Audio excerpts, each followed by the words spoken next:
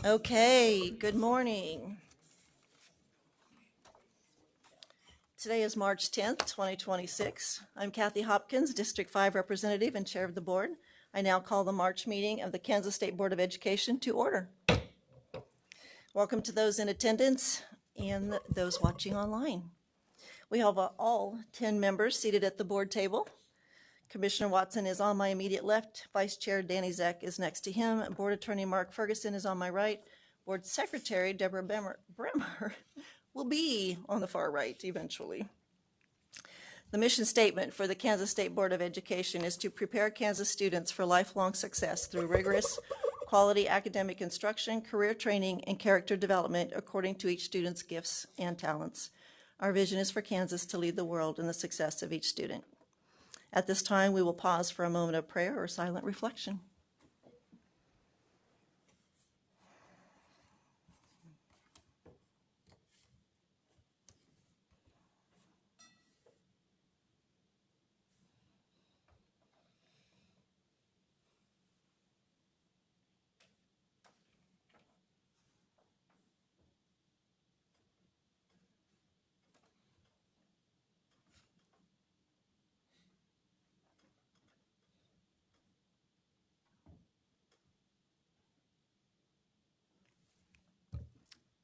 Let us rise and join in reciting our nation's Pledge of Allegiance.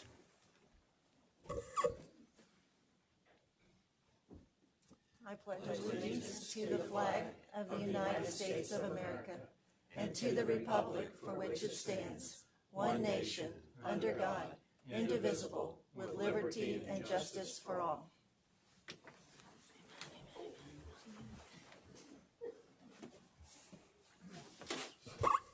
Okay. At this time, I would appreciate a motion for the minutes or any changes that need to be made. Michelle? Thank you, Madam Chair. I just would like to pull F from consent agenda. I'm doing the minutes Oh, right now. I'm sorry. Okay. You're I'll jumping ahead of that. me. I'll second that. Second on the minutes, Betty? Melanie made the first, Betty second. All in favor? Opposed? Present not voting. 901, minutes passed. Next would be for the agenda. Before we go there, I need to let everybody know that we do have a slight change. The reading corner had to be canceled this month, and so we are moving things around a little bit. So we're taking Catherine Schmidling's, I don't know why I can't do that, work with higher ed standards from tomorrow, number 4, and moving that to today, number 5, which will be at 2:40 p.m. So we're just flipping her over. Yeah. And so with that bit of a change, may I have a motion for the agenda? Betty, second. Melanie, all in favor?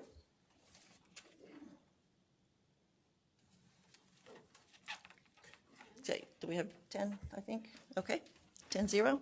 Now the consent agenda. Michelle. Thank you, Madam Chair. I just would like to pull F for a vote separately, please. F for a separate vote. Okay.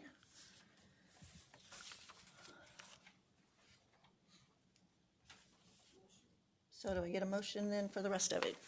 Betty, everything except F. Second. Melanie, all in favor? Danny, are you voting? 3, 4, 5, 6, 7, 8. Okay, opposed? 1. Present not voting? 811. I'd like to change it to present not voting.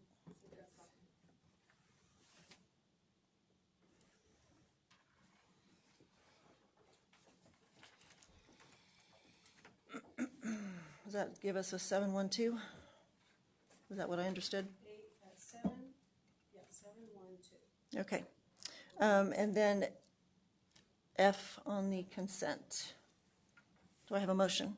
Melanie, second. Betty, all in favor of F? 1, 2, 3, 4, 5, 6. And opposed? 1, 2, 3, 4. Okay.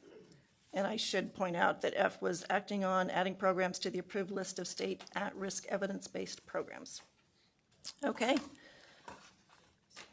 Moving on, I believe that takes us to Commissioner Watson. Good morning, everyone. Happy March. Happy March. So in lieu of the commissioner's report today, I'm yielding my time on maybe the most important topic that you always have in front of you, which is literacy.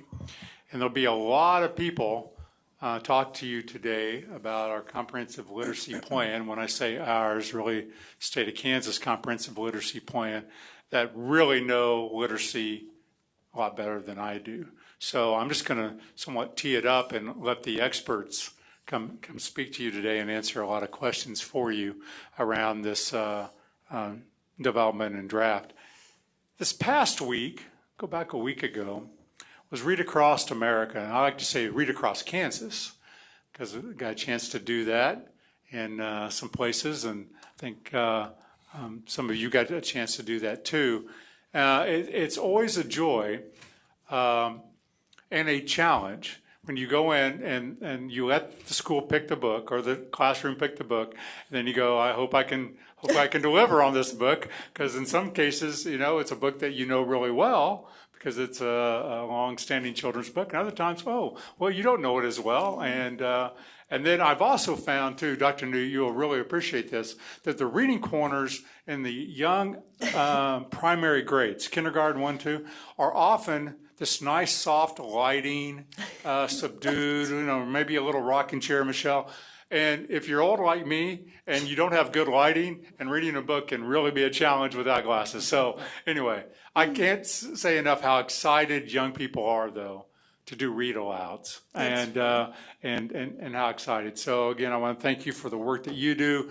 Again, we'll be talking about literacy today, and certainly your engagement on that topic is appreciated. We cannot have students that struggle in reading.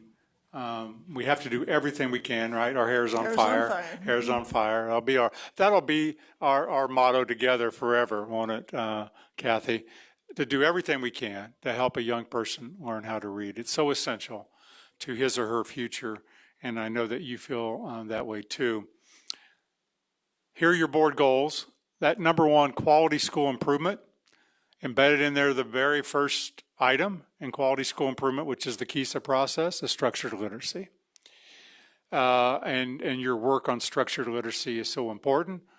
Kansas Board of Regents work, the Blueprint on Literacy, Kansas Legislature, all of us working on this together, and going in one direction is what we need.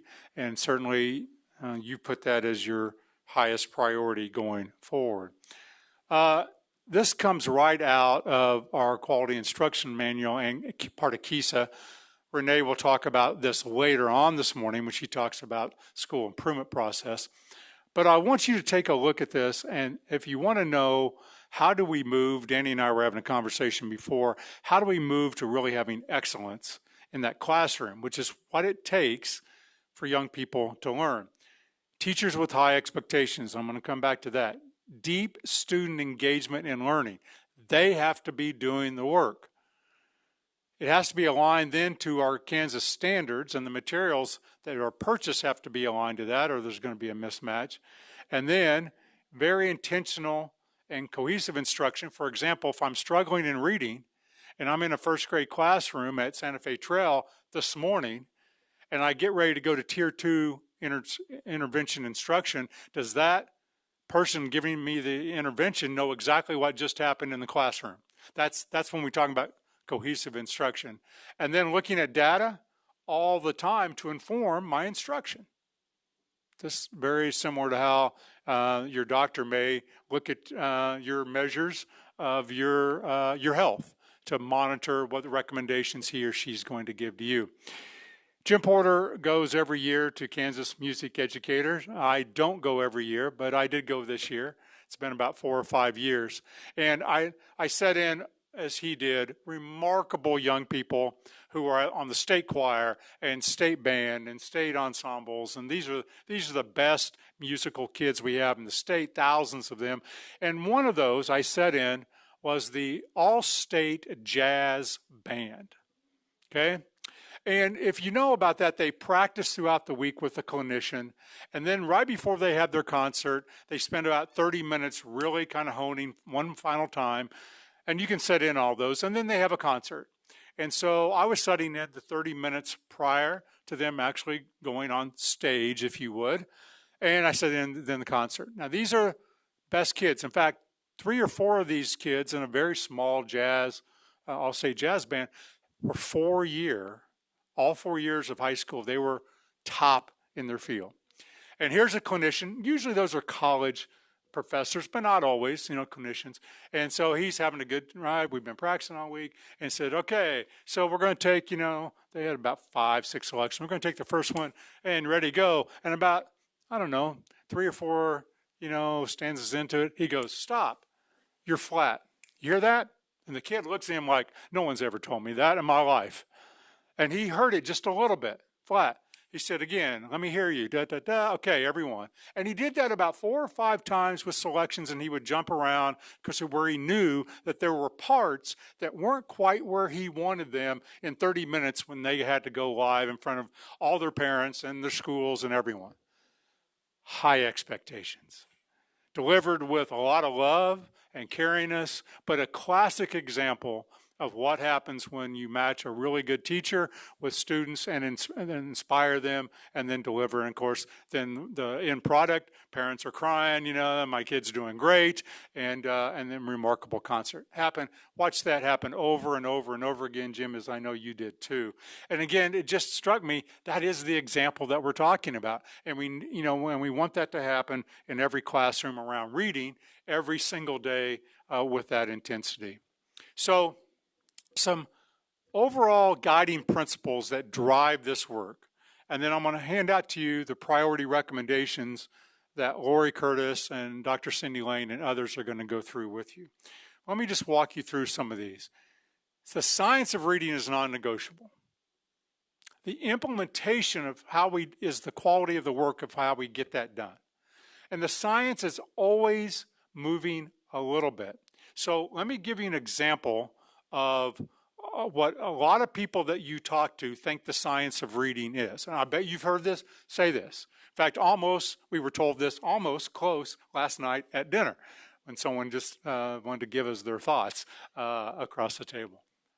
If we could just get back to phonics, and phonics is a major component of the science of reading, but it is one component. And let me give you one that's rarely talked about when you talk to the public, vocabulary development. And that's where your science and social studies and all your other curricular areas start to come in, because as you get in the upper grades and even in the early grades, this, vocabulary development of what do these words mean and how do I use them and how are they being applied becomes so important into the understanding of reading and the comprehension. And so when you look at high quality instructional materials or instruction, are teachers developing, and that's where read alouds can come in, because you can do read alouds at above grade level and help in vocabulary development, even though students are working at a different level. So science of reading, non-negotiable, but the science is always evolving and we have to attend to all of the science, not just part of it. It's very important.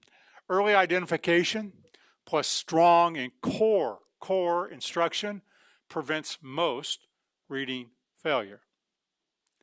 Core instruction. If you have a lot of kids needing remediation, the problem is lying in the initial instruction.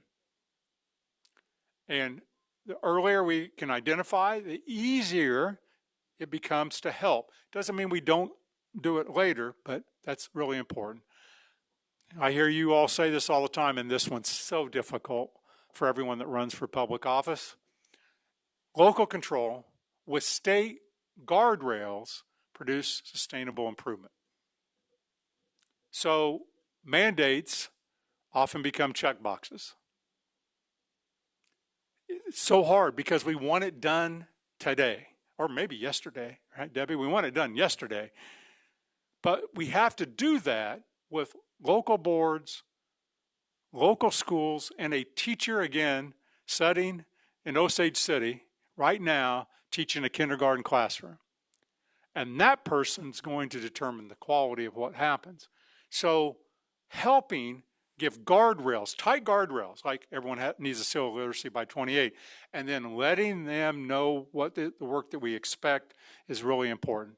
Transparency must lead us to action, not just that we know about it. And that's what you're going to hear about today, what we've done, and then proposal of what we need to do going forward. And finally, outcomes matter more than effort. We love effort. We love effort, but we need outcomes, and we need to be measuring and holding all of us accountable to those outcomes. Should not be a scary thing. It should be a reassuring thing that we're all in this together to help young people. So yes, that includes parents. That is what the young man told us. Yeah, put down the device. I'm not giving my kid a device till they're 16 because it's distractive. Yes, that's an example, right? We need that going on. One of my most favorite times is when I get to be home, which isn't that frequent, but when I do, and my pre-K granddaughter wants to climb up in the lap and do a little reading time because that's important. That's important time. So those principles kind of guide our work as we're going through this. Now, I'm going to turn it over to Dr. Lori Curtis, who's going to introduce some people, and we're going to take a couple of breaks during this time so that you keep fresh. So feel free to ask questions, because even after we're done talking about the comprehensive plan, you're going to get to do some cursive writing this morning because Connie asked for us to do that. So it's all going to be about literacy this morning before we go to lunch with the Volunteer Commission. So Dr. Curtis, I will have you come up, and I'm going to hand out to you a slide that she's going to go over, but these will kind of frame it for you as the priority recommendations that you're going to be seeing. So, Dr. Curtis.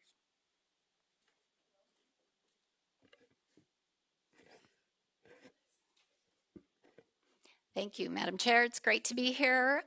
See all of you this morning. I did notice that Scott Gordon had taken down the clock. I think that means I get all the time I want. Like, there's no time restraint, but I do want you to let me know when it is time to stop, because I know we're going to kind of divide this presentation. And this really isn't a presentation. I'll tell you why I think that, because this really is this is our work. And you're going to find out this morning as I go through this, it isn't my work. It's our work. You're going to see yourselves in this work. You're going to see our educators in this work. You're going to see local boards. Everybody has to be in this work. If you look at this slide, because it's very complex. Literacy itself is complex. I know I've had that graphic up here of the Scarborough's reading rope, and it talks about word decoding, and it talks about language comprehension, how all of those pieces have to work together.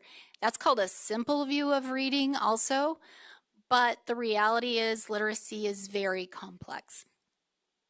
There is a lot of moving pieces when we're teaching children to read. But in addition to that, our systems are very complex. When I try to make a decision or help provide guidance, we're looking at systems that are very, very small, possibly very, very rural, to very large urban systems. So our systems are complex. They have different resources. They have different needs. They have different people and supports in place. Our communities are complex. We might have a lot of industry. We might not. We might be very agricultural in nature. Our communities are complex too. And this presentation, if we call it a presentation, this is going to help provide what we have done, what we have in place. I want to give you that information. But you will also see in a document that I provided, what are the next steps that we need to take? So it is, how did we get to where we are? The decisions that we're making here at KSDE and you as a board are making, what is the next step that we do looking to the future? I hope as we do this, we move from admiring the problem. We've talked a lot about the problem to looking at what are the solutions? Where do we go? And I really wish at the beginning of this there was a big Staples easy button that we could push, but that isn't the case either. So as I kind of go through how we got to making this plan for you, I want to know that I've looked at a lot of states, even this last week, I talked to other states. I was just in Florida. The reason I wasn't with you last month is I met with different states, and we called it the Mississippi Miracle as they really moved students forward, but they aren't even calling it the Mississippi Miracle anymore. It's the Mississippi Marathon. It doesn't stop. It takes a long time, and those states have been working at this for a decade or more. So I will try to tell you where we are positioned, where we are now, and what we need to do to move forward. This is the draft. It didn't really go through birth to 5 or supports that families might have as we move through other state resources and community resources that we would have, because we know that birth to 5, when families are the child's teacher and our strong early childhood programs are doing the work, those are critical pieces too, but that isn't included in this plan. So, March is Dr. Seuss's birthday month, so I had to put in this quote: the more that you read, the more things you will know, the more that you learn, the more places you'll go. It's all about keeping those limitations away from our students and giving them every opportunity. So I wanted to kind of tell you where I started in this work, and that is to look at the leaders across the nation, the organizations, the groups that really monitor what states are doing to move literacy outcomes forward.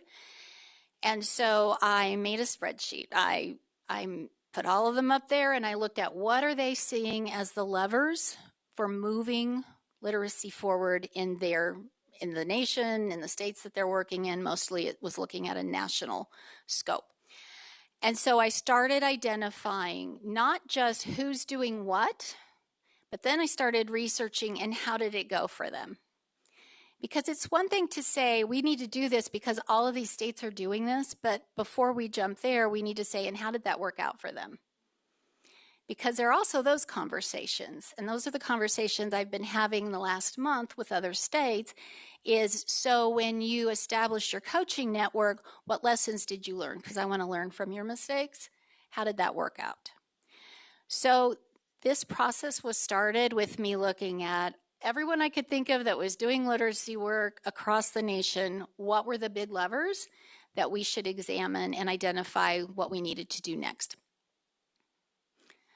And I will say you were sent a document today, and it's one of about 8 documents now that I work through. So if you have questions about any of this, I'm happy to answer those in more detail. Again, the clock came down, so I think I can keep going. So a comprehensive plan benefits and requires collective effort from all of us. The State Board, Kansas State Department of Education, the Kansas Board of Regents, Dr. Lane and her team are here behind me, and they will talk in a little bit. All of our Kansas educators, early childhood through adult, local school boards, families, Kansas businesses, community partners, and the state and federal policymakers. We all have a part to play in moving all of this forward. No one entity on that list can do it alone. It will take all of us. So the priority recommendations, Dr. Watson gave you that document. So what you're going to hear about as I move forward is what are we doing as a state in these areas and what should we be doing next? So this is a draft based on that. The first thing was to strengthen licensure. So the Kansas State Board of Education, you have reviewed and we have made changes in the assessment that teachers take when they leave college to become teachers to an assessment that is tightly aligned with the science of reading. The assessment that had been used in the past was more of a balanced literacy assessment, and so we have changed that assessment.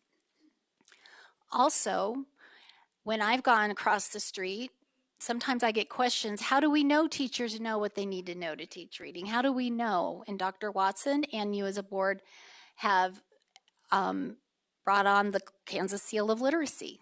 We have a way to look that teachers have who are in the classroom teaching and decision makers that are involved in this process, our school psychologists, our reading specialists, those that are teaching and those that are involved in the decision making for this, that they have an understanding, a basic understanding of the science of reading and the best practices for teaching reading. That doesn't mean they know all they need to know ever about teaching reading, but it assures us that they have foundational knowledge. So if they've taken the Kansas Board of Regents Foundations course, if they have taken letters or one of our other approved courses, we know that they have had a foundational amount of knowledge to assure that they understand what they should be doing for teaching reading. I heard a big sigh back there. High quality instructional materials are next, because I've heard a lot, and Dr. Watson also had it on his slide, that it isn't just the knowledge, but we have to make sure we have implementation. So being letters trained means nothing if you don't use what you've learned in your classroom practice. We know that, and we can say that, but we need to know how to monitor that and how to really look for that. And so when you look at this slide, you will see some things that KSDE has done to help bring that all into focus for our systems. One thing we have done is to create very clear vision statements, pages, of this is what high quality literacy instruction should look like in K2 and what it should look like 312. And we've actually done that for other content areas as well. So there shouldn't be any confusion about the high expectations we hold for students. So we have clear vision statements that we have created for that. And then the next thing that we did, and I'm going to talk more for related to literacy, is we've created observation coaching tools. These are not evaluative in nature. This answers the question, so they've been letters trained, how do I know they're actually doing that thing? So we started these coaching tools by I had our letters facilitators, which have not only taken letters, but they have also become trainers for those taking letters. And I asked them, what would you want to see in a classroom to see that people are doing what you taught them as a letters facilitator? What should it look like with your curriculum? What were the look fors? As you walked in that classroom, what would you notice? What would you see? And so that's how we started our observation tools, with people that had a lot of knowledge about the science of reading. And then we provided that information to TNTP that works across other states and also in creating these observation tools. And so we crafted our observation tools and our coaching conversation tools. So it would include look fors. This is what the teacher should be doing, and this is what the student should be doing. Students need to be reading. Teachers don't need to be reading all of this to them. They need to be doing the hard work. And what does it look like to write to a text? So those tools are to help us guide our teachers in making sure that we have implemented what we have learned in the trainings that we have approved in the state of Kansas. We piloted those out in schools. We took feedback from administrators because we want to make sure that anyone who's using that tool can really understand what they're looking for. We don't want to use such high-level language that people are like, well, I might have seen that. I'm not quite sure what that looked like. So we've really tried to make these user-friendly tools, and we have piloted it in one district. Then we came back, recrafted them, went back, and I just got back last week from Mary Lonker and I were out in schools looking at it again. Kindergarten through high school, what do these tools show us? What can we improve upon? And those are almost finalized. They should be finalized hopefully by the end of this month. The other thing we have done that is hugely important for districts is we've developed selection and implementation guidance for schools that are looking for high quality instructional materials. Because you can have the training and you could be in the classrooms and doing your very best to implement it, but you have to have the materials that are aligned to the science of reading in order to support you in that work. And I will say there are a lot of us who've gone through teaching over the years in the past in teaching balanced literacy that we did it because we thought it worked. We did it because people told us they liked it, because kids seemed to enjoy it, because the teacher across the hall was using this. And we can't do that and follow the science unless we know there's evidence that it's effective. No matter how much we love it, no matter how many shiny things come in the tote bag that the publisher gives us, we have to be thoughtful and use strong selection guidance. So we've developed selection and implementation guidance. What does it look like to select high quality instructional materials, and what does it take to implement it well? And I will tell you right now, it takes time and it takes money. We have to be willing for our systems to have the time and the money to implement it, because what happens is we can provide money for the materials, but we also have to make sure we have money provided for the professional learning so they learn to use those materials well. You can't just unpack the box and think it's going to go well. They have to have continued professional learning to do that well. Okay. All right.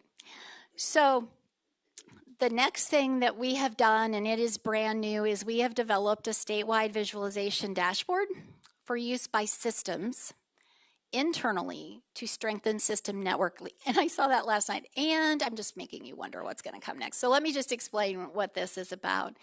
We want districts to know who else in the state is using the materials they are using, so they can combine maybe to share the expenses of some of that professional learning. So if they're thinking of adopting a new curriculum, they can see who else has done that and what lessons did you learn? Do you like it? Do you not like it? What were the challenges? What should I know before I try to implement it?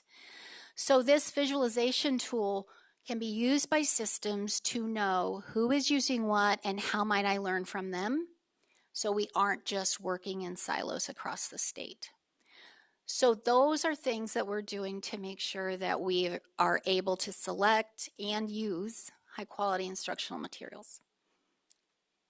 I think Danny has a question for you before we let you step Quick away. question, could you go back to where you have state board, all the list of, yeah.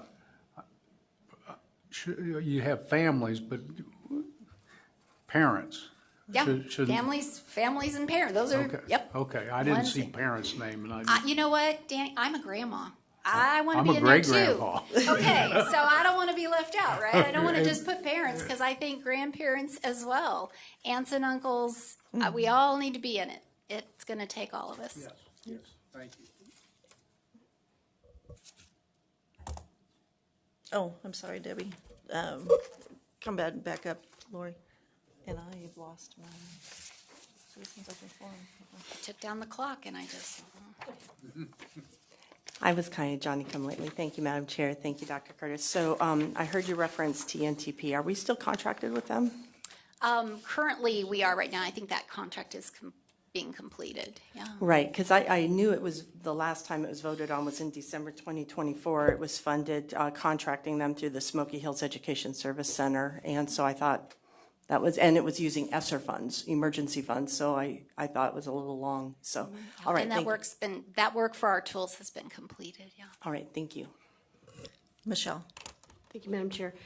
So the professional development part, that's because I know a lot of teachers saying, I know all this stuff, I have this training, I have the knowledge, but I need to put it into, how do I put it into practice? So that's the professional, That's coming. That's in part 2. We haven't gotten there yet. because I know that's the big, you have all this and then it's like, okay, how do I put this into practice? And so that's the biggest thing I'm hearing from teachers is, got all this, but how does it look in a classroom like you said, and how does it look with 25 different kids? Yep, these are we talked about the tools to know it's going well, but we're going to talk about how we do that And that's part 2. in part 2. Okay, yeah. thanks. Okay. I think we can let you step away now. Thank you. Okay. We will interrupt this broadcasting to insert our open forum.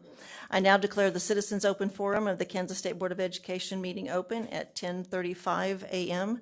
The State Board provides this opportunity for citizens to share views about education issues or educational topics currently being considered by the State Board. The State Board asks that speakers identify themselves by name and the name of the group they represent, if applicable. According to State Board policy, we also ask that each speaker focus their remarks only on issues or topics. Personal attacks will not be tolerated. Each speaker shall be limited to 3 minutes, and any board questions will be for clarification only. Okay, our first up will be Michael Kratke, and after him will be Shane Kirchner. Welcome. Good morning. And there will be a timer on that computer. It's on the screen too, right? Yeah, so that you'll be aware. I am Michael Krotke. I represent the Wilson community of District 112. I'm here today from Wilson, which is in District 112, concerning the resolution to close our complete facility at the conclusion of 25-26 school year. Our K-12 facility was built in 1998, which is 28 years old, 30-plus years newer than the other junior, senior high school in our district. The population of our community is the largest in our district, 860 versus 550 for Claflin. If you look at the three neighboring communities of Elder, Lincoln, and Russell, Wilson is the largest of the three counties after the county seats. Our facility has the only K-12 facility in District 112. We also have 2 gymnasiums, a beautiful football field, track and field event facility. In 22-23, our junior high was closed, senior high was closed, and 90 students left the district. This closing will have 58 students leaving the district in 26-27. Our enrollment for the K-12 school was 170 students, far from a small school in Kansas. Our enrollment for the K-6 school is now 58 students. The state has given the school boards absolute authority over patrons of the district. It only takes 4 members of a 7-member board to effectively control the future of education in a community. If a board wishes to build a new facility, then all voting patrons of the district will have the right to vote yes or no for a new facility. I feel the board should have the right to make a recommendation for closing, but instead of only 4 people having the right to close a school in the community, that it should be the right of the patrons in that district to vote on the closing. A closing of a school creates a huge burden on the community and the education of those children in that community.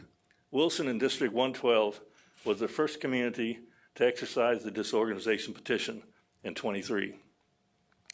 Wilson may be the first community to exercise the administrative review in 26. Wilson may also be the second community to exercise the disorganization petition in 26. So is this what education in Kansas is about? Will education in Kansas continue to diminish? Or will private schools fill the education gap that Kansas public schools are not willing to provide the community's children? Thank you. Thank you, sir.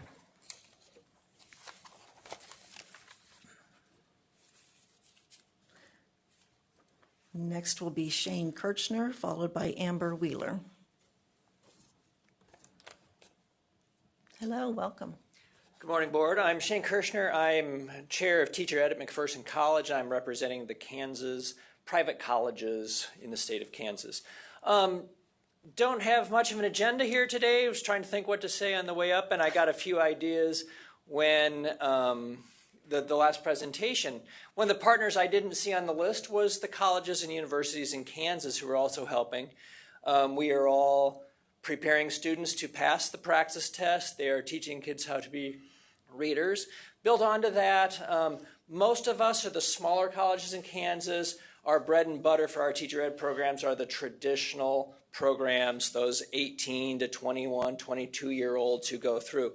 But you should also know we have a strong presence in Kansas City with our groups like Ottawa University, Mid-American Nazarene that's located there. Baker has a campus there, as well as Ottawa, one other, St. Mary, thank you, are there. And they're also working with some of our alternative licensure programs. So we have a presence there, and we're working as well as the Regent schools to provide some of those opportunities.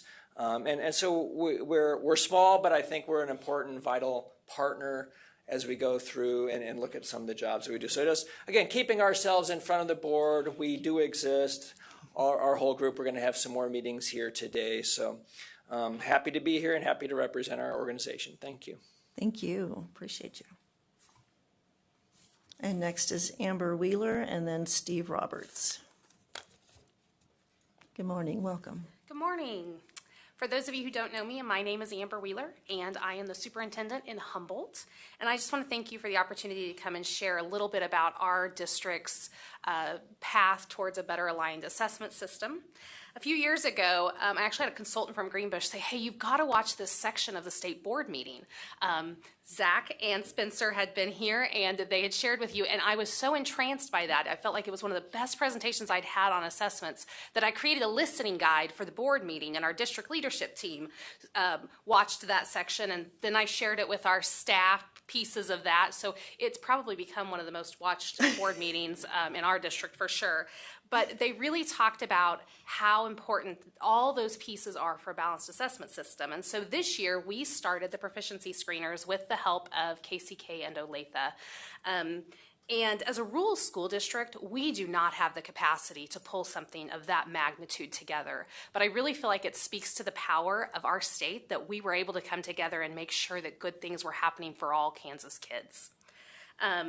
So we just yesterday, our KISA team met, and one of the questions as we're preparing for our day was, how does your structure that you picked, obviously balanced aligned assessments, how does that structure or how does that foundation tap into all the others? And I wish I could have recorded that section, because all of a sudden we were having conversations about an assessment that touched all of these areas, and it's just what we wanted to hear people talking about, how it was touching, how it was just putting importance and clarity to our standards alignment, how it was really enhancing quality instruction, how it was having conversations about fidelity towards our quality instructional materials. And I really feel like the benefits of this assessment really lie in two areas. And the first of those is that we're doing right-timed assessments. It's happening continuously, and that our teachers get to see what that assessment looks like.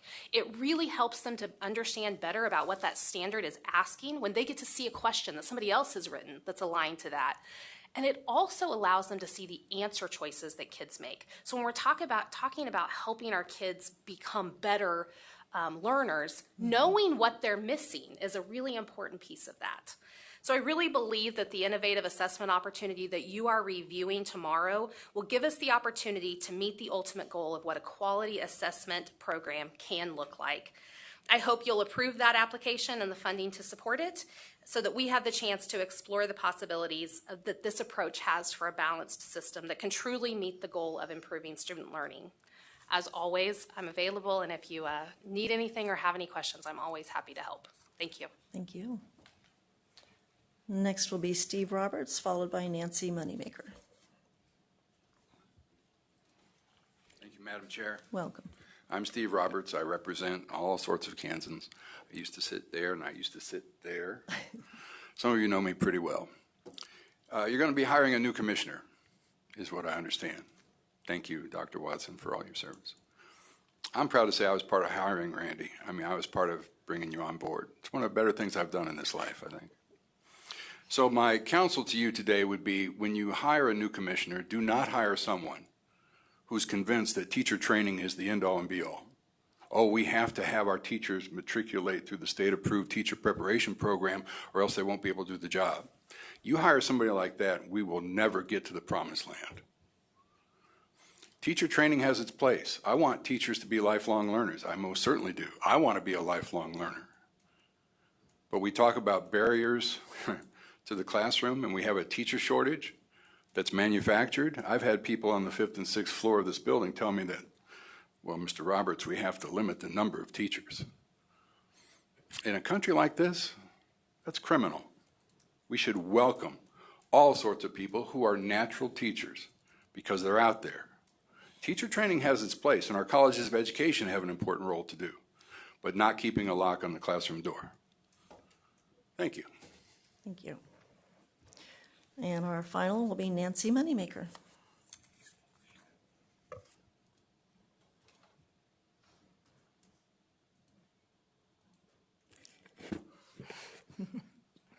Welcome. Welcome. Nancy Moneymaker. Madam Chair, members of the board, each of you as a 10-member body was elected to represent a distinct part of Kansas. Running for office and campaigning your desires of how you would vote and represent your constituents, I assume your eyes were on the students and by extension their parents. Your eyes may have been on the hardworking teachers, then your eyes were probably on how to change the system to better the student outcomes. I'm sure that your intentions at the time of your campaign were pure. You spoke of your desires, wrote down your wish list, put some of your points on campaign pamphlets. I've seen many of them. My question to the 10 of you is, have any of your desires, wishes, or points come to pass? I've heard that 5 of you may not file for re-election by June 1st. If any of your promises remain unfulfilled, why are you stepping away now? Did your eyes veer elsewhere over the years, or did you stay strong and vote with the students in mind, but get shaken by the system? You've seen me at these monthly meetings for over a year now. I know it's a hard job. It's a hard job to stick to your wish list when the system gets to steer the agenda and talking points. It's hard when meaningful discussion is squashed or policy is ever changing. It's hard when representation is fleeting. It's hard when rules of conduct and order are implied but rarely followed. It's hard when you're personally excluded or included for fleeting reasons. Whether this is near the end of your service or not, each of you has one main vote to make. This vote will define your time here. This vote will decide the trajectory of all the students in the state of Kansas. The vote for the commissioner of the Kansas State Department of Education. Just as a CEO is only as effective as a governing board he's under, so too must an effective commissioner of education be under a strong, well-functioning governing board. You should appoint the best candidate with all students in mind, with your wish lists in mind, with your hardworking teachers in mind, with the reality of failing systems leading to declining student outcomes since 2015 in mind. The cards seem stacked against you, with NDAs, executive sessions being spoon-fed the system's information without the ability to do your own investigation. It's daunting, and your responsibility is great. So if the candidates presented to you are not 100% in tune with your wish list, demand a new candidate list with a broader search. Out of the whole of the United States is the best candidate for commissioner. Your responsibility as the 10 elected members of this board is to discern who that leader is. Someone willing to work with the board, not over it. Kansas students deserve nothing less. The 10-year decline in student outcomes must be turned around. The decision you make now will determine whether that turnaround happens. Thank you. Thank you.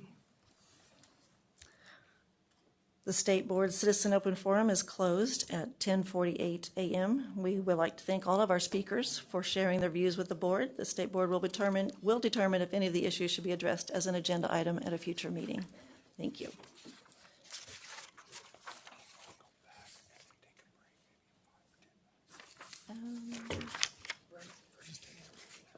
Danny's walking. I guess we're taking a break. We're going to go ahead and take the scheduled break on the, no, we're good. We're good. We were having a discussion. You weren't. So we're going to take a 10-minute break real quick, and then we'll come back for part 2 of our literacy. Thank you. So back at 11 a.m.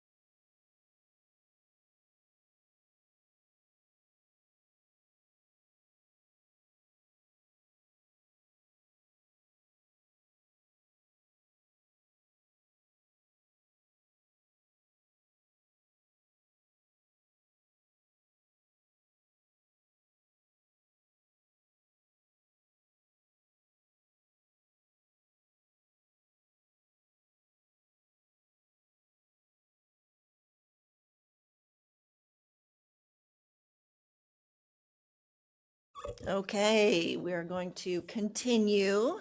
Thank you for letting us take that break, ma'am, and we will continue with Dr. Curtis and the literacy.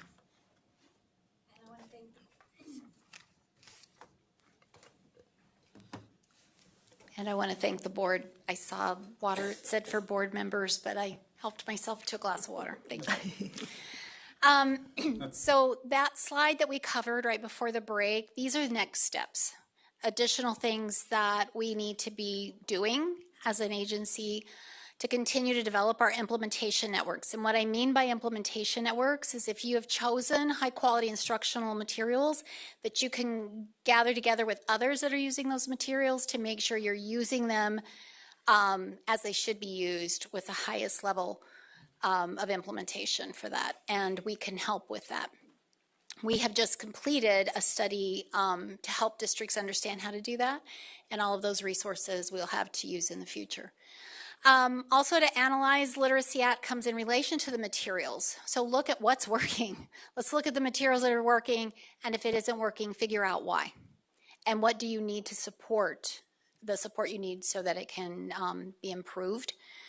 Continue to provide guidance related to supplemental materials. I know you work with the at-risk list.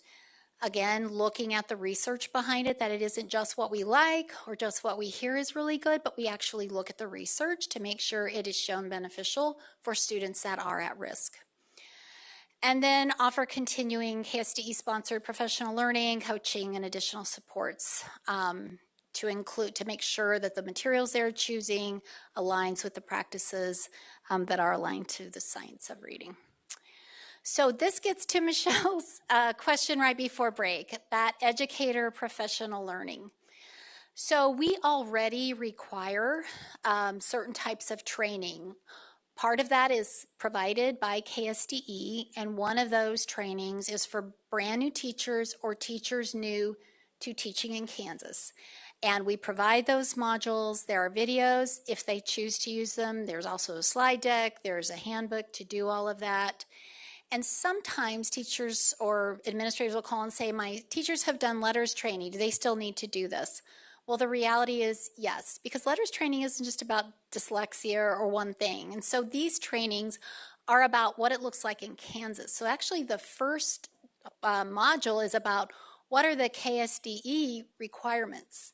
What do you need to do according to what the state board has decided in Kansas? It talks about universal screening. It talks about the trainings that we have.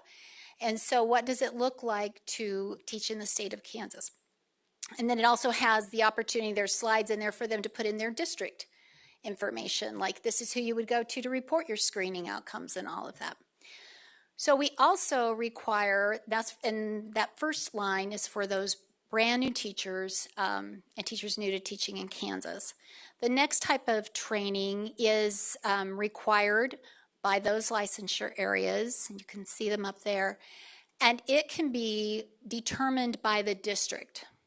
So you know who in your district with all those licenses need the next step for their professional learning. You can decide what that should look like for them.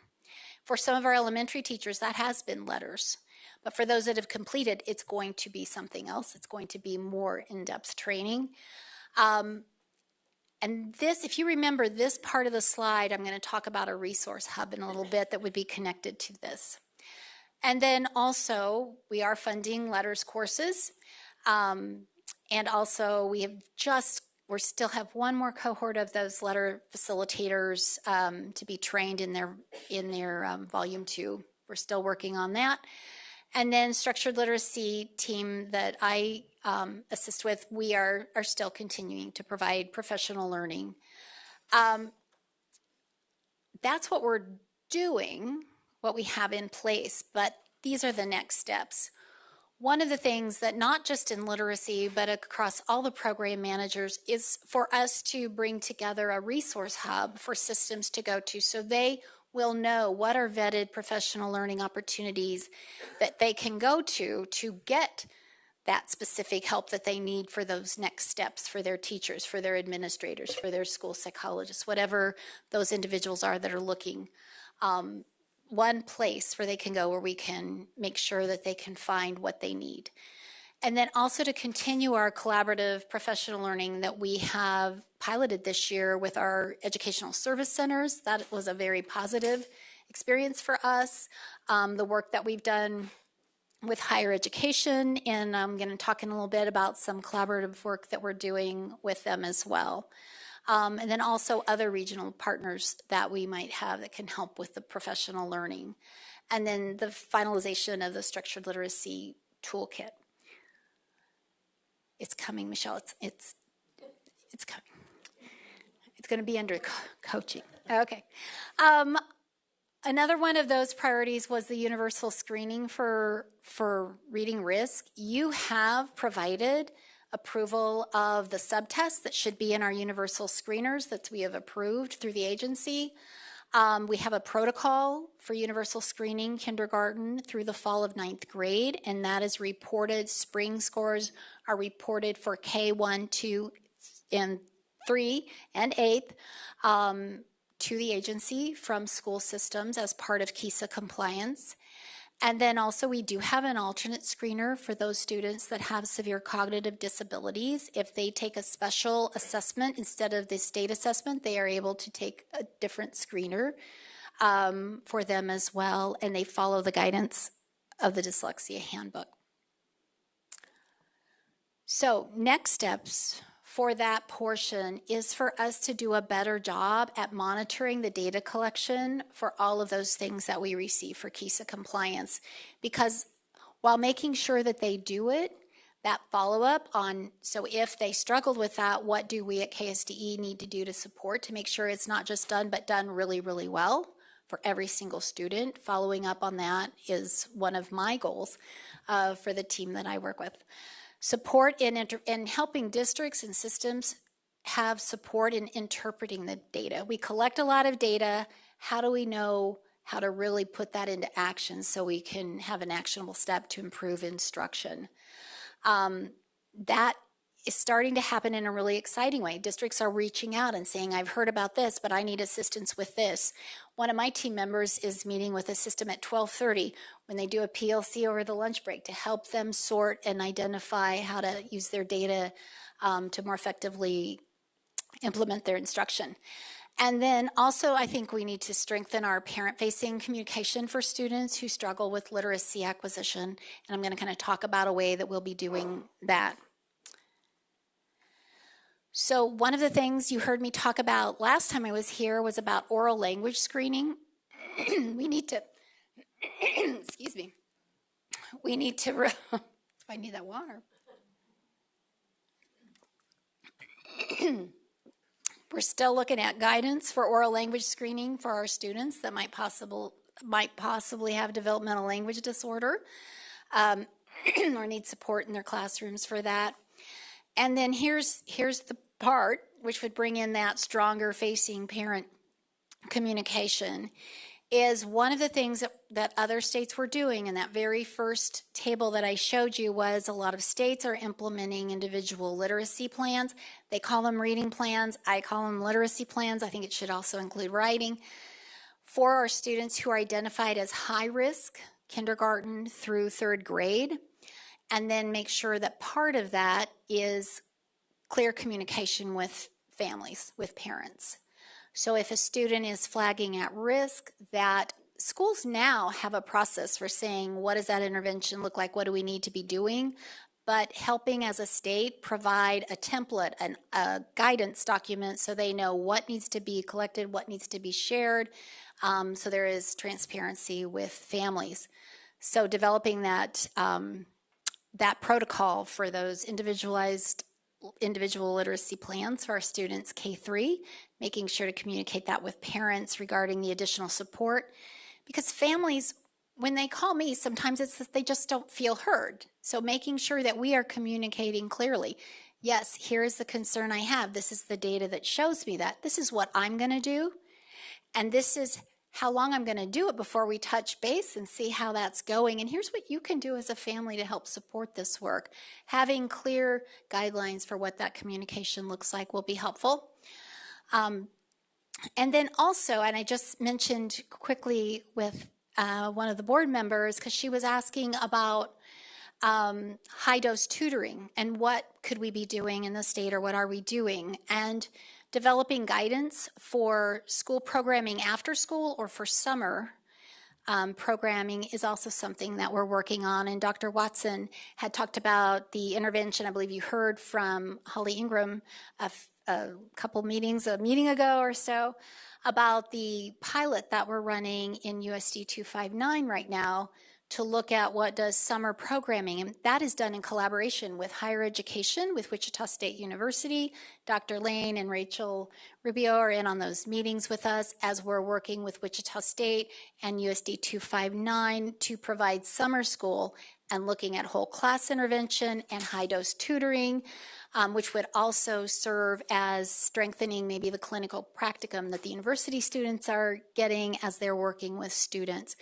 So these are other things, part of our next steps. What do we learn from that then we can carry into the school year for after school programming or for future summer programming? If I could, Betty, do you want to go ahead and pop in here? Yes, thank you so much. And I just really want to address a concern, because at this level and all of the information, it's great. However, when we look at that at-risk category, there are a significant number of families that are not on board with what their child should know pre-K. That's a big concern for me, because still, when you talk to people and they can say, well, you know, my kid can tie their shoe, know their name, count to 100, they're ready. The fact that that old rubrics, yardstick still exist creates a concern for me. And I am wondering if there is anything being put together that can address those families that don't know to call and ask,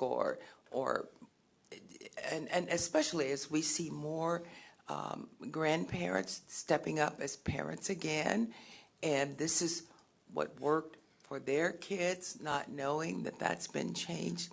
Can you maybe address if there's anything that's being done to onboard those families pre-K that still think, you know, 3 or 4 things and they're ready, when in all actuality they're not? Well, I think it started, we were going to do this pre-K, even this pilot. And then when looking at the research, it said that would be better looked at in August, as kids are getting ready to come, to provide that information. So that's kind of that would be the next level, but we haven't addressed that with this summer program that we're doing. But again, that disclaimer at the beginning, we haven't gone down to look at our early childhood programming to see how we need to collaborate with the early childhood team as well to make sure that happens. But that is on our list. And I'm thinking more just from the parent perspective, because they are integral to the success of that student. So not from a perspective of this is a program, but what parents can know just in terms of preparation for their kids, things that they can work on and do. That's what I would specifically like to see addressed. I love that. Someone, can you write that on my list? Thank you. I'm going to let Connie step in real quick too, since we're on the subject apparently. Okay, I need you to go back to the slide before this one. I guess even before that one. Okay, reporting the screening results for K through, in 8th grade, and you're doing all this screening. Do you not collect any data from 4th up to 8th during that period? The systems do that. They screen 3 times a year. Okay. Yeah. So they are not supplying it to KSDE except for those grade levels, but they are keeping it in district. In district? That's where all this information is held? Okay, thank you. Okay. Go ahead.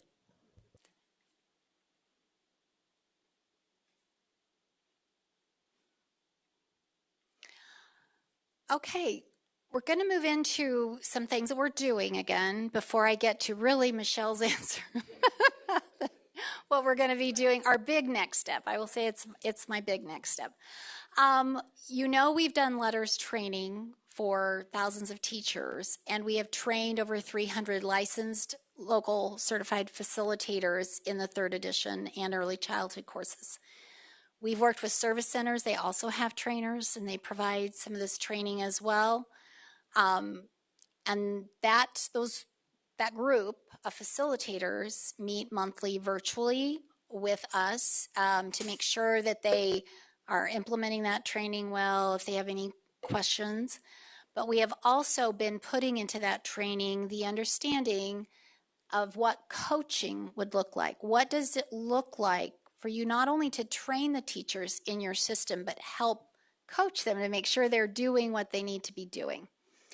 And so we have been providing guidance, and some of you might have been at the conference last year where Becca Silver talked about coaching, getting a coaching mindset to make sure that we understand how to coach so people can listen and really learn. And so we have had some of that going on, but our next steps will be to develop a regional coaching network, which I'm going to talk about in just a second, because there's another layer of who these literacy leaders in the state are. We also have a reading specialist, professional learning community. Any reading specialist that wants to be part of that can just contact me. And we meet virtually once a month to talk about problems in practice. So if you have a student and you're really struggling and knowing how to meet the needs of that student, you can bring it to the rest of us as reading specialists, and we will discuss that and help you brainstorm that and help you come up with an intervention that would be helpful for you. So we discuss those problems, we look at the research, and help guide you and just help each other out in that way. And then we also provide the annual literacy summit. And last year we had those reading specialists in that cadre that I talked about, the letters facilitators and others who were interested in attending. We looked at the Plan, Do, Study Act, looking at a problem you have in your classroom with reading. How do you make a plan for how to intervene with it? How do you look at the data? How do you implement it? How do you find out if it worked or not? And how do you report that out? So that was what we did last year. This year, coming up in July, we're having those who were there last year come back and report how that went. So there's accountability for, are you making changes and what does that look like? But here is the answer I think that Michelle was wanting, and that is we have to move towards a systematic coaching network in the state of Kansas. That first table I showed you with what other systems are doing that are really making gains, almost all have a solid coaching network. And what I mean by that is they have not only provided the knowledge to know how to do it, but they have someone making sure it's being done and modeling for them and following up with them and making sure that when you look at those observation tools, what we want to have happen is happening. And it's interesting in my conversation with other systems is they're saying we selected or the district selected, a lot of times the state picked people, and we had to take 1.5 years to train them in what is the science of reading. We have done that. If you are a letters facilitator, you have that done. And that's what, when I've talked to them, they're like, oh my gosh, like you are so far above where we were when we started this. Because what we now need to do is to train them to be a good coach, to know how to come along somebody and make sure what they learned is showing up with those materials and happening. So we need to build a solid network of those coaches, those letters facilitators we've trained. We need to make sure that they are able to do the coaching. So provide that training on the coaching piece of it. And there are free modules that we can use. There are people I've reached out to. I'm getting a lot of information about what have states done, how did it work, and I will say it takes some time and it takes some money to be able to do that, but the modules themselves, there is not an expense to. We've looked at the Excel and Ed coaching modules. Developing a coaching handbook and resources for these systems, because our letters facilitators are already all over the state of Kansas. They're teaching alongside their colleagues in systems using their materials. To clarify communication with building and district leaders, how to use those LCFs as instructional coaches and how we will help train them to do that and to be in the rooms in that way, in the classrooms, and then to provide coaching support. And so I brought a book. It's sitting back on my chair. I thought about waving it around, but I didn't. A lot of people have said, what's the model? What's the model that you're looking at for your coaching? Well, Jim Knight's done a lot of work in instructional coaching, but I just kept looking because I wanted something that was very specific for literacy. And so there is a book that is out called Student Focused Coaching. Jim Knight wrote the introduction to it. A reading specialist and another expert in coaching wrote the book. Comes with a lot of resources. Carol Tolman, who wrote Letters, has a discussion on the back saying this is in alignment with what we have done, and you're welcome to look at the book if you would like to do that. It's put out by Brooks Publishing. But I will say that most aligns with our KISA model of Plan, Do, Study, Act. How do you go into a classroom, find it's not working as it should, identify the problem, develop how we're going to help and support this, monitor if it works, and make sure that we continue to have that improvement of implementation. So that is the piece that will move us from all of this letters knowledge into making sure it shows up in classrooms with that high quality instructional material. Michelle?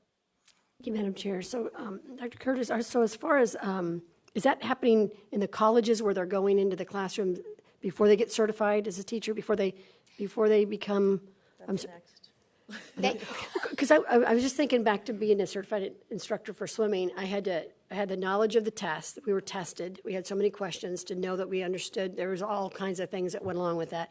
We also had to perform every single stroke. And if you didn't pass that part, you didn't pass. Because if you can't do it yourself, how are you going to be able to do it? And then we also, at the very end, had to.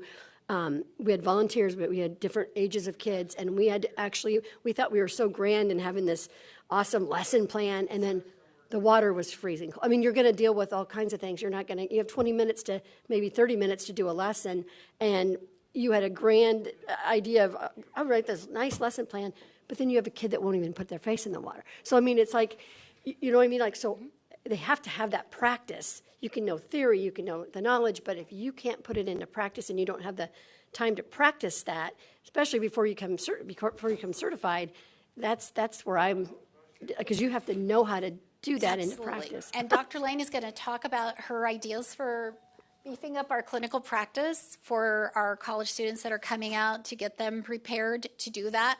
So this would be the part for those that are in the system already. Yes, I mean, that coaching so network. important. And in the foundations class, they do coaching. They That's have great. done different ways of doing coaching. Okay, yeah. thanks. Yeah.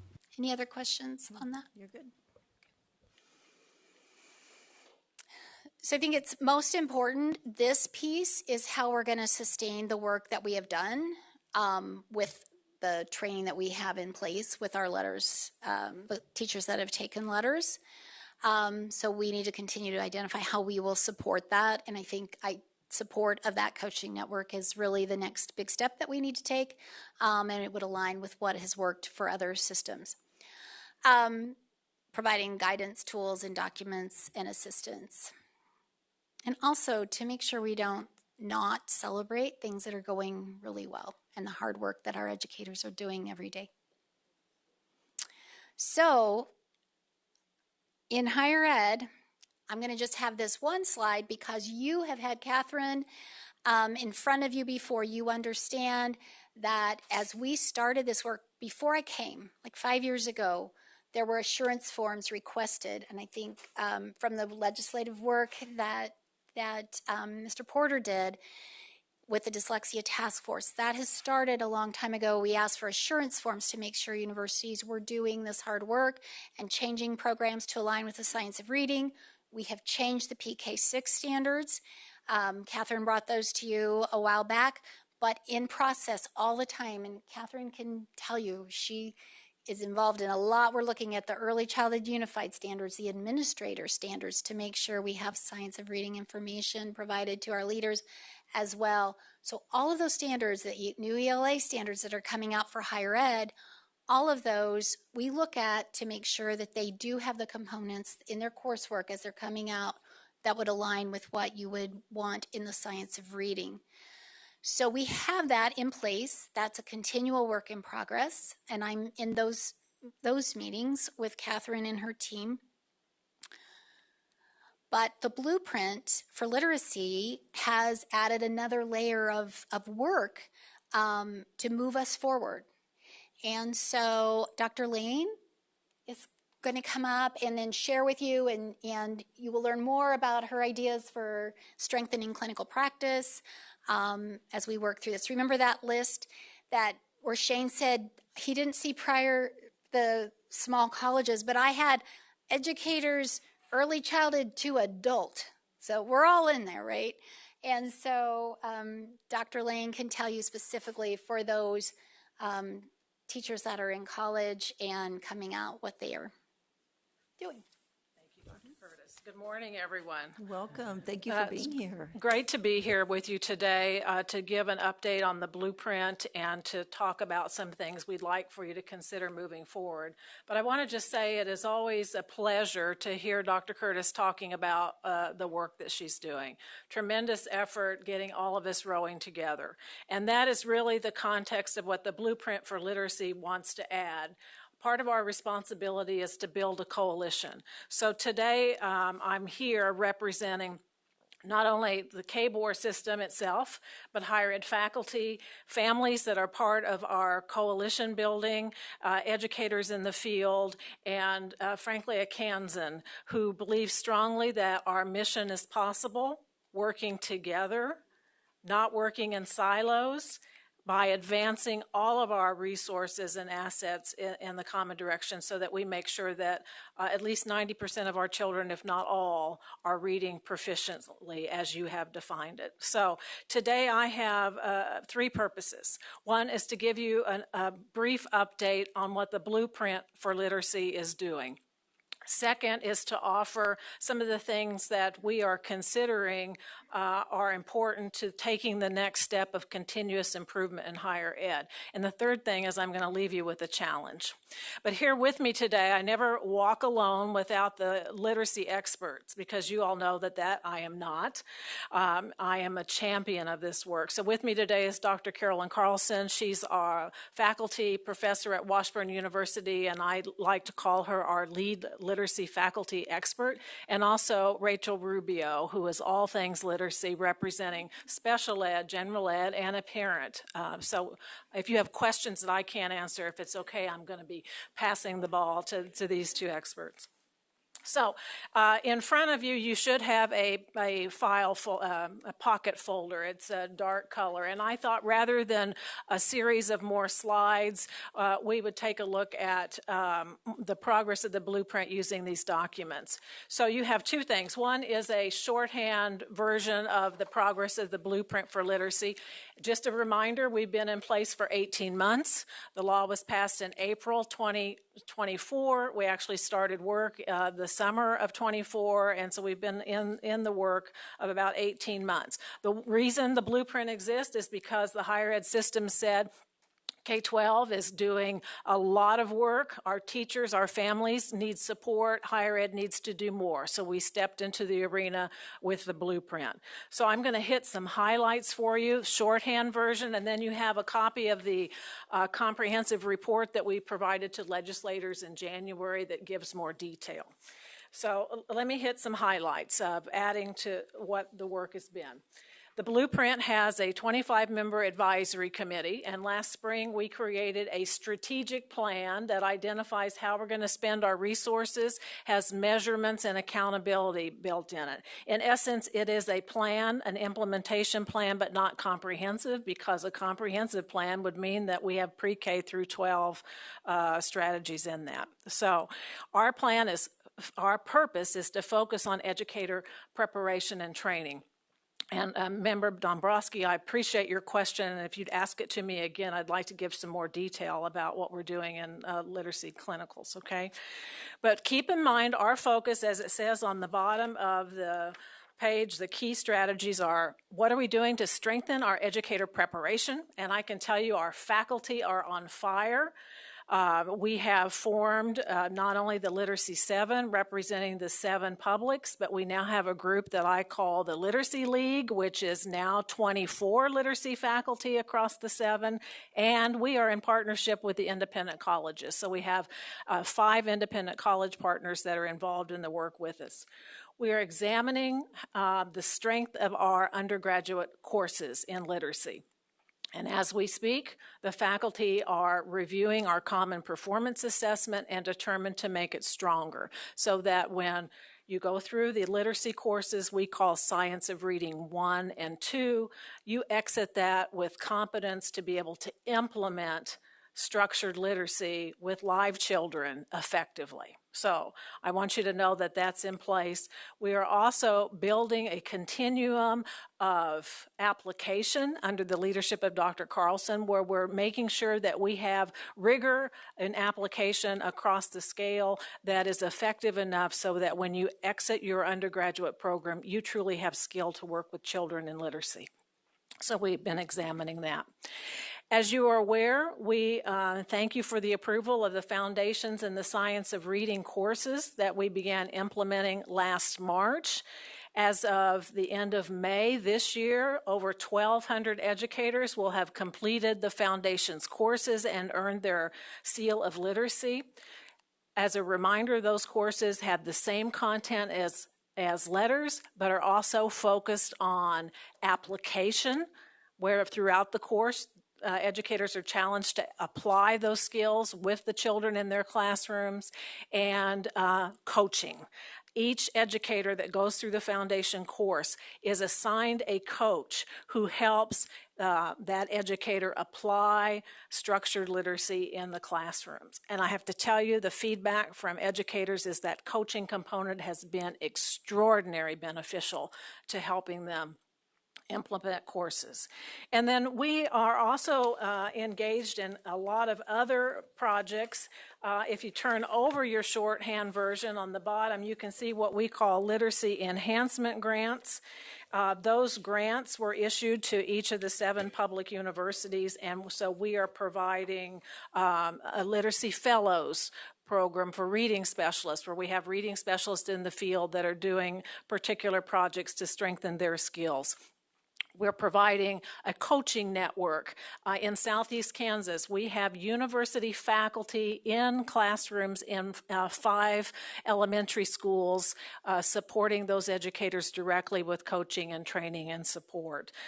We're developing a repository of resources for families so they have easy access to the things they need to know about literacy. We've been providing a para-educator course in the Science of Reading.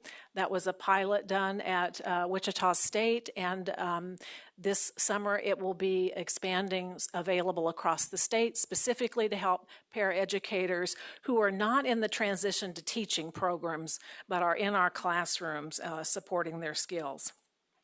We also had a pilot project on a micro-credential for adolescent literacy. You all are very aware that we have a high percentage of students in our middle schools who are struggling readers. And so we have developed a micro-credential for adolescent literacy, and adolescent literacy will be the primary focus of the blueprint moving forward. And also a micro-credential for working with multilingual students.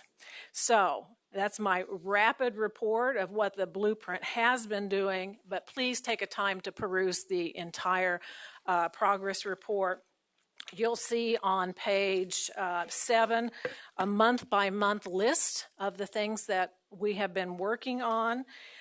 You'll notice on page 8 at the bottom a chart that talks about the collaborative training that we're doing, our training plus letters training, the seal of literacy. How many have been trained as of January? 9,420, and we need to get to 18,600 by the year, our goal 2030, but yours 2028. So you have that data there. And beginning on page 9, much more detail on those key projects that I articulated for you. But the key message I want to leave with you in terms of what the blueprint has been doing is higher ed is on fire. We want to be in this work with you. Faculty are doing more than ever on their own time to strengthen the work that they're doing, and we ask that you ask us to do more. So before I move into recommendations for the continuous improvement implementation plan, Madam Chair, I'll stand for questions about what the blueprint has been doing. Betty? Thank you.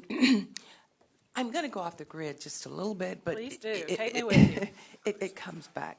Now, I hear from a lot of systems that homeschool students that come back to public schools are really far behind.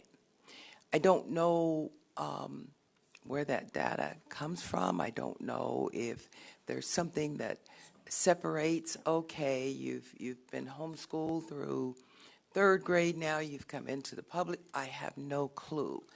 But I hear that consistently.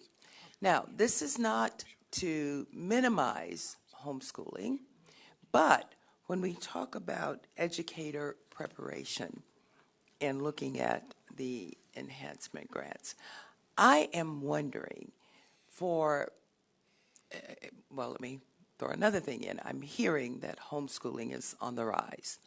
So under the enhancement grants, is there anything made available to those families that choose homeschooling where they can get skills? I mean, I have a concern with that because you may be good in one area, but to say I can do it all, but literacy is key.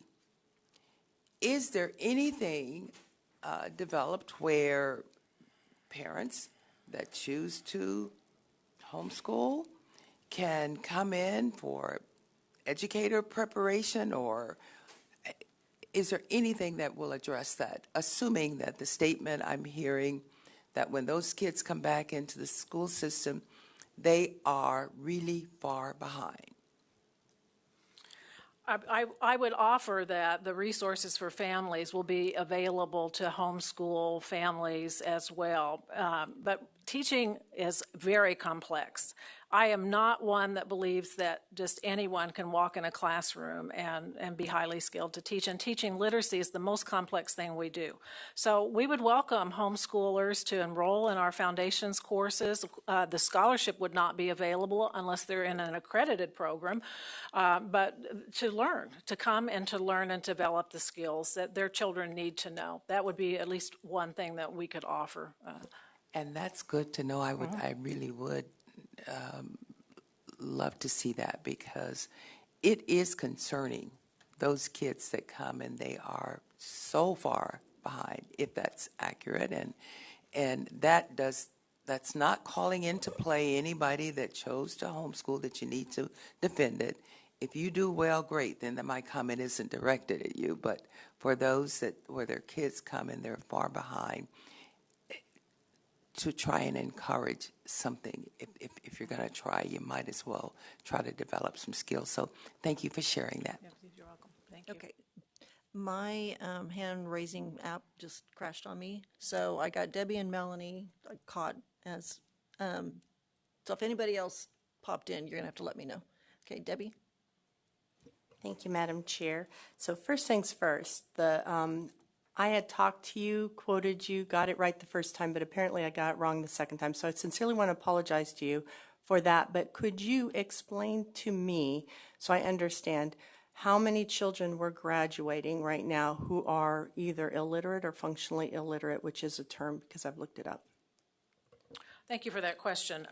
The term illiterate or functionally illiterate is really utilized in the adult world, and I believe you and I talked about the Barbara Bush Foundation study of adults who found that 51% of the adults ages 17 to 54 in the United States, and that study was done in 2020, I believe, were considered functionally illiterate on an adult reading test.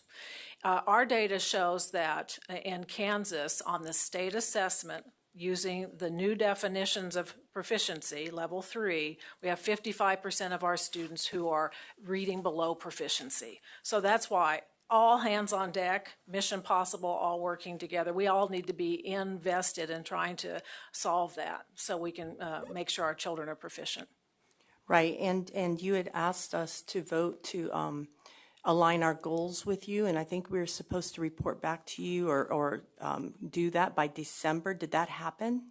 I think we're here today to talk about the comprehensive implementation plan, and that is a way to bring us all together, eliminate the silos of higher ed here and the work that you all are leading here into one plan. So, So we have not aligned our goals yet. I think that's coming. So Okay, at least that's my hope. And so we had talked a little bit earlier, and I do want to say, as I understand, higher ed wants homeschool kids because they generally do very well. Am I correct? In terms of students coming into higher Yeah. ed programs, we want all students. Because, No, but I'm just saying they do certainly, well. right. They do well on their ACTs. I don't have that data, but That's what I've heard. Anyway, Okay. but I can tell you my two oldest went back into school in 8th grade, and one was in the top 10, and one was in the top 10% of a school class that was 1,800 students. So I don't know. And I felt like a normal homeschooler amongst my peers. But anyway, so I was talking to you earlier about illiteracy and history.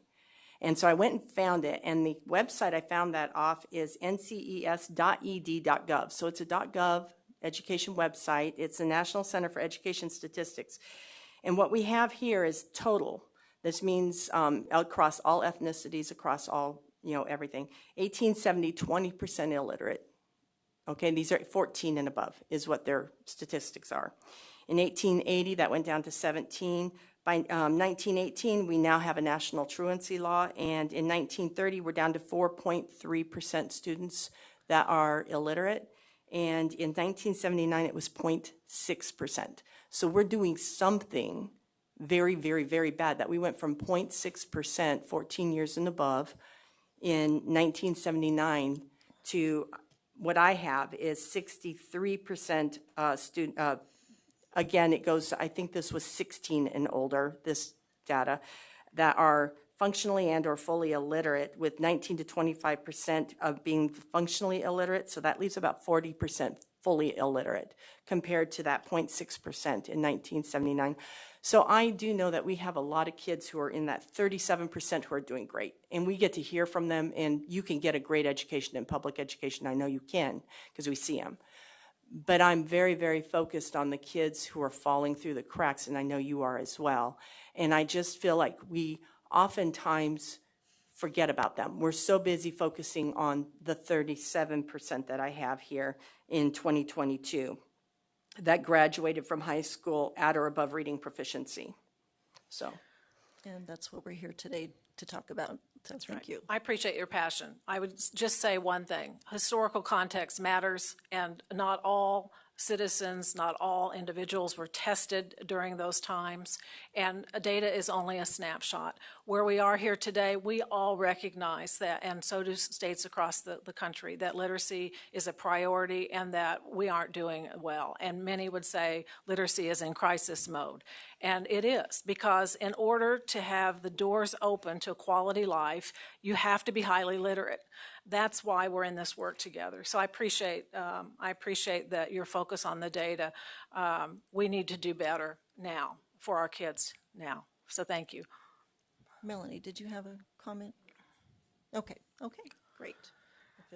All right, Madam, I'll move then to next steps. And let's talk a minute about our desire to be full partners in developing this comprehensive implementation plan for literacy. And I'm going to emphasize the word implementation because we all have seen plans that have been developed and then they are not fully realized. It's because we need to focus on implementation science. So meaning what you're hearing today are concepts and actions that we want to take, but what you're not seeing yet is that we haven't identified a common goals, we haven't set benchmarks, measurements, we haven't determined all the voices that need to be at the table to shape this plan. So those are really important next steps that I'd like to encourage us to think about moving forward.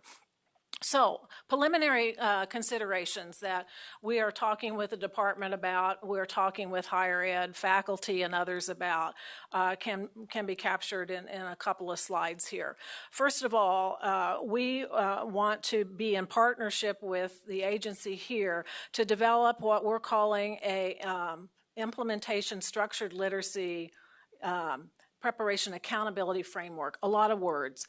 An accountability framework that helps faculty do deep dives into the things that we're teaching, the resources we're using, the syllabus, all of that is close examination for continuous improvement.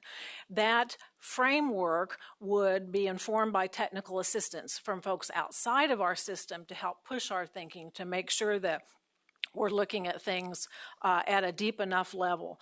We're looking at how to increase our specific clinical and literacy. We have a lot of field and practicum experiences that are about teaching in general.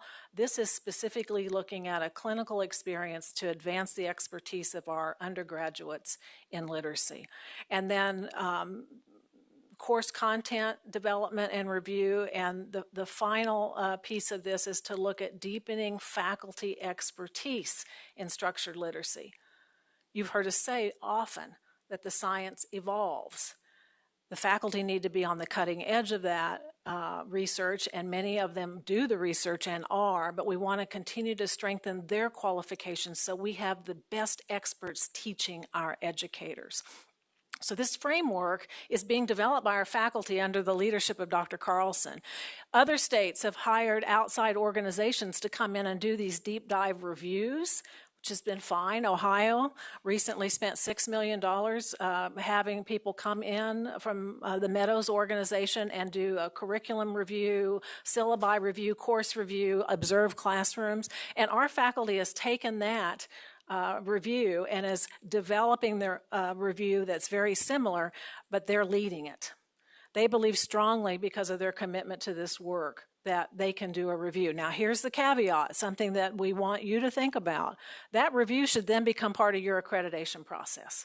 It is a very deep review about what we're teaching and how we're teaching it, and that should be part of the process that you go through for accreditation. So that is a significant consideration there. So let me kind of back up and summarize the big ideas that we want to also advance into our implementation plan is to develop that framework that is specifically aligned to clinical, to course content, to that cross-sector collaboration across the public universities and our independent partners who want to engage, and then looking at faculty expertise to ensure that they have the skill sets needed and the support needed to be on the cutting edge and to ensuring they're providing the support necessary for our educators, and that become part of accreditation.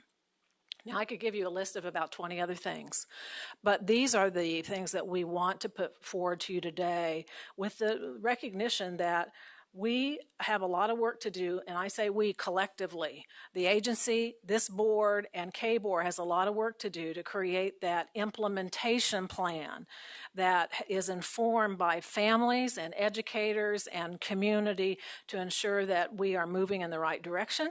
They know the goals. They know how we're going to get there. You hold us accountable for progress, and that at the end of the day, that we see the outcomes for our children continuing to grow. So before I issue my challenge, I'd like to see if there are any questions, Madam Chair.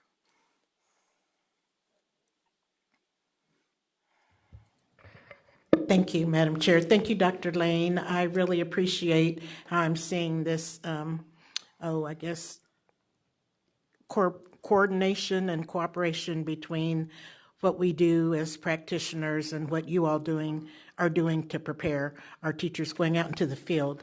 As you mentioned, the people who should be stakeholders, I was also thinking perhaps students who have not been successful throughout the majority of their kindergarten through 12th grade experience. I think that they could bring a perspective of where they feel they have been failed, which may help because, I don't know, as you all were presenting, I was thinking about summer school and how I noticed when I was a principal, every year the same students were being offered summer school opportunities.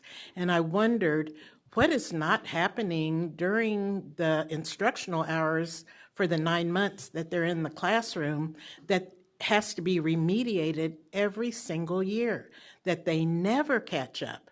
And what are teachers not knowing perhaps, or not doing perhaps, or, and I hate to go to the systems issue, but is it we're employing people for an additional 3 months so they're getting that extra pay, or we're getting at-risk funding to operate a summer program so we need kids to be a part of it, and I hate to think, in the realm of a conspiracy theory, but, is what kind of data might we gather if this is something that would also include the expectation of remediating students during the summer? What are we going to look at that will help us know that it's effective for helping the child rather than something we're doing because we've done it so long? It's just expectation as part of a school year or a year-round school. Okay. So hopefully you're capturing what I'm saying, because thank you for that, I was Dr. processing. Dale. I should have written it down. You're absolutely right. We should be thinking about our customers, our students in this process, and they should have a voice and representation at the table. You also hit on the issue that is emerging for us in higher ed as a key issue that we need to address, and it's the systems issue. Commissioner Watson mentioned that if your Tier 1 instruction has a significant percent of children needing additional support, something's wrong with instruction. He's absolutely right in that, and that research has been present for some time now. What we are hearing directly from the thousands of educators who have gone through the training for the Seal of Literacy is, I now know and have the tools of what I need to do, but the structures in my building do not allow me to do it. So we have a systems issue, and that should be addressed in the plan. It's not a pointing fingers issue. Is now knowing that explicit and direct instruction to mastery is required for someone to become a strong reader and writer, then our systems need to evolve. So that was a great question. It was loaded. Thank you for that. Anybody else? Jim? Are you the last presenter? No, Dr. Nugent follows. Then I'm going to wait until the very end. I have a couple of questions that I'd rather wait. I am going to have to excuse myself before she finishes, so if you have a question for me, Mr. Porter. I'll ask one of them now. One of the recommendations that the task force made was to support teacher professional development. That didn't happen for half a decade. So we fill that in through letters, training, and things like that. And eventually the legislature did start that process by funding the blueprint. And then they didn't fund the blueprint. And then I understand there's possibility that there will be some this year.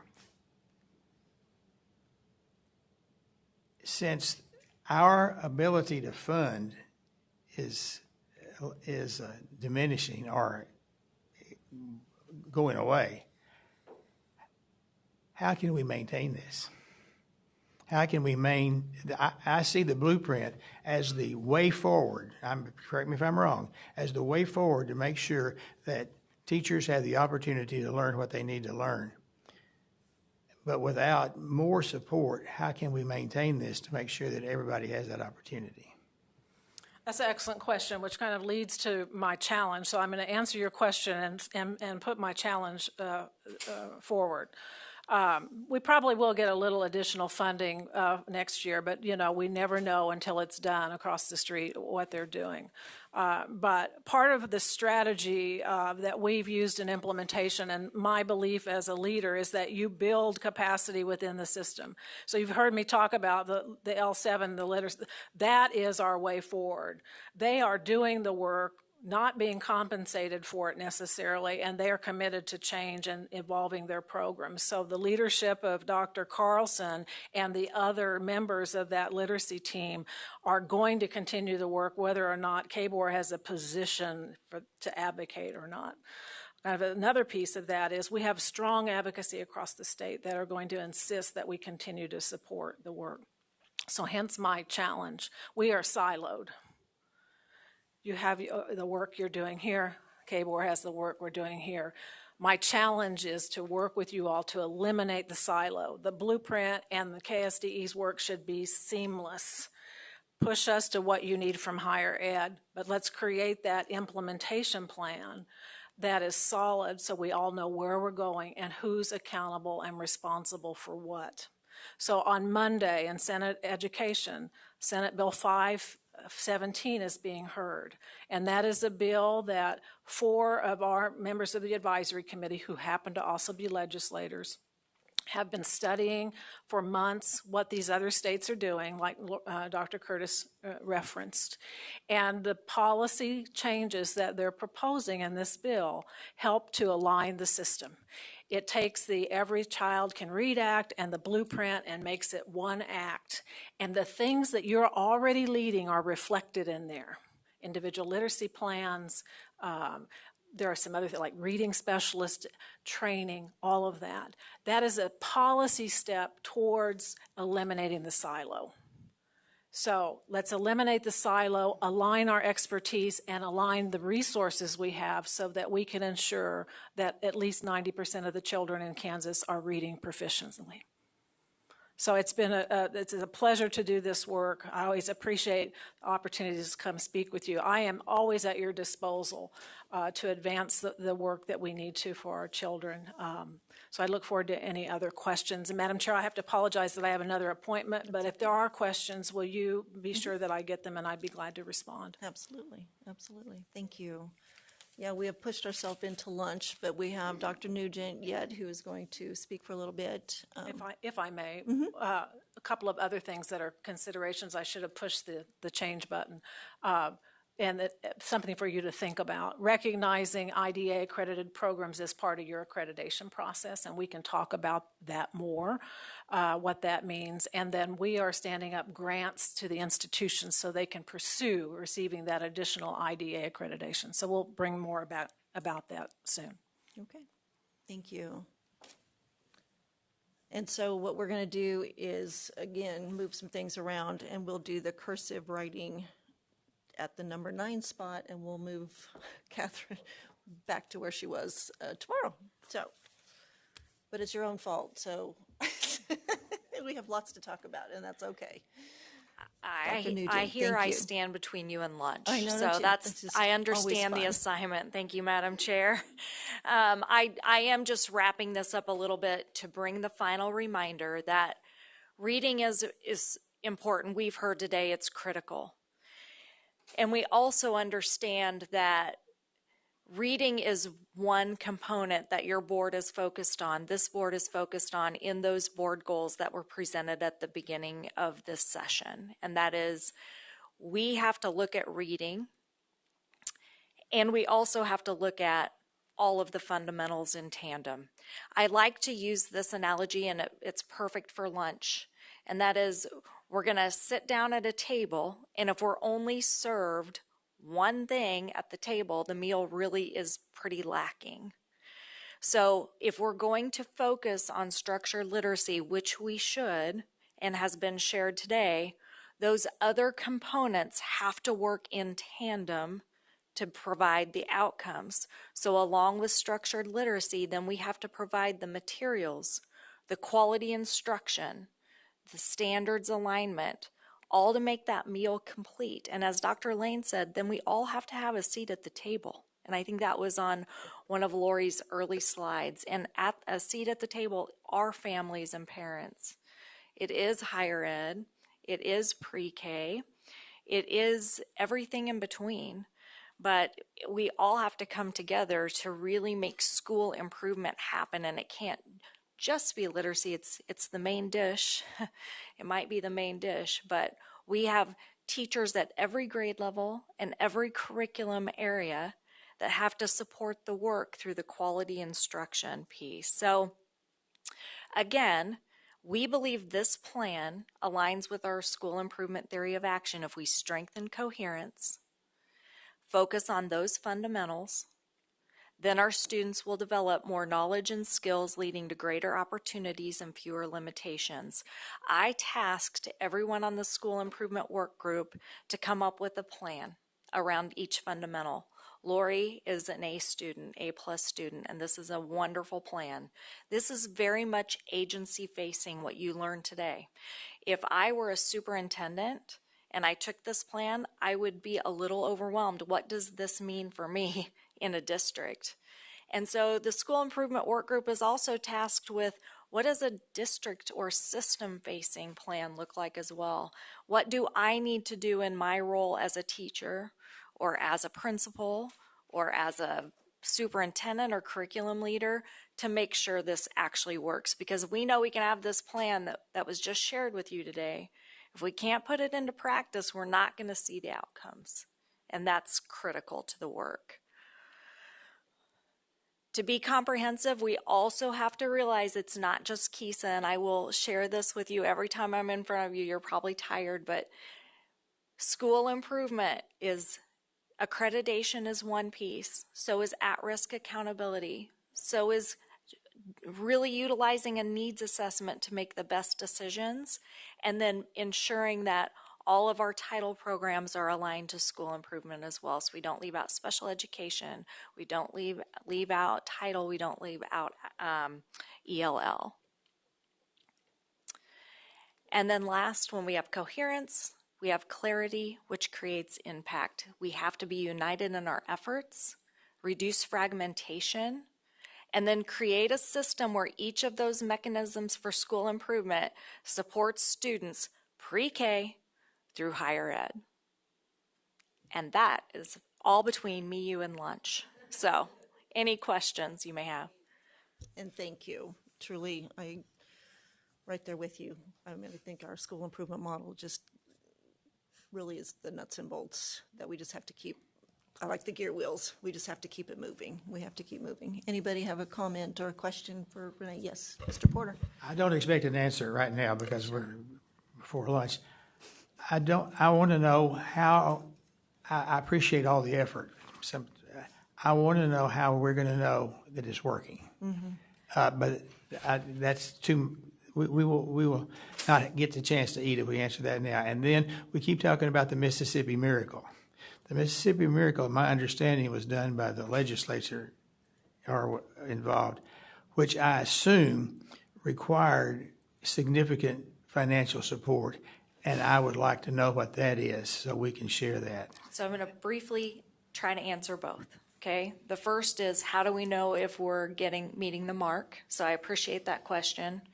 Along with what I just shared, the plans we're creating, School Improvement Work Group knows that we have to at some point have a focus on what does success mean? What are the marks? Because the minute a district or a system has a clear mark, they can plan accordingly, especially to those needs. Your second question with the Mississippi Miracle is, yes, it took a lot of supports, probably within an agency and from sources outside, but it also focused on one thing, which is literacy, which is very hard to sustain.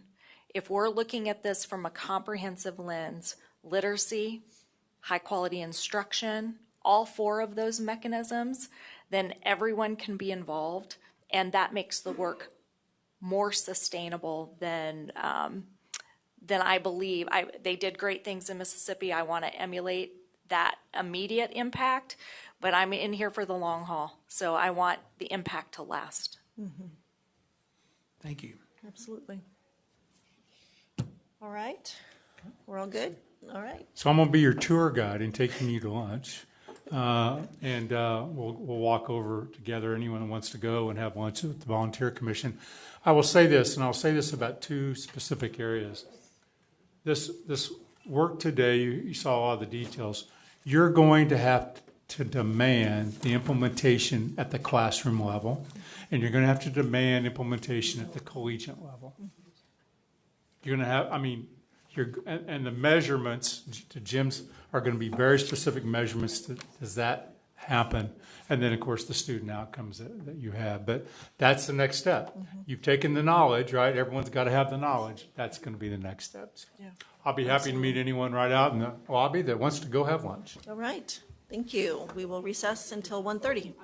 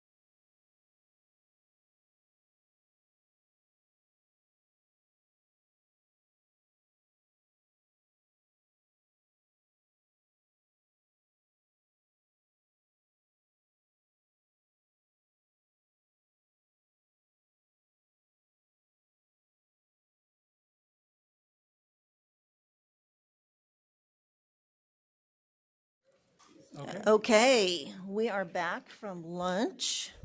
I'm going to introduce Denise Kaler, who is our Director of Communications. She has some wonderful stories for us today. Thank you. Well, good afternoon, Madam Chair, board members. Our work is about students, and today is a reminder of why it matters. Kansas graduation rate is strong, but behind every graduate is a story, and today you're going to hear two of those stories. For some students, the path to graduation is straightforward, and for others, it includes significant obstacles and moments when finishing high school feels uncertain. The two students you'll hear from today faced real challenges, yet they persevered. They're here because they continued forward and because educators and support systems were there when they needed them most. After each student shares, we'll have district leaders come up and briefly provide some context about the supports that help make this success possible. And then, if it's all right, then we can open up questions after that. So first student today that we appreciate being here is Brecken Gaither. Brecken, is from the Republic County Junior Senior High School, USD 109. And joining Brecken today are his principal, Lindsay Cravens, Athletic Director Alan Sheets, and Superintendent Tammy Nedler. Also joining Brecken is his sister Peyton. So we'll welcome Brecken.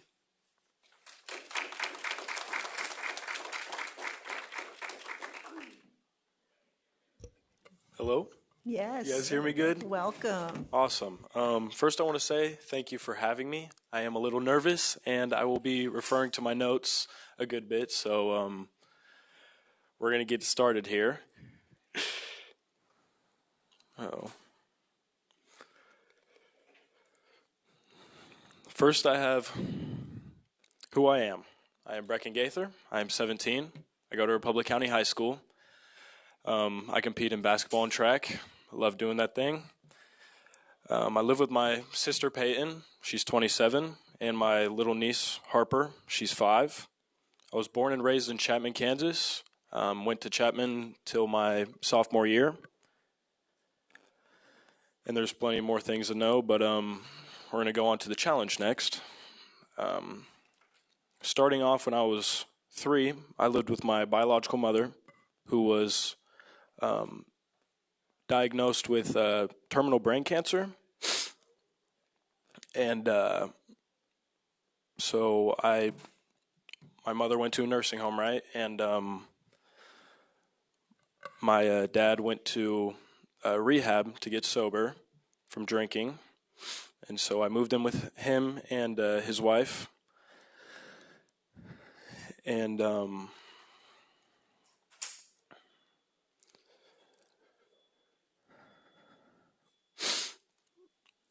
next is accountability. Me personally and my parents kind of just let me do whatever I want. And at the time, I was thinking it was okay to do whatever and wasn't really looking forward to graduation or wasn't really thinking about it. And then for a little bit there, I was living with 2 of my friends because my father and my stepmother got divorced because my dad relapsed again. And so I lived with her for about a year and a half. And then I started to couch surf with my buddies for about a month and a half because she was an alcoholic. And I didn't have much to look forward to. I started to experiment with marijuana and other drugs, and then I tried to quit doing those, and then I started to drink in excess during school nights and game days and stuff like that. Wasn't a good thing. Next is our turning point here. I 2 weeks into junior year, showed up 2 days to Chapman. I was very anxious, still very down, just didn't want to go to school. Was very scared because there was classes I did not pass, and I just didn't want to deal with anybody or anything else. So I called my sister, said, this weekend, let's go hang out. So I went to her place for the weekend, And on the way back, she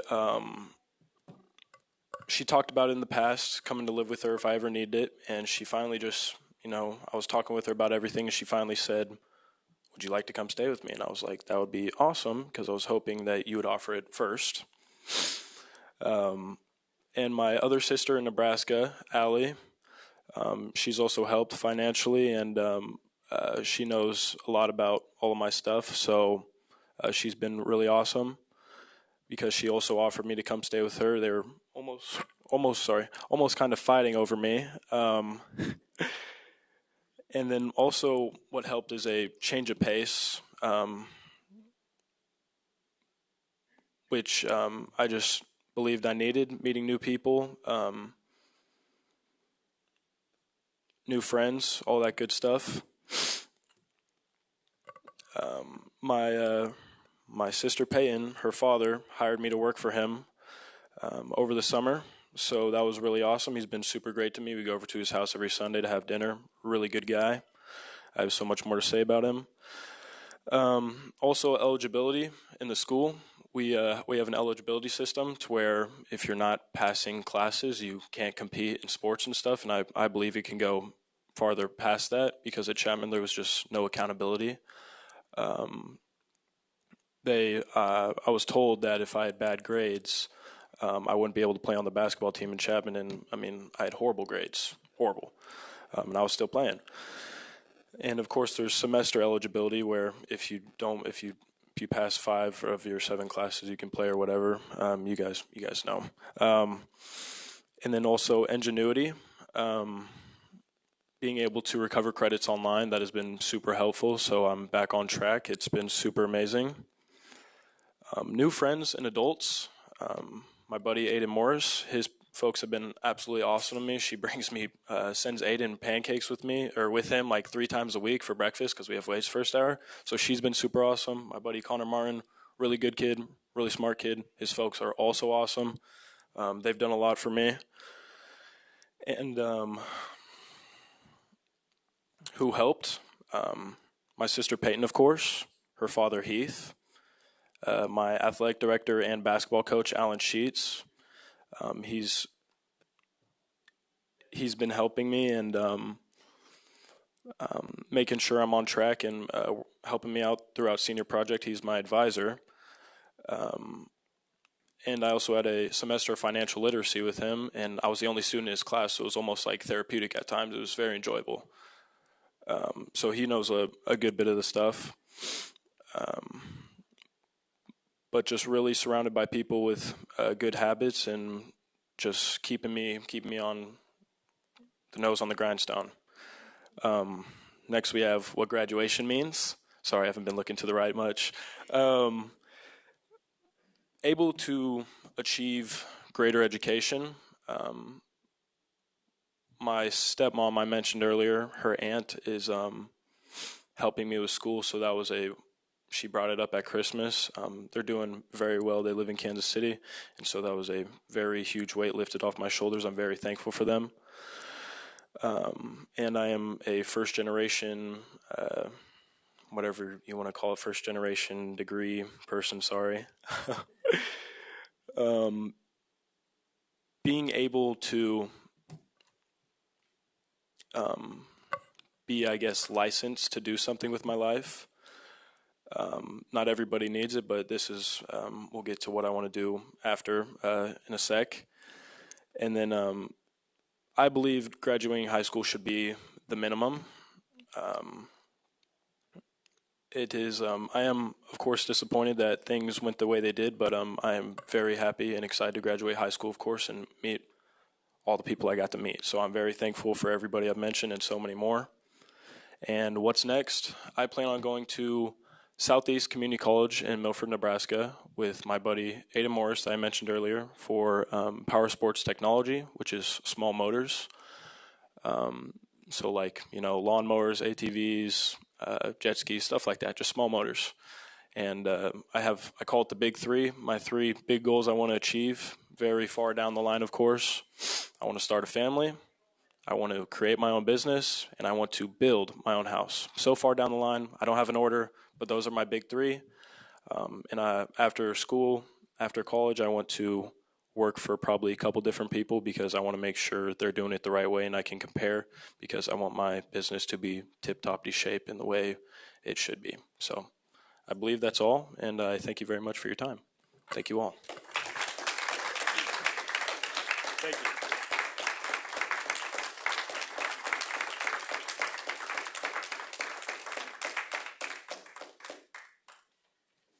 Good afternoon. Thank you for the opportunity to share Brecken's story. I'm Lindsay Cravens. I would be his principal. At Republic County Junior Senior High School, our mission is simple but powerful. REPCO strives to educate all students to be successful individuals in the classroom, workforce, and community. Education is the key to building a legacy. Brecken is a student who truly represents what that mission looks like in action. When Brecken joined our school last year, his path to graduation was uncertain. He came to us from another district significantly behind in credits, struggling academically, and not meeting eligibility requirements to participate in athletics through KSDE. What makes Brecken's story even more meaningful is how he arrived at Republic County. His older sister Peyton stepped up in a remarkable way by taking guardianship of him and bringing him to our community so he could have a fresh start and the opportunity to finish school successfully. That act of commitment and care set the foundation for what came next, and it is something we are grateful for every single day. When Brecken arrived, our staff worked together to provide the supports that he needed. Through credit recovery opportunities, individualized guidance from our counselors and teachers, and consistent encouragement from staff, Brecken began rebuilding both his academic standing and his confidence. One person who played a particularly significant role in that journey was our athletic director and head basketball coach, Mr. Alan Sheets.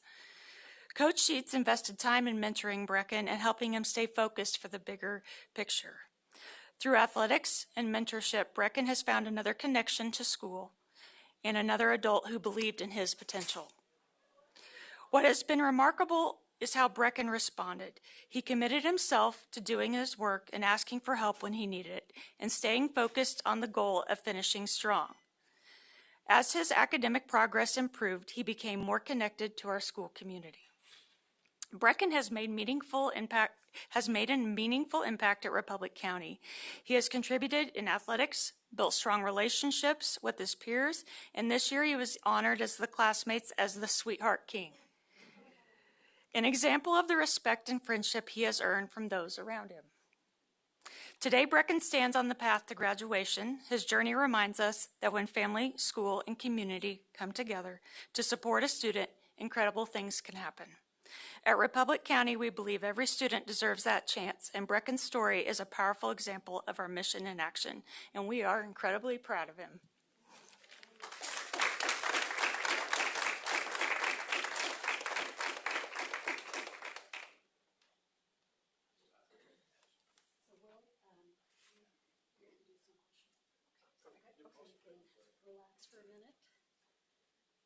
Got some tall people here.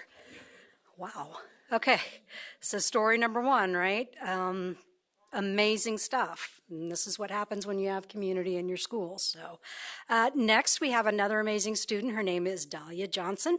She's with Neodesha High School, and joining Dahlia is Neodesha Superintendent, Miss Juanita Erickson. So we'll hear first from Dahlia, and then we'll hear from Juanita.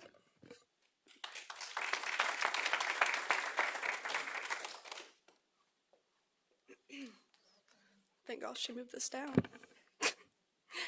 Good afternoon. My name is Dahlia Johnson, and today I'm here to tell you about my life from my perspective, the only one that matters. I was born on July 7th, 2008 in the state of Virginia to Katrina Campbell and Jonathan Vasquez. At the time, my birth mother Katrina was at one of the lowest points in her life, when she had put herself in, leaving those who cared for her behind for an individual that manipulated her. She was being used as an illegal substance transporter by my biological father. My biological father was a controlling individual who used others to get what he wanted. Fortunately, at just 4 days old, I was adopted alongside my two older siblings, Alicia and Ismael, by our great aunt, Melissa Johnson, and her husband, Billy Johnson. A decade later, on my 10th birthday, I was told that I was adopted. In the moment, I didn't believe it. I was set on it being a joke. From the perspective of a 10-year-old, you don't see the appearance of others as adults do. I didn't see the difference in skin tone of my sister Alicia or my brother Ismael compared to our other siblings. I never asked why there were no pictures of them as babies or my mom holding me in the hospital. I was blinded by love and the feeling of safety. Both feelings my siblings never got to feel until our parents entered our lives. If I were to describe my parents, Melissa and Billy Johnson, to you, I would only have to use a variety of words: compassionate, considerate, and loving.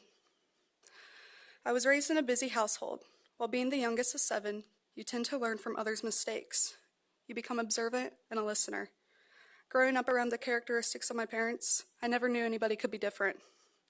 It was my older sister Katie's junior year. As she was sitting in class, the teacher explained the assignment. It was to present a family tree of your parents, siblings, and relatives. As Katie began to fill out the tree, she was questioned on why she was putting us 3 siblings that were adopted.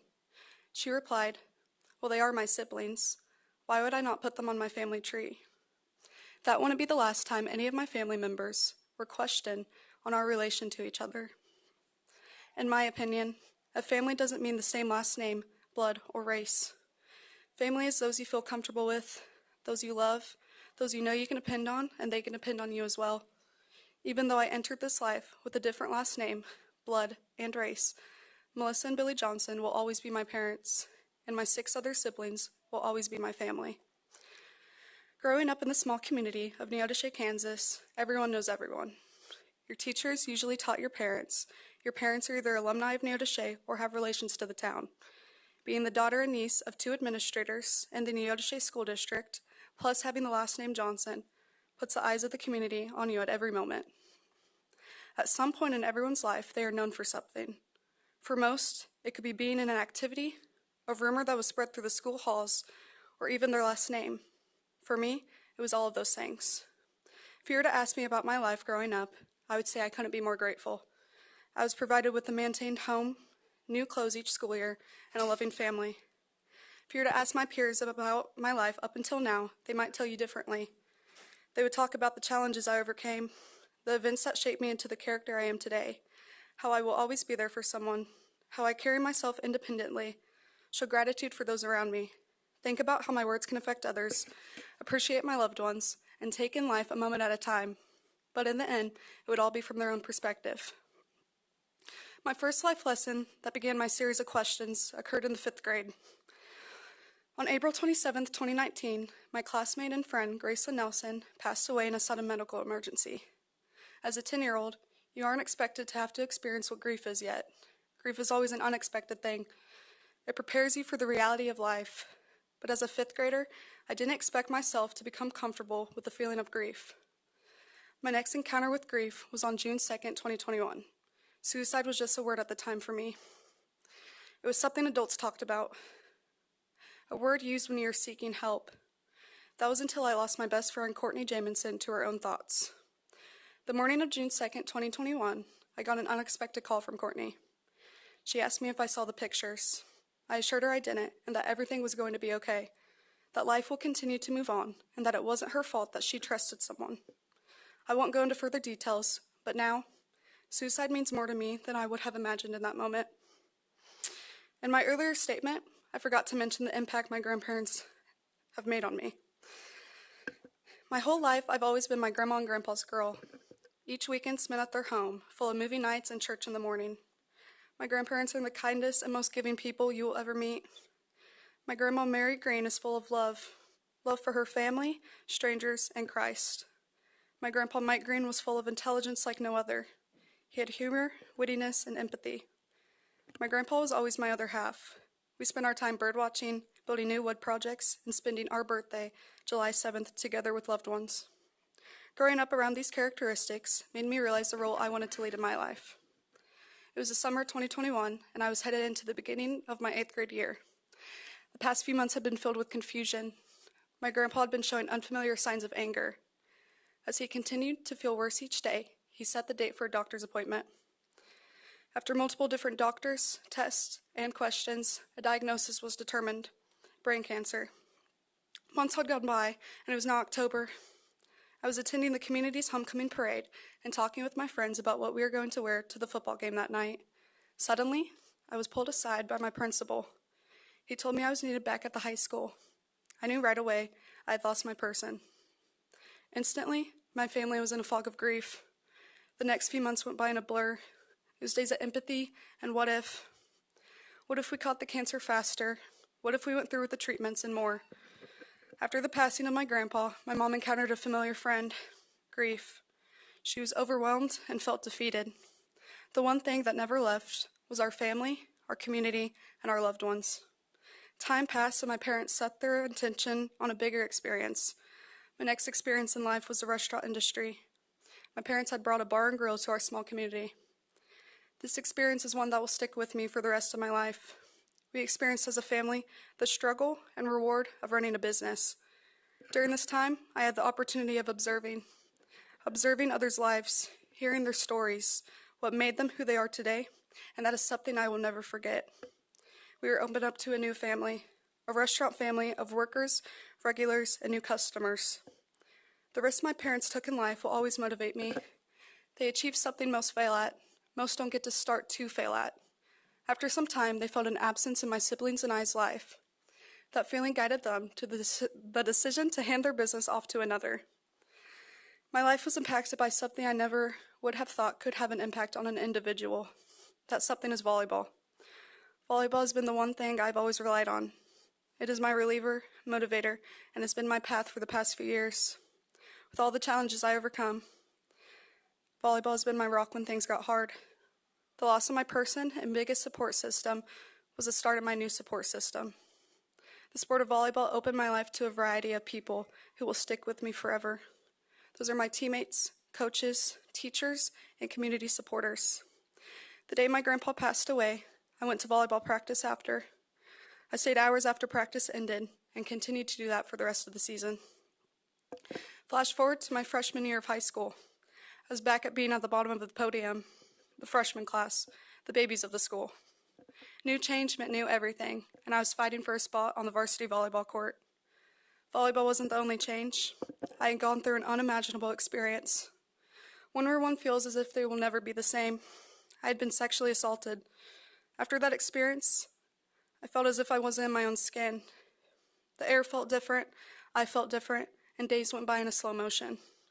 The only thing that felt stable in my life was volleyball. It was my release from reality. It gave me that escape, the breath of fresh air. It made me feel for a moment that nothing ever happened. It was now my junior year of high school. After 3 years on the varsity court, I felt as if I truly belonged. I'd found my place, my people, and a spot in my community. But as everyone says, once things get good, tragedy is near. I didn't expect it all to happen at once. My dad's mom had passed away unexpectedly, and it was worse than one could imagine. The day of my grandmother's visitation, I had a volleyball game. That day I distracted myself the whole time. It pained me that I couldn't grieve with my family. I couldn't share that moment with them. That game was one of my best that year. I played for something bigger than myself, someone more important. And after, I was embraced by my teammates, or also known as my second family. On September 15th, 2024, my grandmother's service was held and the room was full. The pain in my dad's cry was worse than anything I've ever experienced.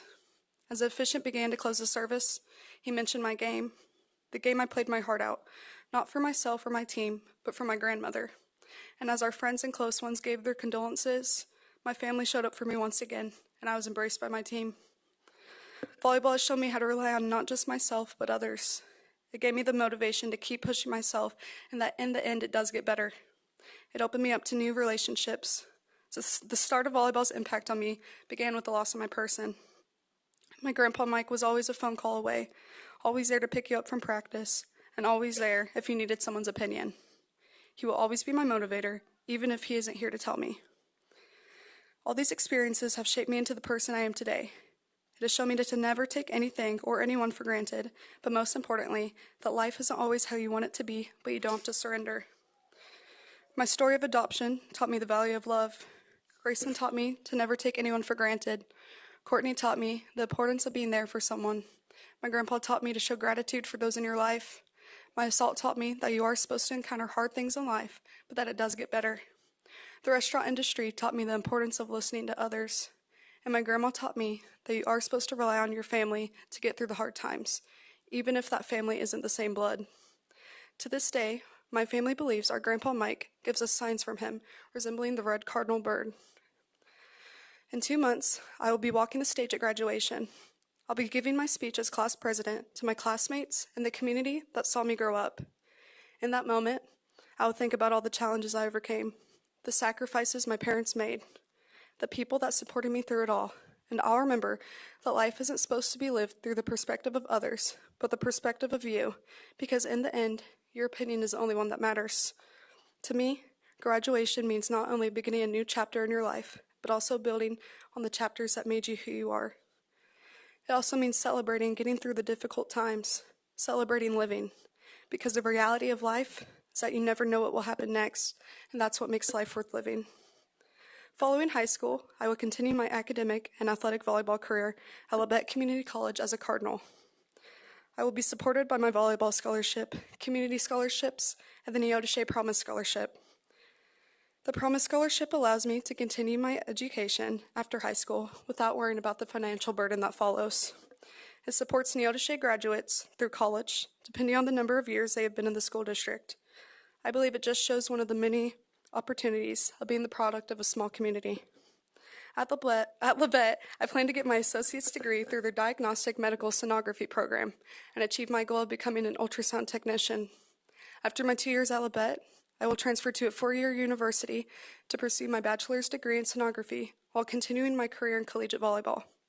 I thank you for giving your time to listen to my story, and I'm honored to represent the Neodesha community. As always, every day is a good day to be a Blue Streak. Thank you.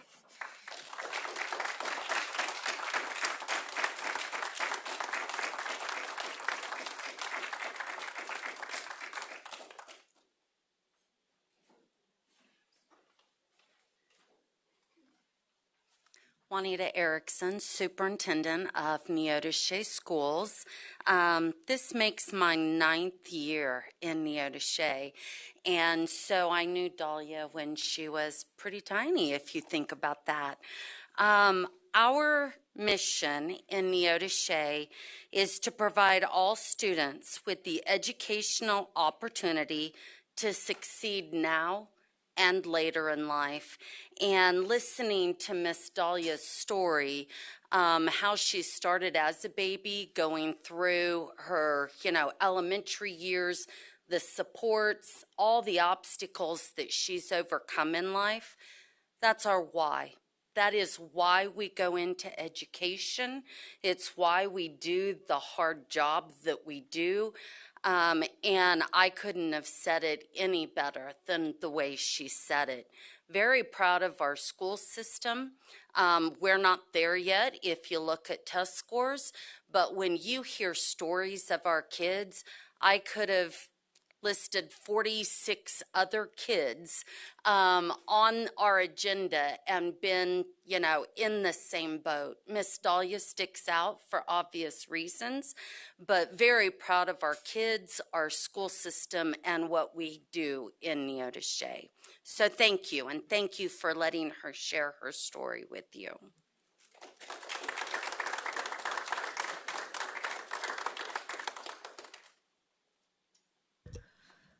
Miss Betty?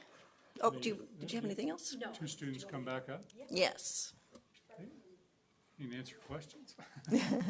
Put you on the spot. Actually, thank you, Madam Chair. This is a comment for both of you, Brecca and Dahlia. Thank you both for sharing your story.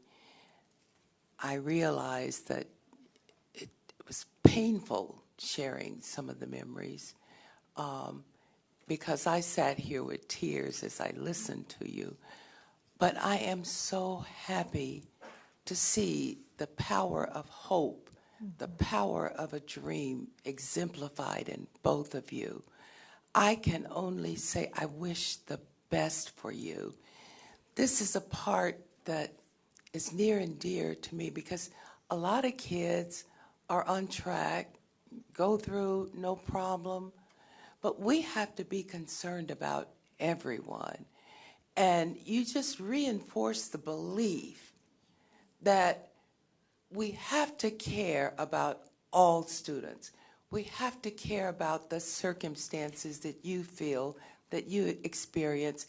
And you're coming forth and sharing that, seeing how you've overcome, just reinforces that we are on the track of making sure all students feel that sense. I'm proud of Brecken, your family, stepping up for you, to see the fine young man that you are. I mean, I just sat here, it's just amazing. And you, Dahlia, the things that you've gone through and experienced, thank you so much for sharing with us.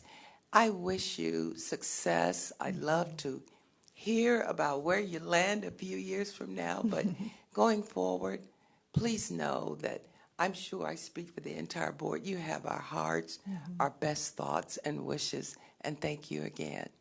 Thank you. Thank you so much. Really appreciate. Takes a lot of strength. Takes a lot of strength to do that, and we appreciate that and we recognize that. Anything else, board? Like I think we're a little overwhelmed, to be honest with you. That's a lot, and you guys have walked a lot, so thank you. Thank you for sharing. You guys want to take a picture? Do you want to do some photos? Oh, yeah, for sure. Awesome. They're kind of superstars, so we, Great. make them the wall of fame. So generally, the board still knows.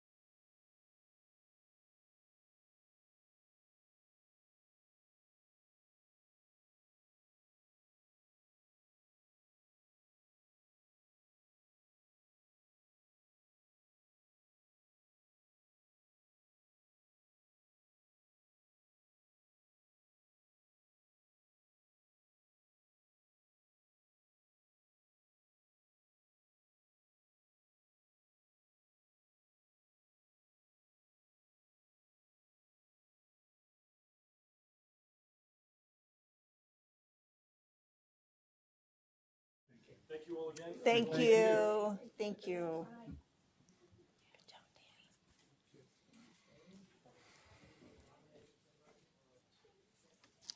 Okay. Have fun topping that, by the way. We are going to now have Dale Brungard, Director of School Finance, who's going to present to us our Kansas Purple Star School designation. Thank you, Madam Chair, members of the board, Commissioner Watson. Good afternoon. I'm Dale Brungard, Director of School Finance. Here to have a little bit of additional celebration, hopefully, with military students and Purple Star schools is our main goal. Military families and students that are in our schools associated with the military have unique challenges, graduation requirements, permanent change of stations, PCSs, moms and dads out on deployment. Do my credits transfer from one place to another? So there's some unique challenges, and part of what we do is to try to help them when they become a Purple Star school, help those students with that, and it's becoming a recognized award, if you will, and also a symbol to those military families that our school cares for military kids and understands those unique challenges. So just a little bit of background. The Military Interstate Children's Compact Commission, MIC3, is one of 6 compacts that are signed by all 50 states. So there's not very many of them. Kansas was the first one to sign this compact back in 2008. And we beat Tennessee, I believe, by about 4 or 5 hours. So we're really proud about that. And that was something that Dr. Neinswander always wanted to share when we presented these things, because it is something to be proud of that we were the first ones to the compact. You can see that there's actually about 9,500 students who are contacted with active duty. You can see that Army and Air Force have a majority, with Fort Leavenworth, Fort Riley, and McConnell Air Force Base being our major things. But you can see the other branches of services are also represented here in Kansas as well. So it is good to see those other. We wouldn't think Navy would be here or Coast Guard would be here in the middle of the states, but here we are, and that's great. Also, just want to throw a plug in there for the Kansas Military Children's Education Council. They have an annual meeting each year. That's who reviewed these applications that we're going to look at 2 schools today. We reviewed those, made sure they met the qualifications and so forth. MIC3, that's kind of where we start with all of this, and I wanted to prepare you for that. The month of the military child is typically celebrated across the nation and throughout the Armed Forces network, if you will, across the world. In April, November is also military families, month of military families. But we have made an application to the governor, and hopefully she will be proclaiming that here in the next couple weeks for April. And you can see that we have students. 9,500 is about how many students we have, but when we count our Guard and Reserve units, we have about over 12,000 that are actually connected. And you can see that they touch about 165 districts and also 5 private accredited organizations throughout our great state. So the Purple Star designation is a designation that shows that the district or the school goes above and beyond for military families and try to address those unique challenges that are ahead of them, and hopefully helps them transition to graduation and making sure that they receive the education that they truly deserve. So these are our current Purple Star schools that we have in the state of Kansas, 9 of them. And we are going to add 2 more today, and that's St. Francis Xavier, our very first private school who has applied for Purple Star status, and Mays, a district that we have as well. You can see they're on the eastern half. I know as part of KMCEC, we want the whole state to have somebody that's Purple Star schools, but we also realize that that is a little more of a challenge when you're further and further away from bases. So with that, I'm going to introduce Dr. Greer. She is the superintendent from Mays, and she and her team are going to talk a little bit about some of the things that make their Purple Star status possible and some of the things they do for their students and families there. So Dr. Greer, you're and your team. All right. I'm significantly shorter, so I'm going to fix this. So thank you so much for allowing us to be here. Raquel Greer, proud superintendent of Mays. I also wanted to just say, and there you are, that we are very grateful for the partnership and support of our neighbors at McConnell. So we have some members here with us today. Mays has been supporting military families and new students and all the things for a very long time. All I did was kind of grab that information, right, and apply for the Purple Star, which I think is awesome, so that we can show people who are looking for a school district or wanting to move to the area that we are here to offer resources and support. You can find those resources if you're interested on our website. We have a dedicated page, and that information is right there for you. It highlights the resources and support that's available, also makes transferring and enrolling quick and supported and hopefully seamless. We also provide direct support to all of our new students who walk in the door. We want to provide them. Nobody wants to go to lunch, right, on their first day of school without a friend. So we work really hard to provide buddies, lunch groups, and some personalized just help navigating the enrollment process, course transfers, and all of those things. So you can see that there. We also have multiple service recognition activities going on. I'm very proud to say that every single school in Mays does this work. And so that's kind of awesome considering there's 14. So wrangling all of that stuff was fun, but it was neat to see just the speakers, the recognition, and the support for our military families. I'm going to introduce our district contact for the Purple Star and military support, and that's Dr. Lindsay King. She's our Director of College and Career Readiness and also a veteran. Hello, how are you? So I'm Dr. Lindsay King, and after I graduated from the Air Force Academy, I got stationed at McConnell Air Force Base as my first duty assignment. I worked in logistics and maintenance, and then went to Honduras and then Turkey after that. Got out of the Air Force and went to go teach at the Department of Defense School in Italy for 5 years. So military-connected students I've been very passionate about and care deeply for. I'm also involved in career and technical education. And we know career and technical education improves outcomes for students and prepares them for post-secondary success.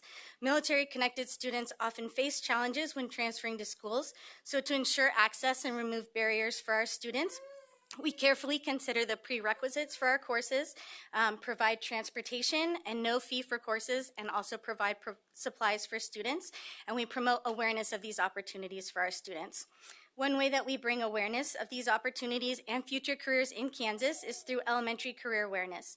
We bring every elementary student each year to our Career Academy to try and gear, use the tools, and build confidence so they can see themselves in those lab and shop spaces. One of the reasons that we bring every elementary student every year is for students who transfer in, like our military-connected students, don't miss out on that opportunity. Our College and Career Advocate meets with every military-connected student to assist with scholarships, connect them to resources, and share information on accessing GI benefits. I'm on the Congressional Nominating Committee for the Air Force Academy, and I also mentor students through that process. Mays has also been approved for Air Force JROTC beginning fall 2027, and our strong partnership with McConnell Air Force Base allows us to support military-connected families and students. In Mays, military-connected students in career and technical education who have earned college credit while in high school has increased from 66% to 100% in 2025. This is significant because of the reduced or no-cost college credit available in high school, and with the Kansas Board of Regents transferability, allows a pipeline for military-connected students to stay in Kansas for post-secondary success. Many veterans like myself stay or return to Kansas, and we want to make sure our military-connected students are supported and know there's a future for them here.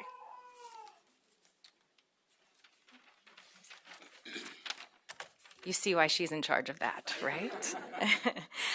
Last thing I want to just mention is Mays High Cheer has long supported the Kansas Honor Flight. You can see some of their awesome statistics up there. I have with me our cheer head coach, Katie Jennings, and then one of our cheer leaders, JC Pedigo. So just wanted to take a second to recognize them and all their hard work, many years of supporting that awesome program. So we're happy to answer questions or whatever you need from us next. Oh, well, Madam Chair, I was actually going to ask a question. I don't know if there's anybody else that's presenting. Are we? Then let me wait until then. Thank you. Thank you. You have a question, Debbie? Okay. Hello, Debbie. I'm in your district, so Yes, yes, I am. my, Yeah. 3 of my grandkids are at Mays. So if you see the Potter kids, their dad was a military brat. So Awesome. anyway, and I just wanted to ask Dr. King, what class were you in? 2006. 2006. Okay, I was 87. So, so I haven't tried counting by fours to see what color you were, but I can't that fast. I've lost it all. Thank you for sharing. Appreciate you all so much. Thank you. We'll do the other school and then we'll bring it back together, okay? All right, thank you. Don't go anywhere. And at this time, I would like to bring up Sean Augustine, Principal, St. Francis Xavier. They're in Junction City. So, Sean?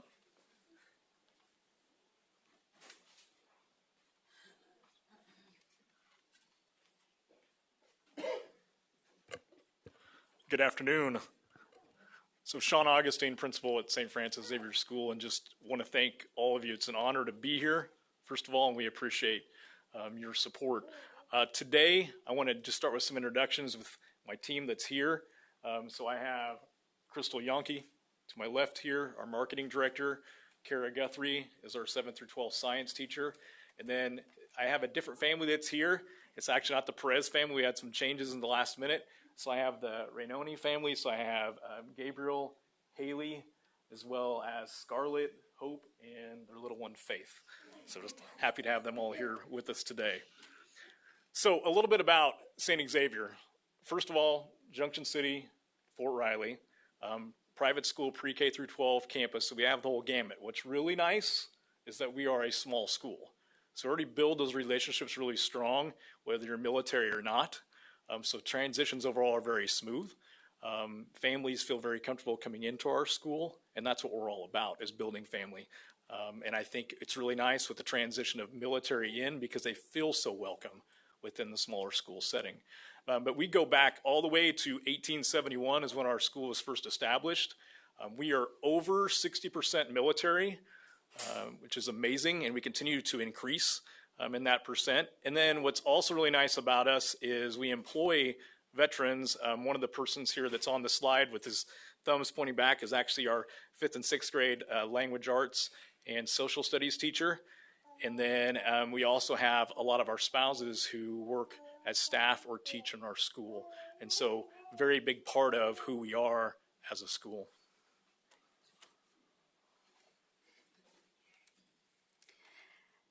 The Purple Star program was originally introduced to us as a marketing purpose to increase our visibility online to incoming families to the Fort Riley area.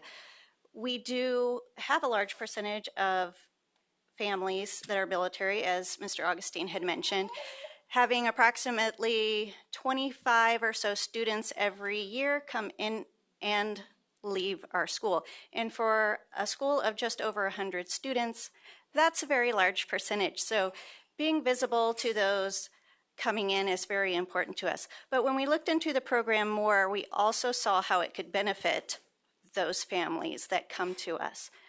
And by adding our military families tab on our website, we hope to aid in those transitions.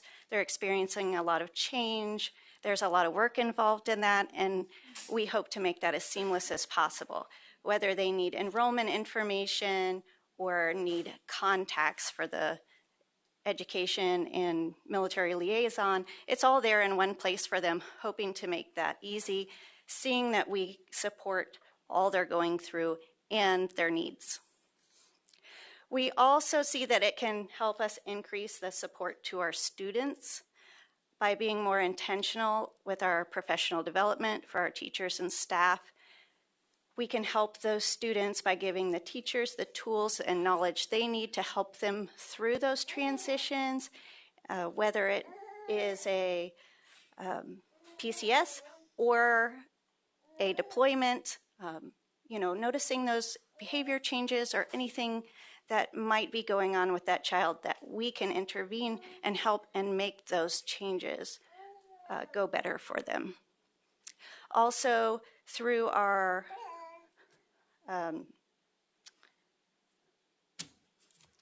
student-led transition program that Kara is going to tell you a little more about, we really hope to build that community for them that we already have, but just making sure that we meet often and that they have an opportunity to be around those other students who are going through those similar things, knowing that they have support and others around them who care and understand what they're going through is a big plus with this program. So I think with all of these things, this program is going to be excellent for our school as well as those we serve.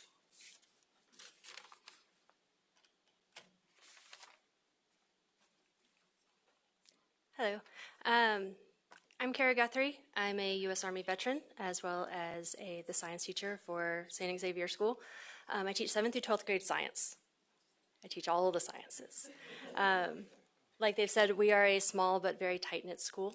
And because of that, we had a lot of these programs already in place. For example, we are able to host a Veterans Day concert that includes our pre-K students all the way through our 12th grade middle school and high school bands. They learn all the songs, they sing all the songs, they love it, they're passionate about it, they look forward to it every single year. We also make lots of signs. We do a sidewalk salute, if you will. We stand out on the side of our school and we wave to the people passing by. The gate that leads directly into Fort Riley goes right past our building, and so everyone who's leaving for the day, they get to see us as we're celebrating them. We have some wonderful school displays up. If I talk about it, I'm going to cry. So very passionate about our soldiers who were also part of our school. And then in April, we have the month of the military child because that's what we're a school full of, right? Our little dandelion seeds that have fallen into our backyard. And we like to do things like ask them where they've been, right? Because you meet someone, what's the first thing you ask them? Oh, where are you from? Well, that's a loaded question for a military kid, right? It's like, well, where did I just come from? Where was I born? Where was my favorite duty station? Like, we have all of these different answers that we can have. So those are the current things that we have going on. And then as we continue on, we're going to add some more into it. It says future plans, military involvement, but we actually have a lot of the parents, military parents, come in and they give demonstrations, like they're teaching a CLS class right there, just sharing their knowledge and their skills of various MOSs. Trying to incorporate more of the expansiveness that is the military. Everyone thinks military, they think soldier. Well, that's not just what we do. I was a medical laboratory technician. I worked in a hospital. You wouldn't think soldier, scientist, but there you are. Our student-led transition teams, our buddy system, we're going to match up current and new students together because no one makes friends faster than a military kid. If you ever seen them on the playground, 30 seconds or less, they can make a friend.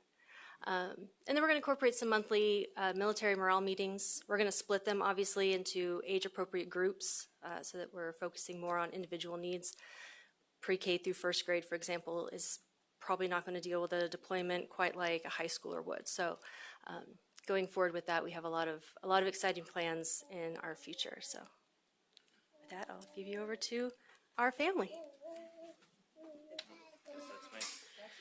How do you do? I'm Captain Gabriel Ranoni. I'm with 1st Infantry Division out of Fort Riley, Kansas. I'm actually the engagements officer and military deception officer for the division. So it's ships passing in the night.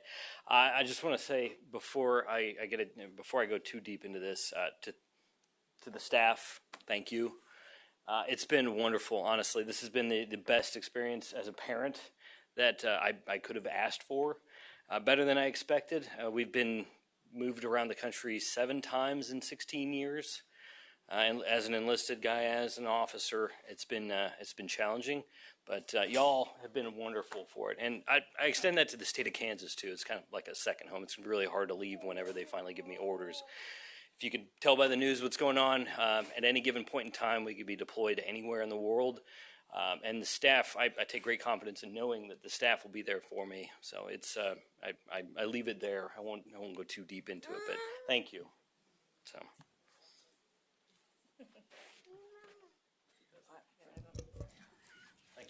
Thank you. Thank you.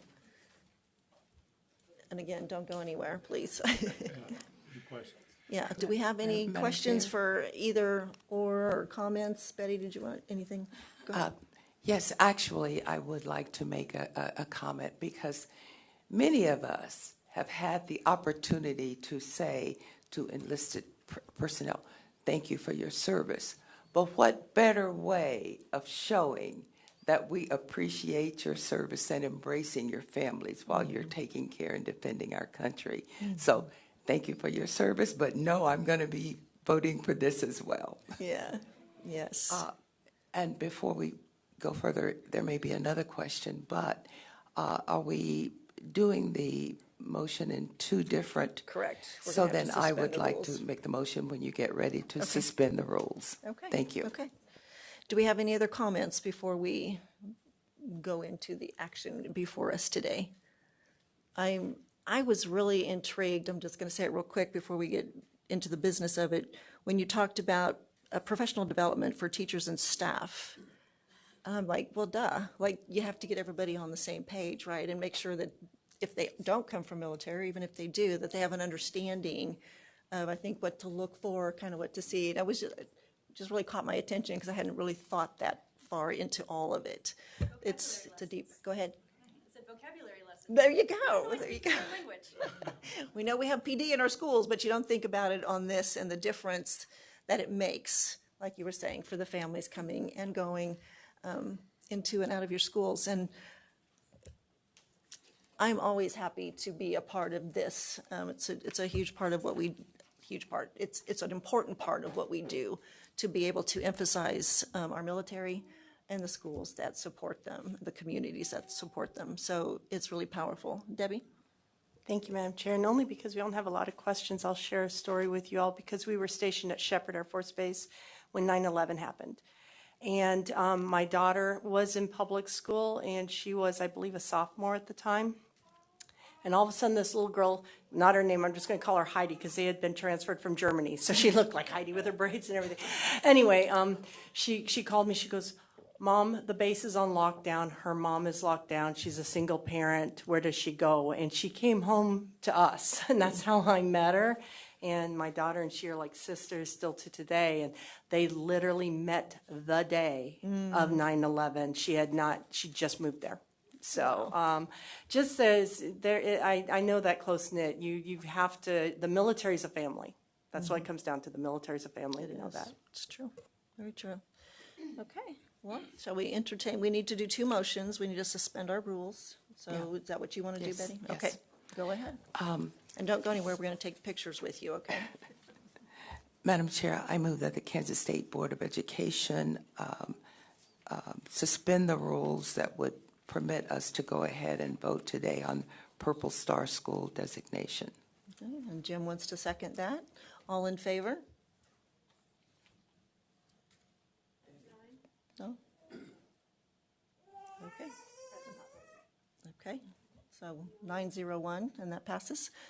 So now, do you want to do the full motion, Betty, as well? Okay, go ahead. Madam Chair, I move that the Kansas State Board of Education act on a request to approve USD 266 Mays and St. Francis Xavier School in Junction City as a Kansas Purple Star School, recognizing schools that have met specific criteria and demonstrated a major commitment to serving the needs of military-connected students and families. And Jim is also seconding, and all in favor of that. All right, that'll be a 10-0 vote, and we want to say thank you.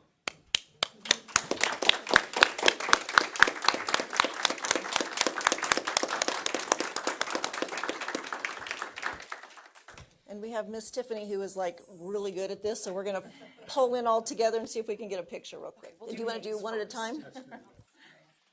So we'll have you guys in the center, and then the board members can gather around you guys. Thank you. Yes.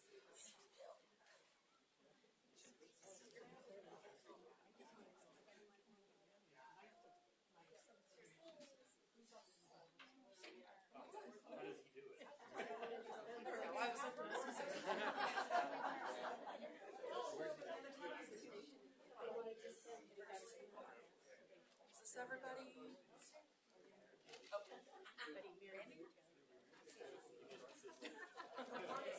Oh.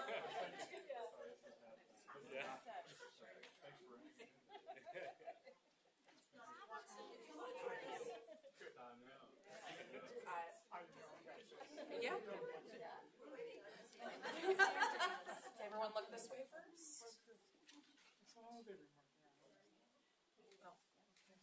One more on the phone.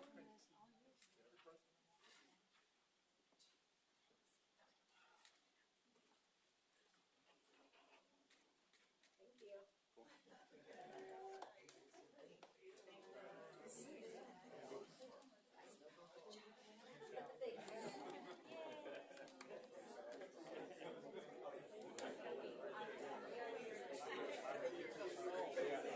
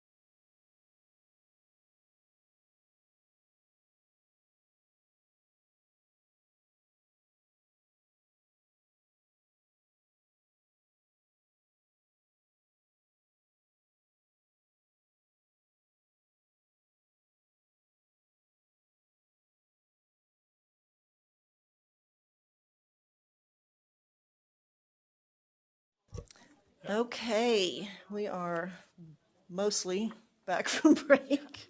I think I lost a couple. Next, we kind of had to do some rearranging today. Thank you for your patience.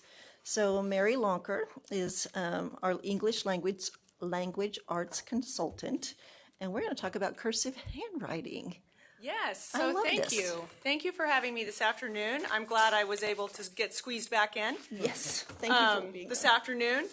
I've introduced myself to you guys before, but I'm going to give you a little bit of background on me. I started in this position this last summer. Before that, I had been 30 years in the classroom, so I had been a teacher for 30 years. Most of my teaching career had been in a high school.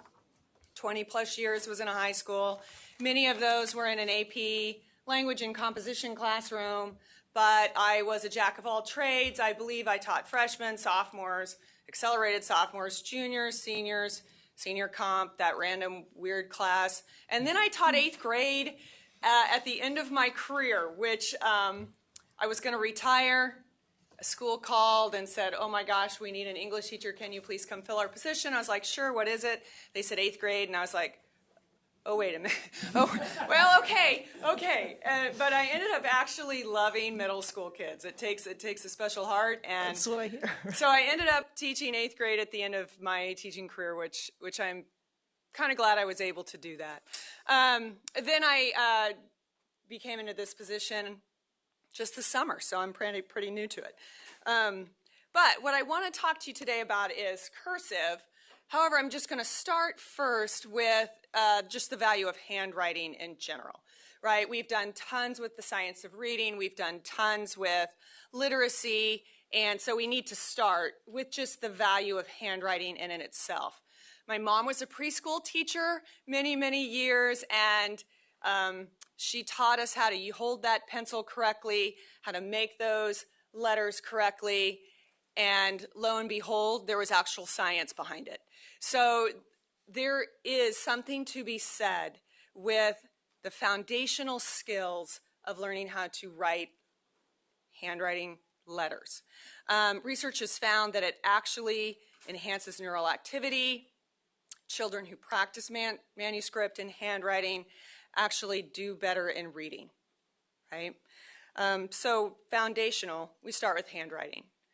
Now to talk a little bit about cursive, I want to give you a little bit of background story.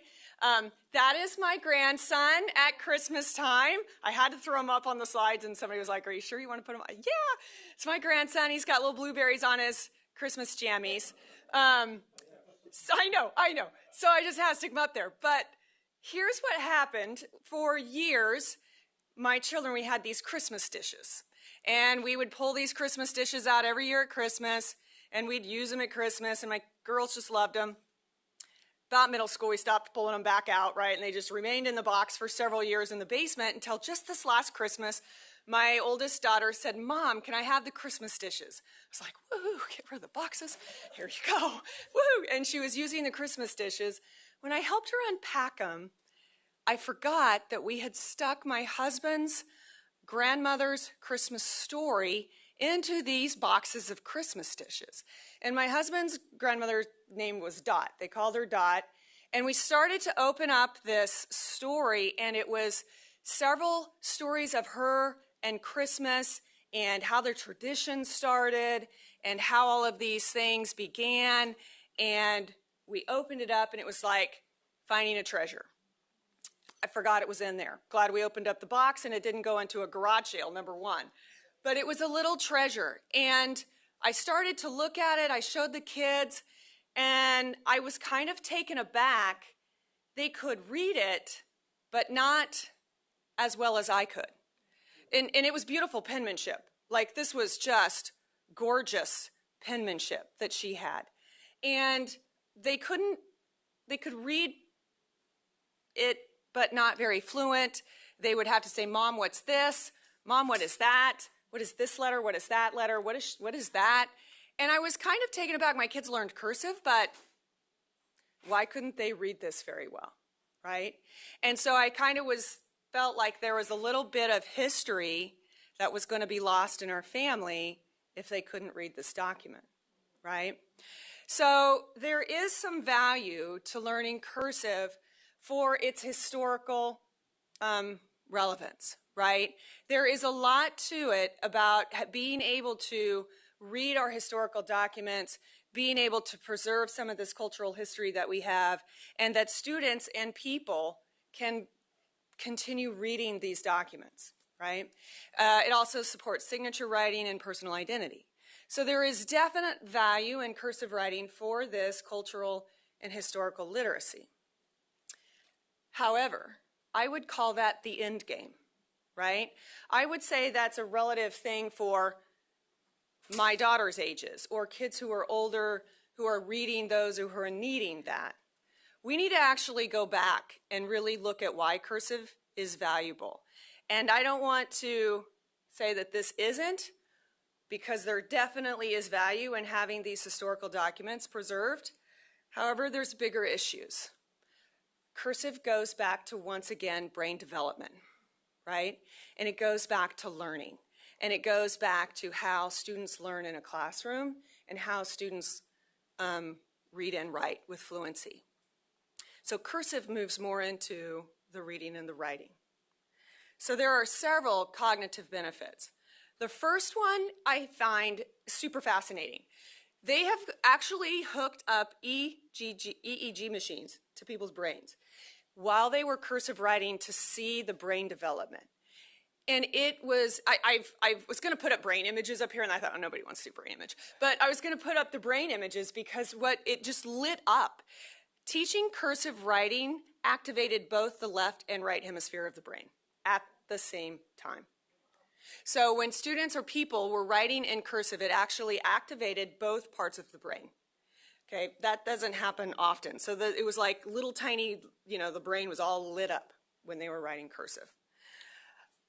It has been proven to actually enhance brain development. And I want you to focus on the word enhance. It actually enhances brain development, particularly with language, memory, and motor skills, which is what our kids need, right? It also helps students with dyslexia and dysgraphia. It is very hard to remember what direction the letters go when you're handwriting, and cursive actually helps those students with being able to make those letters naturally because they keep the movement of the hand going.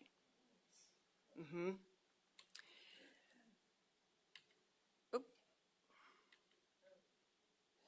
Am I going? There we go. Did I skip us? Here's what I find interesting as a secondary teacher. So as a secondary teacher, I was all on board with one-to-one, right? This is before things we know now. But when that first iPad was launched, man, I was the first one in the store to buy it for my kids. If you've ever walked down a hallway and seen a middle school backpack or a middle school locker, sometimes they're called the black holes. Things just disappeared, right? And kids are like, where's my notes? I don't know. So we all went to typing, and we all moved to typing. We all said, you can put it on your computer, you can keep it, look how neat it is, look how nice it is, look how organized it is. We're not losing them in the lockers. But what we lost with that, and they actually did several studies on typing versus handwriting, they lost the conceptual understanding. Students who physically wrote their notes and physically wrote them in cursive actually performed better on assessments, actually remembered the content better, and actually performed better on assessments and content, right? They supported, that even worked with digital pens. So then they said, okay, we know kids learn more when they're handwriting, right? There is something about the physical pencil to the paper that helps you learn, and it makes you remember it. So then they were like, okay, well, does this research work if we use digital pens and it's on a screen? Yes. There is the physical act of handwriting and making the letters helps you remember. It improves learning. Simple as that, right? There's more. It also helps with fluency and fluidity, right? So fluency is how fast you can do something. How fluid are you with your movements? And fluidity is the flow, right? So if you can connect continuous letters, you automatically just get faster, right? And then it allows for the uninterrupted movement. So you're not picking up your pencil with each and every letter, right? Cursive allows for that rhythmic motor patterns. Cursive allows for that fluid information to just flow.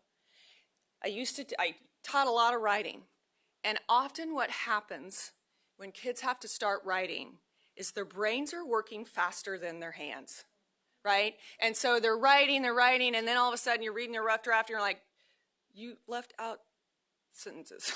You've left out thoughts. You missed a subject. You missed some things in here.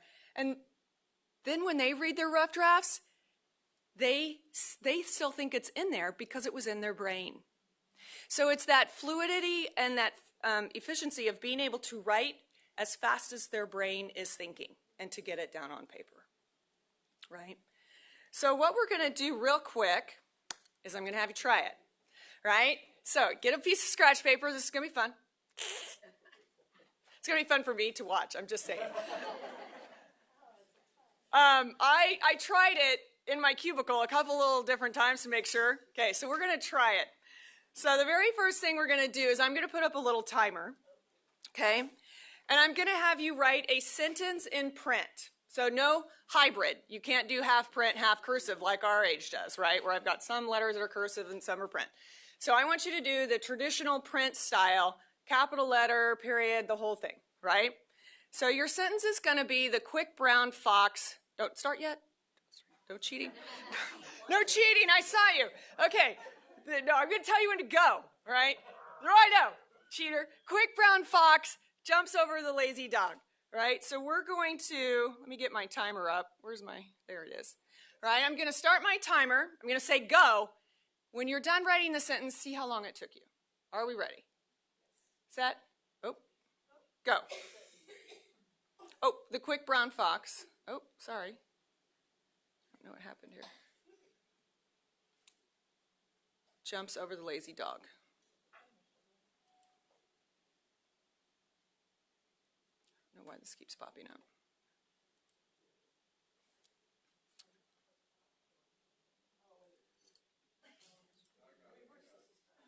Yeah.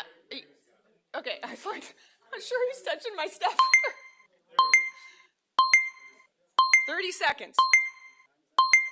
Okay. How did we do? Okay. Yeah, sorry, I lost my timer. I lost the screen here for a second. You want to do it again? All right. Okay, here we go. Yeah, I'll call that. Now it's not going to be fair data because you had practice. All right. The quick brown fox jumped over the lazy dog. Okay, quick brown. Ready, set, go.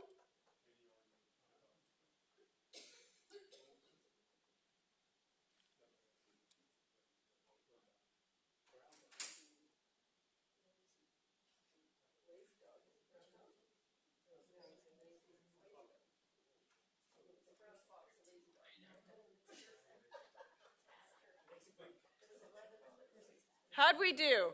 How long did it take us? Okay.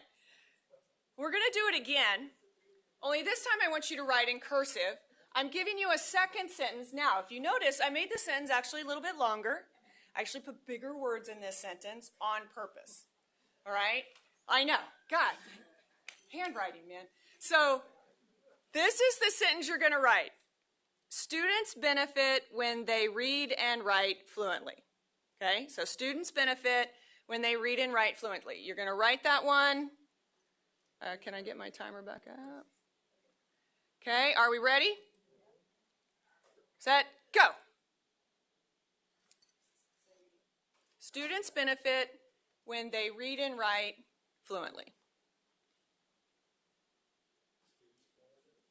When they read and write fluently.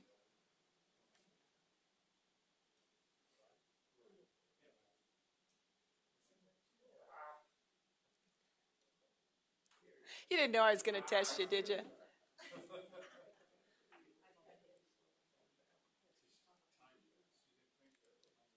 Yeah, you didn't think I was going to make you do work, did you? Yeah. What I wanted you to walk away with is a little bit of reflection. When you did the two, regardless of your time, because my timer didn't work that well, which one felt faster? Which one felt smoother and less taxing on your brain? Right? Which allowed you to kind of flow easier?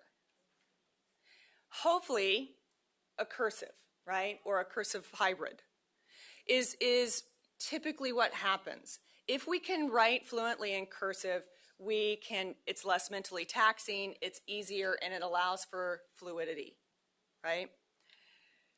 The other big one, and this affects more older students necessarily than younger students, but it's the cognitive load, right?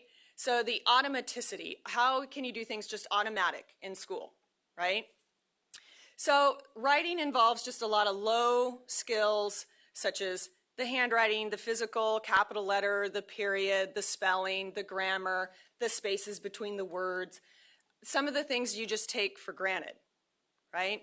But if we have a student who struggles with the physical handwriting, they don't even get to the next level of processing, right?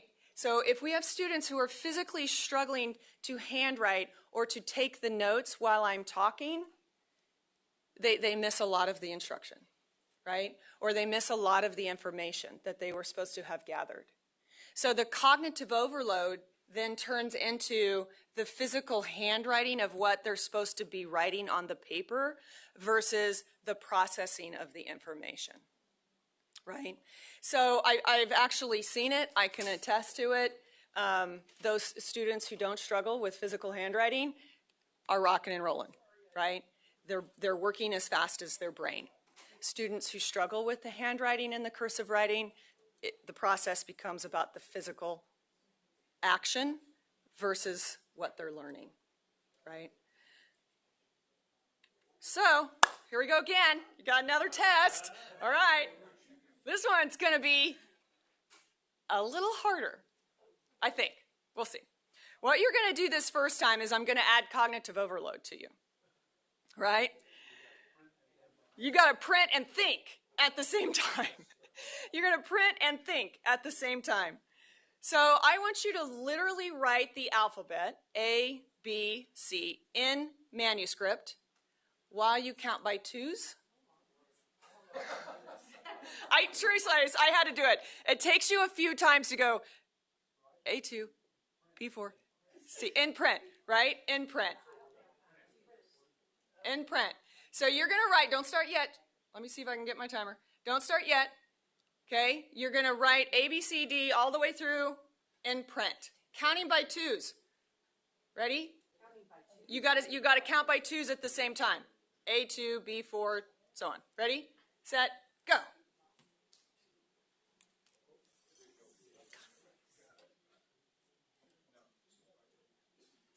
You get 3 extra seconds on that one.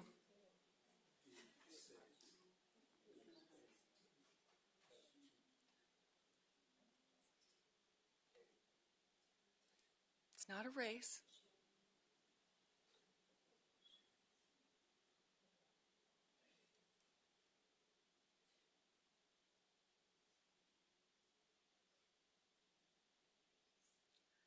Oh, you're definitely out of time.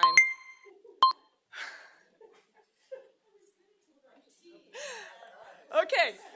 So something as simple as writing your alphabet, right? Something as simple as writing the alphabet with a cognitive overload was that mentally taxing, right? And we're all experienced handwriters, okay? Now I'm going to do a cursive task. You're going to do the same exact thing, but with cursive letters, and you can flow them all together, right? So you can just do A, B, C, D. You got to count by twos, right? Nope, they did. I never said capitalized in the first one or second one, so you do it however you choose. This time I want you to do the fluidity with it, right? How fluid are you? And you can just keep on going with 2, 4, 6, and 8. Don't start yet, cheaters. Here we go. Start.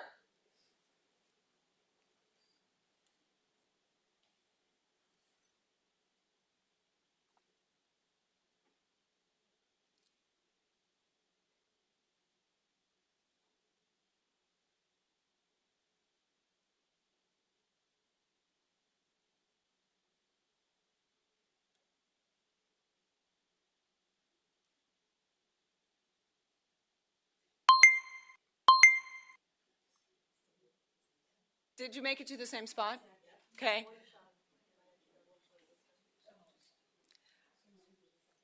Hopefully we were able, though, to feel that our thinking was smoother with our cursive, right?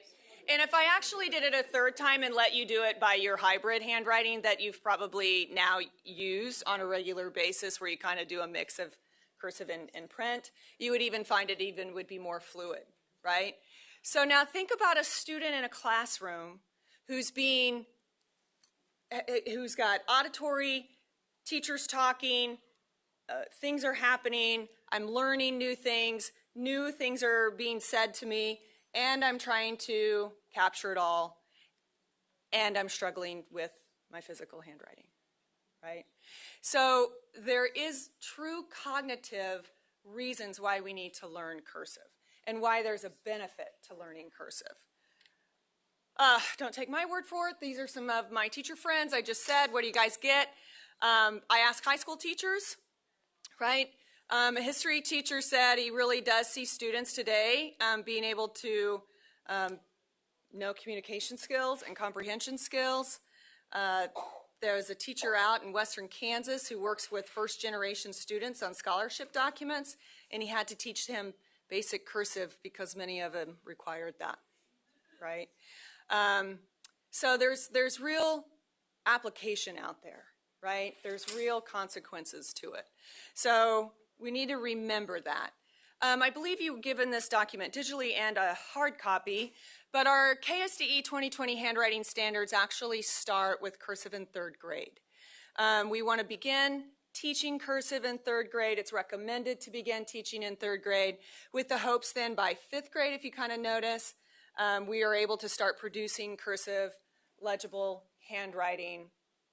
Eventually, I believe it's by the end of sixth grade where they allow the hybrid to happen with students once they are very familiar with the cursive letters, how it then turns into their own hybrid handwriting, right?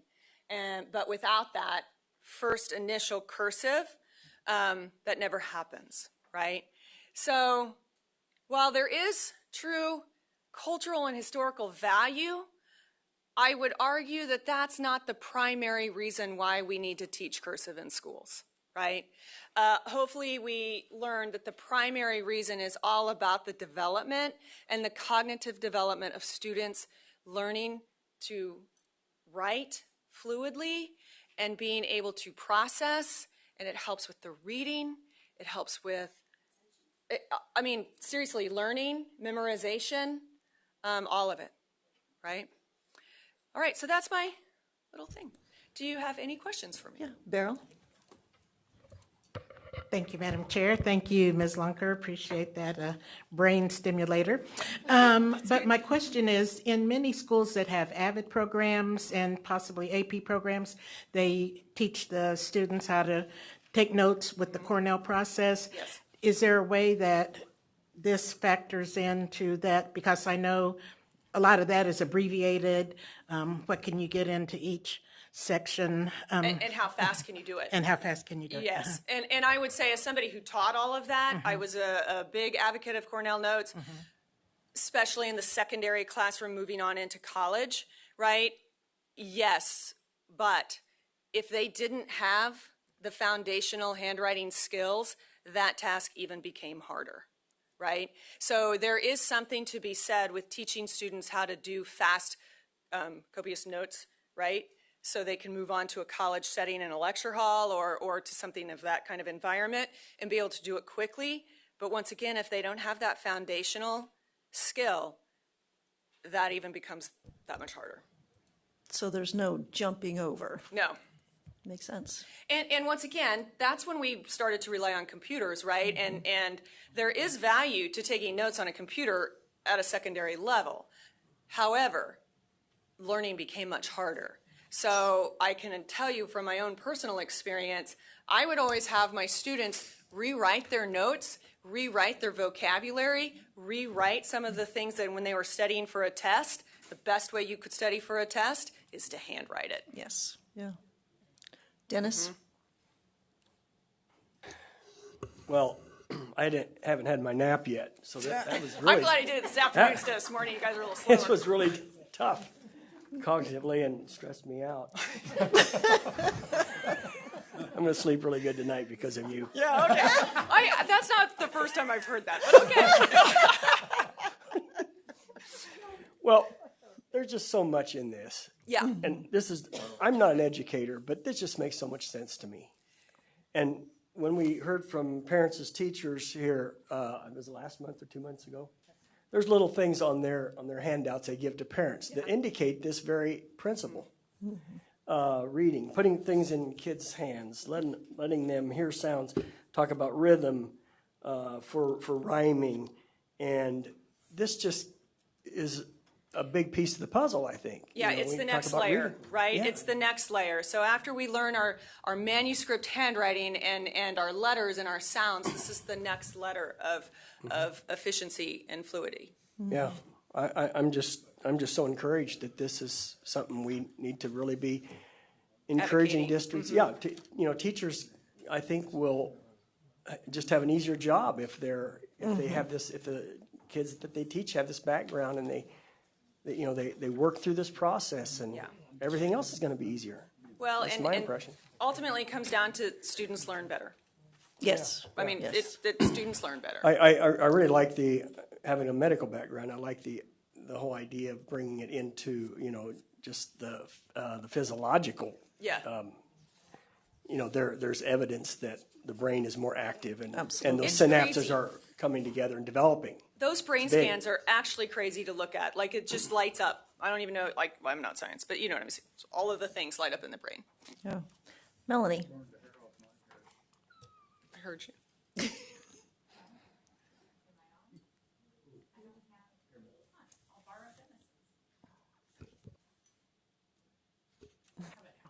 Now? There you go. There you Thank go. you, Madam Chair. I want to ask you so many things, but instead I'm going to jump to, you talked about kids not being able to recognize cursive and how to read it. Are all kids in Kansas being taught, starting at 3rd grade, to write in cursive / manuscript handwriting? I am assuming yes. I don't know if I can attest to all kids across all schools, right? But yes. And my own daughters learned it, right? And I know they're teachers. I know they did it. I know they learned it. I know they did it. But if it's not practiced, it's much like my ability to do fast division. If I don't practice it, it's a lost art, right? Mm-hmm. And so, and it also moves into hybrid, right? The older they get. So if it's not practiced, we don't see it much. And they could read it, and they can read it, but it's with work. It's not as fluid as I'd say I could do it. I would really like to know more about the practice, because my children came home in tears when they started at a new school and discovered that they were being ridiculed for writing in cursive, and none of their classmates were doing the same, and this would be still in elementary school. So it's troubling to hear kids can't read it, which tells me they're not practicing it, but it's in the standards. And so I just really like to know more about that, because you have demonstrated the many benefits, and I feel like we're skipping generations of kids by not doing this properly. And I believe it's, once again, I think as teachers learn the science, right? And we've talked about the science of reading, and we've talked about the science, and as we start to dive back into the brain research of this, that it's more than just a lost art, right? That there's more to it than just, oh, sadly, I can't read grandma's letter, right? But there's actually more brain research into that development of handwriting and cursive writing. And I will say, I do believe that the teachers who are being letters trained, and as this new science develops and grows, more and more teachers are understanding the cognitive development of it. Thank you very much. This was a great presentation. Thank you. And I just want to remind everybody, when we had several months ago, Clearwater, I believe, kindergarten telling us, they were like, went back to when it wasn't cursive because it was kindergarten. Obviously, you start with the print, but they recognize that it was helping them learn to read, as you have said. Yeah. So, Debbie. Thank you, Madam Chair. And I actually gave Clearwater my trophy. Oh, that's right. for it was Sorry, it was for schools. Anyway, and talk about lost art, and I don't know how many of y'all had this, but I took shorthand in schools also. And I would love to know what shorthand does to the brain, because it's even like you can write words. I get it's not going to help you with spelling or any of that kind of stuff, but being able to write as fast as somebody talks is basically what you're able to do. And I'd love to know what's going on in the brain with that. But it's a lost art, because that is something that I would think would be very valuable for kids note-taking. It would probably have that same two-sided thing with the handwriting. I agree. My typing teacher, I'll never forget, was beautiful.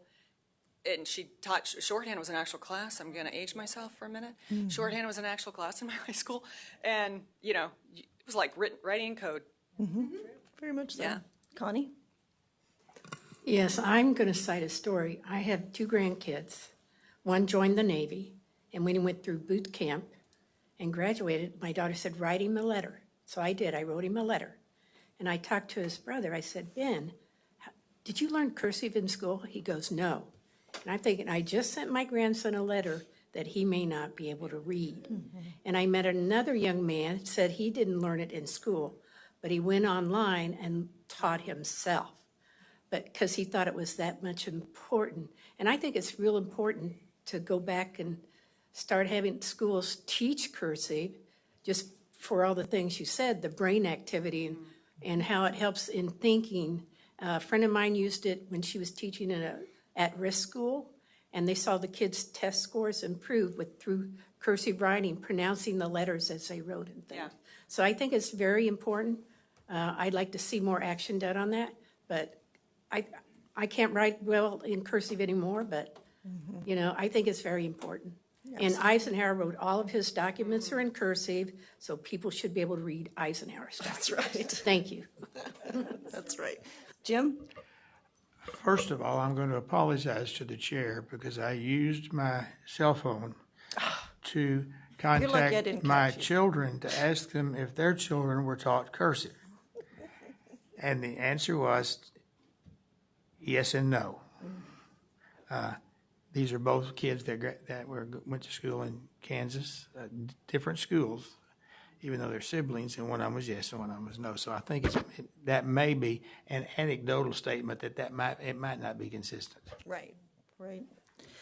And my hope would be, as once again, I'll go back to the science, right? And the science of learning and the science of reading and the science of writing. That's not a real thing, but that's not a catchphrase. As we do more learning of how it helps students, I believe there will be more emphasis placed on the practicality of it.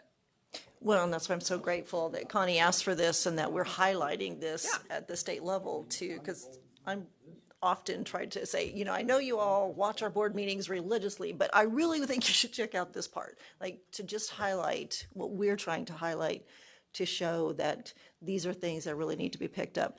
Do you know anything when we talk about the printing, because the printing obviously is the first, right? Right. Holding the pencil. And you talked about making letters correctly at some point in there. I mean, I feel like kids are kind of allowed to just make them any way they want to, some of what I've seen. And I'm talking little kids, like parents don't recognize that it matters how they start. Because I started my kids at home, like, if they wanted to pick up a pencil and, try to teach them the right way to make and hold their pencil. And so I feel like some of that's not even a thing anymore. I don't know. I would say that definitely is now. Okay. And that is part of the letters training. And that is part of the science of reading is the physical handwriting, holding the pencil, making it your letters are the correct, making sure your P's go down and your D's go left and your B's right. Sorry, it was like cognitive overload. Right. And there is, there's definite, that is now. Wonderful. Really truly being taught, and there is the science behind that and how valuable that is. Wonderful. In learning to read. Yeah, because it's so connected. Right, and it's I think so that's connected. the powerful part. And obviously that's the part we didn't understand before, how connected all of it was. The crazy, those EEG things, just how crazy it's all connected. Yeah. And how much your brain is activated. Yeah. Thank you so much. You're welcome. Thank you for having me. Like, this was really Glad good. I woke you up with some right? hard writing Stress lessons Dennis today. out, though. He needs a nap really bad now. I old AP language teacher was knocking on. No, I'm kidding. Truly, thank Right. you. Thank you, guys. It's Thank you really, very really much. good, and you got us involved, and that helps. So thank you so much. Okay. I've lost. I'm here. I'm holding it, and I'm losing it. So we are a little behind. Go figure. We're never behind, right? So next on our agenda, we are going to recognize the 2025 National ESEA Distinguished Schools, and I understand we're missing one. So Roxanne Sillinger is going to help us out here. Welcome and thank you. Thank you. Today we are celebrating, we're going to still celebrate both schools, 2 of 63 buildings across the country that received the Distinguished School Award. They will come up, our school that is here will come up here shortly to present their story of how they've been successful and their story from in February when they went to Denver, Colorado for the National ESEA Conference.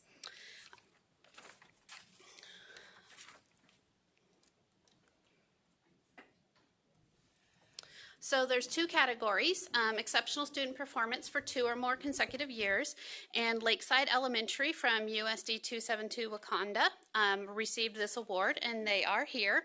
And then category 2, closing the achievement gap between student groups, went to USD 331 Kingman Norwich for Norwich Elementary School.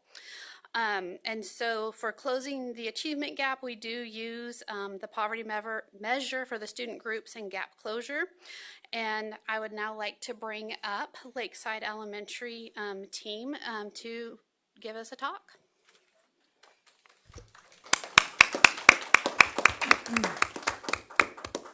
Welcome, and thank you for being here. Thank you for having us. My name is Amy Cool, and I have taught 26 years. But this is my first year at Lakeside Elementary School. My school is closing, so I had to find another job. As a newer member of the Lakeside Elementary School, I was grateful to attend the ESEA conference. I knew this was an important honor, but the realization of how honored our school should be and how much this conference shows how honored your school really is was quite overwhelming. I enjoyed talking with other schools about what they did to achieve this honor. We all received a breakfast that was very delicious, and they had a drum corps perform from us from a local Denver school, and both were very delightful. The award showed how much our school has worked to achieve better teaching strategies that help our students to be more knowledgeable for our state assessments. The conference really emphasized the importance of cultivating communities. This not only meant the physical community that we live in, but also the community within your school, the teachers, students, parents, and administration. There are so many great sessions, and so many of them dealt with things that a K-12 teacher in any level of the schools could take home with them. And I felt that it was very beneficial to classroom teachers also, as well as administration. The opening keynote speakers were wonderful and so inspirational. They were motivated about education and making sure that teachers remember to take care of themselves first. They also hit on the key topic of the conference and how communities are important in the education also. Some sections I took a lot of information from were turning chaos to calm.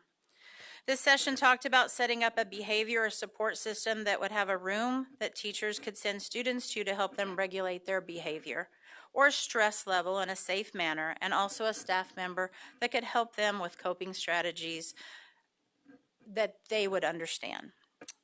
This is something our school has been starting to talk about, so it gave a lot of insight as to maybe how to start it or implement into. I also went to one that was called Safe, Seen, and Supported, Behavior Strategies that Create Inclusive Classrooms. I took away some strategies that I could try in my classroom that create inclusive classrooms about disruption and the support of understanding the reasons to be safe in the classroom with all of your students. I really enjoyed also the exhibits. We had an exhibit hall. You could go down and talk to a variety of different places, and we even got some free stuff. So that had to send it home by the FedEx guy, but we got some. I enjoyed the whole conference. The conference staff was wonderful and so informative on the reasoning behind this conference and how it helps our schools. So I would just like to thank you for having us be the school that was honored. Well, hello, and I'm Kayla Korpstein. I am the principal of the elementary school at Lakeside. I'm going on 8 years there, past experience with special education, the whole gamut, and then I have the honor of being principal over some of my former teachers. So I know how amazing they are, and that's why I'm going to speak a little bit about why we are successful at Lakeside, and then it's our dedication of our staff. So some things that work for us. We are a small rural school with 3 communities. We have 162 students pre-K 3 through 5th grade. And then our junior senior high is in another town. And we even added a daycare. So now we have even littles on our campus as well, which I am benefiting from as well, since that's why I didn't go to the conference, because I had just had a baby. So I apologize for the phone. He's sick at home right now, and so I'm a little nervous. But all right, so what works and why Lakeside is all successful is when I first started, I interviewed the students and did a survey, and I'm so glad I did. And I asked some very important questions. If something was bothering you, could you tell an adult at school? And it was shocking to me, the answers I received, and it broke my heart. And I was like, we've got to connect. So we focused on the whole child. And so we added initiatives like the Whole School Wednesday, where students are paired from pre-K, from 3-year-olds to 5th grades and families, and being connected school-wide with staff members. So that's been a great initiative for us. Morning meetings, making those students feel valued and seen every day. When I get to work, I want to talk to my friends. So we wanted the same thing for our students, to start their mornings out that way. So those are a few of the things that we've started. One of the biggest things I saw was over 5 years ago, we had students who needed access to mental health services beyond what we were providing at school. But I was running into families who couldn't complete paperwork. We were running into families who didn't have an extra car to take them 2 towns over to receive those services. So these families and these students were not receiving these services. So the MHIT program, the Mental Health Intervention Team, has been huge for our school. And I know that's why we have seen success, because we have to hit that area for our students and for our families. So even the families coming in and receiving those therapies has been huge. So when I talk whole child, we are whole child, whole family. We are there for our kids. So that has been huge for us. 41% of our high school students have benefited from MHIT, 41% of our junior, senior high, and 19% of our elementary students. So that's a lot. The other thing that has made us successful is our title program. We have a very dedicated title teacher, the MTSS process, hitting those kids, not hitting them, hitting those gaps of what they're needing, and just really driving with research-based practices of what those kiddos are needing, so hitting those skills. And then also, a thing that makes us unique is we have a homework club. So 3rd grade through 5th grade and our junior, senior high have a homework club where we pay the teachers an extra additional funds to have. We have 2 certified teachers at the elementary that will stay with students till 5 o'clock, so they get extra help. And then even our title teacher comes in, because we don't want to pull from that core content. And so then at homework club, they can hit, again, those skills those students are missing and not having to miss out on the specials. So that has been huge. And that all happens with the support of our superintendent, Mr. Jansen, and our Board of Education. Like, yes, what do you need? You need extra help, an additional title aid? Yes. So having that funding backing what we need and having that confidence to support us. And so then also what else has made us successful is I really listen to the teachers, and as far as initiatives they're seeing, we had my 3rd grade teacher saying she's seeing a decrease in reading fluency and a concern. Students aren't reading at home. How do we get them excited to read? So we created the Book Nook. So we have a huge library in my office. Kids can come pick any book they want when they read, and they get their picture taken. It's so exciting to come to a store and get brand new books, or use books for free, and the students are excited about that. But the number one reason is our dedicated staff. And that's why I asked these guys to come. That's why we are successful. I have teachers who put in tons of time. And so I want them to talk about their years of service and continued service at Lakeside. And that is what makes us successful.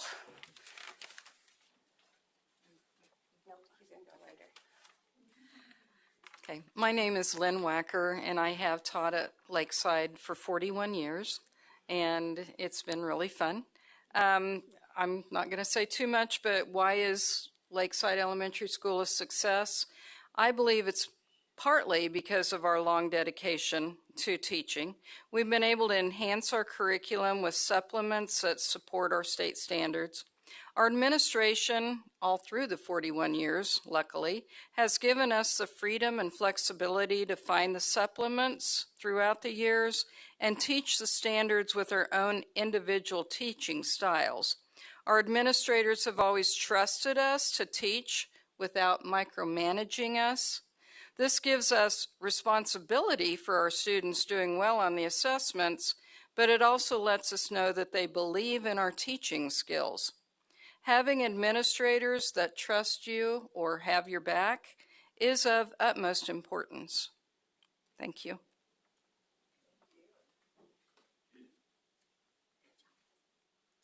My name is Barb Paulin, and I'm a fourth grade teacher at Lakeside. I've taught 46 years, 42 at Wakanda, and I do teach cursive, and so does Lynn. We are very, very much believe in continuing to teach cursive, and when these students come from other schools and they don't know cursive, there's a difference. I will vouch for that. I wrote an acrostic poem that starts with Lakeside and telling you a little bit about our success. So L is for longevity of our faculty and staff. When we start, we stay, which has led to many relationships in our buildings with our students, our families, and our communities within Wakanda. And if people ask me where I'm from, I say Downs, Cocker, Glen Elder, take a pick. I like them all. A is for achieving expectations of our students' mastery of knowledge and skills outlined by the Kansas State standards to ensure our students have future careers that are successful, and no matter what choices they make. K is for our knowledge of these state standards and curriculum at all our grade levels, K through 12, and even our littles. E is for expectations that are high with student learning, and therefore our goals are accomplished. S is for our students and staff who are family during the good and the bad. We all love each other. Sorry. I is for intelligence and all individual students' differences, meeting them at their levels. I'm retiring this year, so it's hard. Excuse me. D is for determined to reach the highest potential of mastery in all our students' learning. And E is that we eagerly attend workshops, classes by the Department of Education to improve our professional development, to boost teaching effectiveness, student success, and job satisfactory for ourselves. Lakeside very much succeeds. As Lynn and I retire, she doesn't know I'm going to say this, with this distinct, and we're like sisters, I'll just tell you that, with this Distinguished School Award. It couldn't come at a better time for us as we retire. It's such an honor, so thank you all. Mr. Watson, too. We know him at Ringneck Ranch. He loves to come see us. So we've gotten to know him very well through that, too. So thank you. It's been a great career.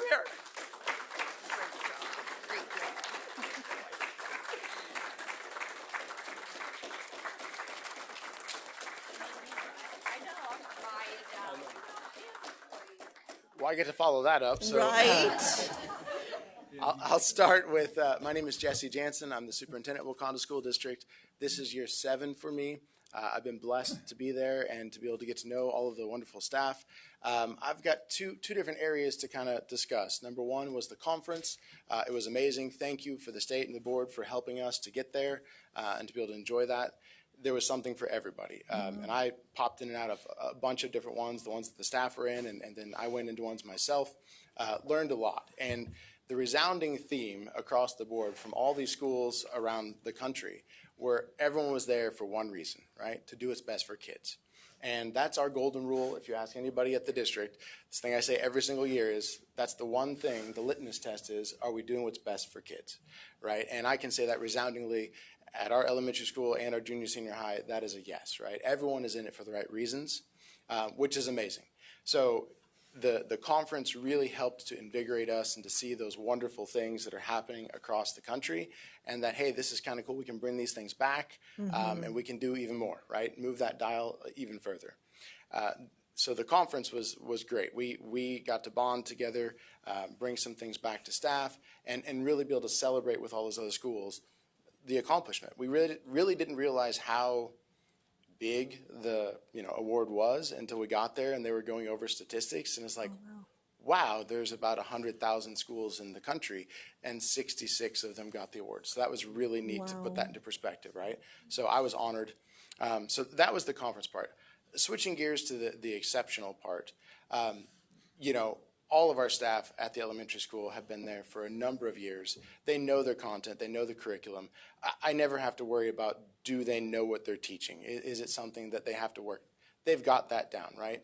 I believe it's because they have that down, and that's not the issue.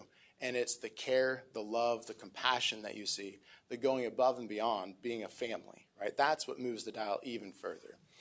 Personally, I have 4 kiddos. The oldest is a freshman. The youngest is down in pre-K. And when we got to the district, my oldest was in 3rd grade. So every one of my kids have been able to experience the elementary school and the staff. And I will tell you, not a single person wouldn't do anything they could to help every single kid. We felt welcome immediately as soon as we got there, right? And so that's not something you see everywhere, right? And beyond the welcomeness, it's taking them in as a family. Whenever I talk to new staff and explain kind of the culture, it really is a family, right? The teachers are there for the kids as part of their extended family. So lots of extra hours, lots of going above and beyond. And they look at it as, these are our kids in our communities, and we want them to do well. We want them to be better than they came here and be better the next day, the next year, and so on. And so that's the part that really drives home to me, that it's that dedication, compassion that they have for kids, for learning, and that family togetherness.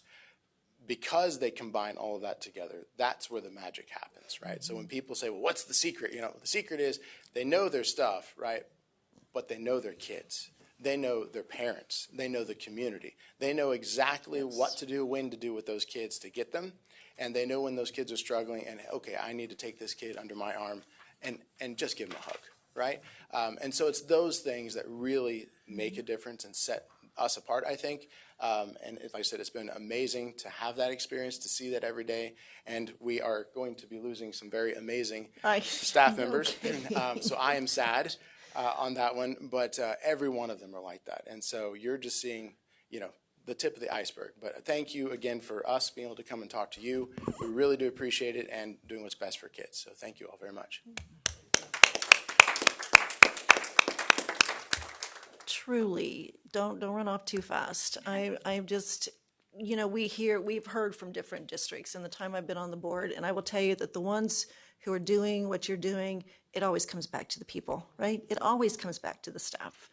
We know that pouring into teachers is the best thing we can do all the time. And I loved whoever said something about the self-care, making sure you're taking care of you, because how are you going to take care of them if you're not taking care of you, right? And knowing you have trusted people, the parents apparently know they have trusted people that they can drop their kids off and know they're being taken care of while they're being educated. And obviously it's a mixed bag. It has to be both. It has to be both. Any pictures? Pictures, yes, we definitely want a picture. I do want somebody, and I don't know if that's you or who, to really highlight for me, and maybe I've just missed something somewhere, when we say exceptional student performance, like what were the criteria? Like, what were the criteria that really they were being graded on, so to speak, that got them there? There's a lot that goes into it. There's a lot of data that is reviewed. They send me a report and I go through it. It's that the free and reduced lunch is one of the requirements. And then it's where are they scoring and how are they scoring and what's the change over time as to make that happen fast, or not fast, but significant changes in their student success.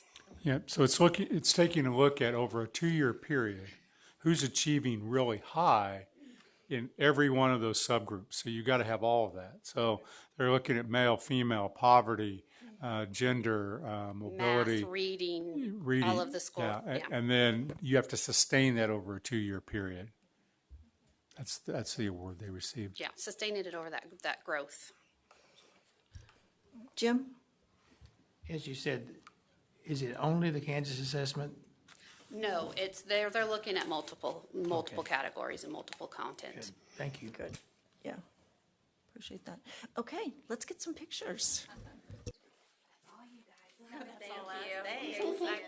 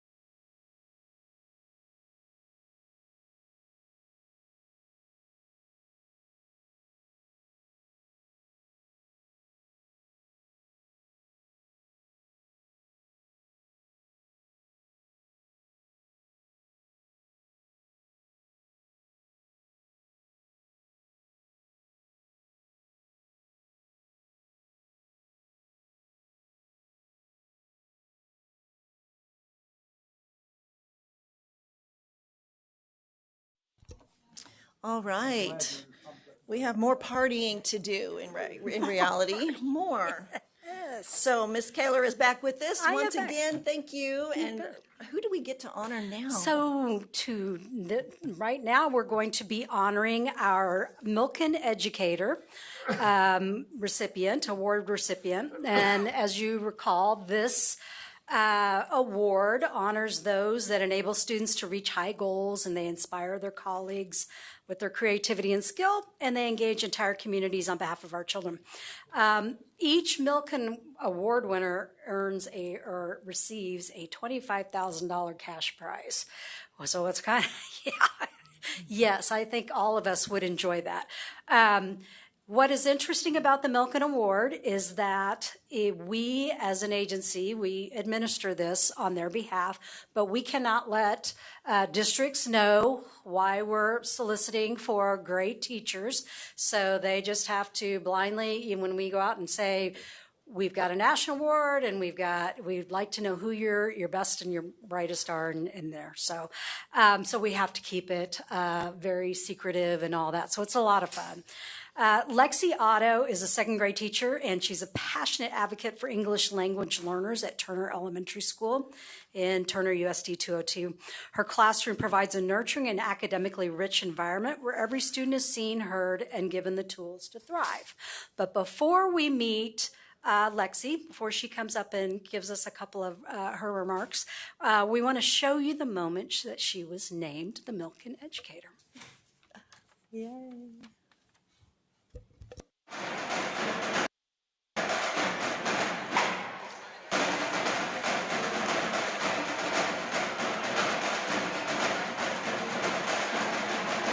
I'm so excited you guys are all here today for this special celebration assembly.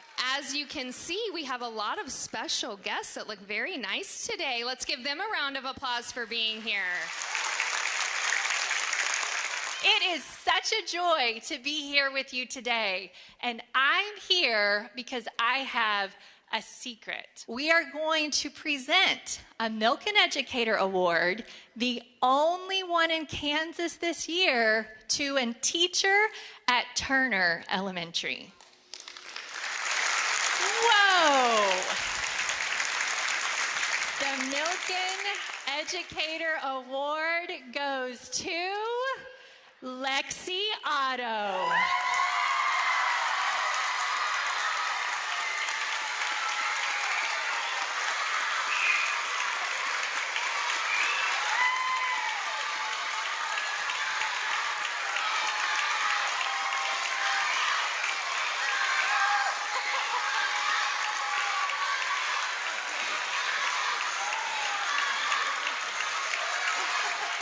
She drives kids hard with such love and compassion and empathy. So they love being with her, and yet she's achieving at such highest levels. It's so wonderful. We need more teachers, especially in Kansas and just all across our country. So to reward those, who collaborate with their teams and their districts is just really valuable to the continuation of education. This is a huge moment for her. She gains an entire network of amazing educators, not only in Kansas, but across the nation. Specifically with Kansas, we meet together a lot and plan together for certain things across the state. And so we're excited to welcome her into the Kansas network. Your daughter is a big deal, $25,000. Oh my God.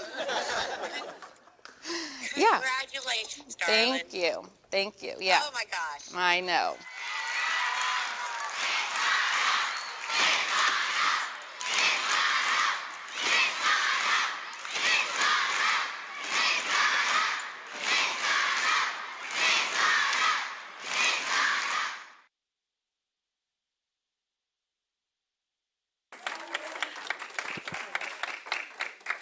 Oh, thank you. Goodness, I don't think I've watched that all the way through once, so that made me watch it all the way through and brought all the emotions back.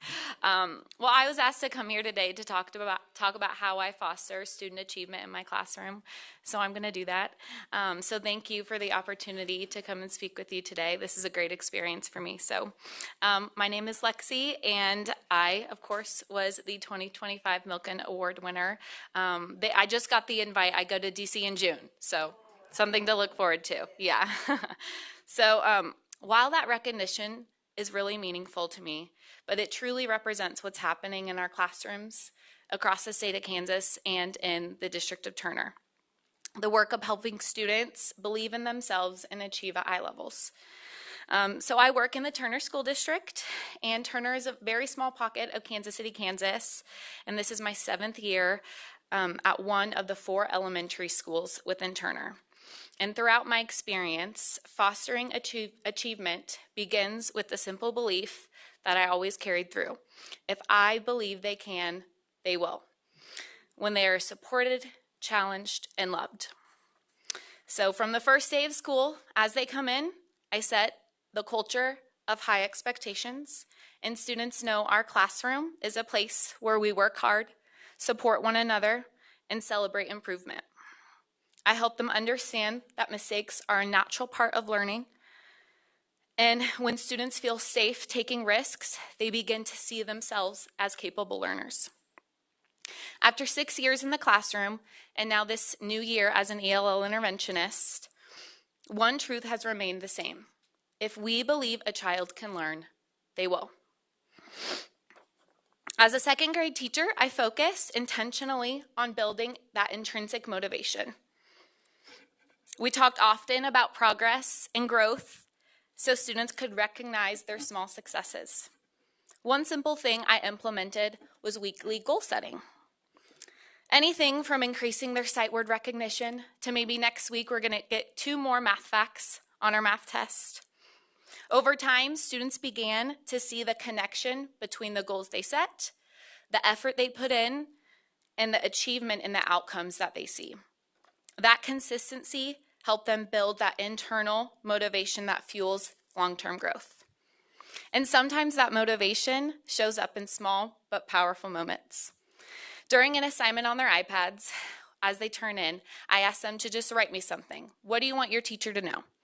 And one student wrote, "Thank you for never giving up on me." He was a student who often would give up when things were hard, yet even at 7, he was learning to see his determination within himself that kept him moving forward. Moments like that remind me that no matter what a child may be carrying, the chaos of going into winter break, the sugar rush after Valentine's Day, when our own energy feels depleted, we remain that steady place they can count on. Another moment comes through a reading lesson. One of my students constantly mixed up his B's, D's, P's, and Q's. So every time he would read, I would correct him. And one time, after the 100th time, he looked up and goes, "Man, I really need to remember that." And I was just like, "Yep, we'll get there." Yep. But that small exchange showed the power and the support and persistence. They know when they're growing, and they keep trying when they feel safe. Of course, believing in students is not enough.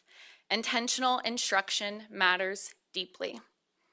I frequently used aggressive monitoring to check understanding in real time, give immediate feedback, and quickly address misconceptions. I relied on my formative assessments, my questioning, my exit tickets, student responses to guide instruction and reteach if necessary. Cooperative learning was very essential. I often implemented Kagan structures. One routine I used daily was partner reading. Very simple, but very effective if implemented correctly. With clear expectations and close monitoring, partner reading builds fluency, collaboration, listening skills, focus, and to be vulnerable to make mistakes in front of a peer. But one reality of teaching students is that they come into our classroom with a wide range of abilities and backgrounds. And at Turner Elementary, that diversity is reflected in our data. 80.7% of our students are economically disadvantaged, 29.3% are English learners, and 13.8% of students are students with disabilities. These numbers aren't just statistics. They represent the incredible strengths, challenges, and the unique needs our students bring with them every day. And it's a reminder that what we do matters deeply. Because for many of our students, the instruction, the support, and the belief they experience at school can change the trajectory of their learning. A major framework that we use to support their needs is the multi-tiered systems of support. That MTSS, we identify students' needs early and provide tiered interventions so every child receives what they need at the right time. And that result shows an impact. Last year, from fall to spring, my second graders achieved 100% growth in math and 93% growth in reading on the NWEA MAP Growth Assessment. More than numbers, this reflects students who believe they can grow and worked hard every day to do so. At the same time, social emotional learning is happening constantly throughout our day, helping students handle disagreement with friends, problems, and coping strategies when they're angry. Even though it takes a lot of time, social emotional learning must occur before academic learning can occur. And sometimes you sit down after dismissal and you think, did I teach anything academic today? Because I was just putting out fires. But if I've learned one thing, it's that we cannot do this alone.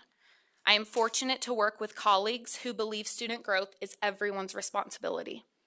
And as educators across Kansas, we shape not only what students learn, but how they see themselves as learners. When we combine high expectations, targeted support, and a deep belief in every child's potential, they truly thrive. So thank you for supporting students and teachers across Kansas. Thank you.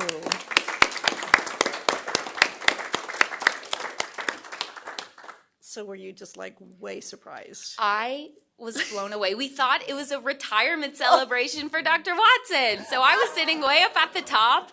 I was just like kind of engaged. That's a perfect way to put it. Jennifer Fuller, she was the lady in blue, and she was just so engaging. So throughout it, the text thread started kind of to go off like, wait, this is not what it seems, what's going on. So yeah, it was such a surprise. Fun. Yeah. I love that. Yeah. Any comments, questions? Thank you for sharing what you shared. I mean, just to hear your passion, and to know that you care deeply. Like we just got through with Wakanda. We know it's the people, Yes. It's our staff, it's Yes. the teachers, it's all of that working together for our students. It's wonderful. And students and families, it's got to be that partnership all Absolutely. together. Doesn't it? Yeah. Okay. Takes a Well, village. yes, please, Michelle. Congratulations. Thank you. I'm sure many of you have seen and witnessed a Milken Award when they hand that out, and it is a big surprise. But the people in that room know. I mean, you can even see from the video, they were like, oh, that makes sense. It's like you just know that. Right. You know that you picked the right person because the whole crowd is usually into it like they were there. They knew that you were the right person, and that has to mean a lot to you, and I know that means a lot to your staff and those children. So Yeah. That's powerful. Absolutely. So it's fun. Yeah. Well, we do have a certificate for you, and we want to take photos. Melanie? Thank you. I just wanted to, okay, I plugged it back in and now it's hypersensitive. That's super weird. Maybe I'll use Dennis's again. How about that? Okay. I want to say congratulations. Turner is in my district, and I've been in your school. So I want to brag on Turner for a minute and just say that I feel like whatever you're doing is contagious because the things that are happening in that district are just absolutely amazing. And I see the way that you support students and the smiles in the hallways. It's got a different feel when you walk through those buildings. Yeah. So I just want to congratulate you. I'm sorry I couldn't be there that day. I was way out of town. So I was excited for you from a distance, but just huge congrats and thank you for all that you do. Thank you. Thank you.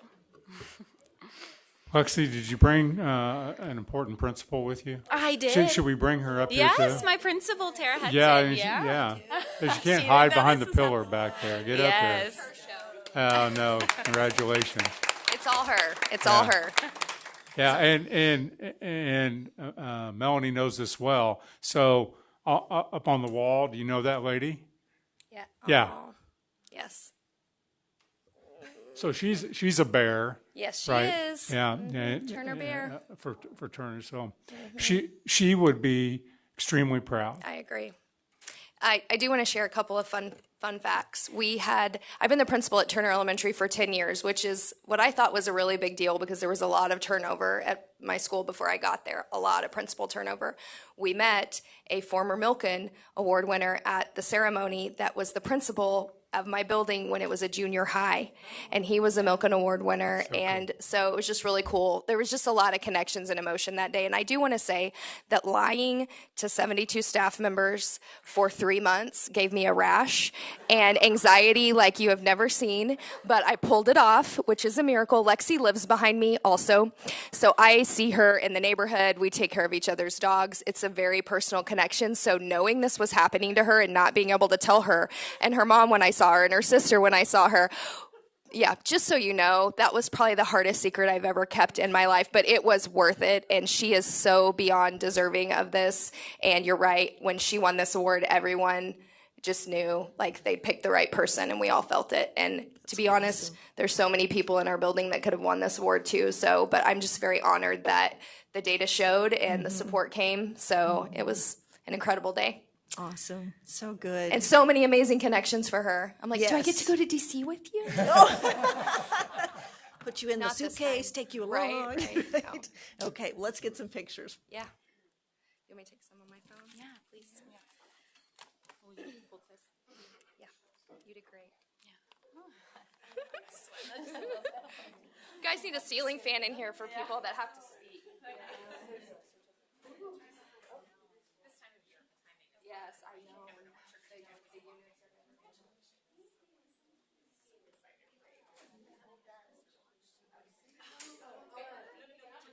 No, it's all her. It's all her. It's all her.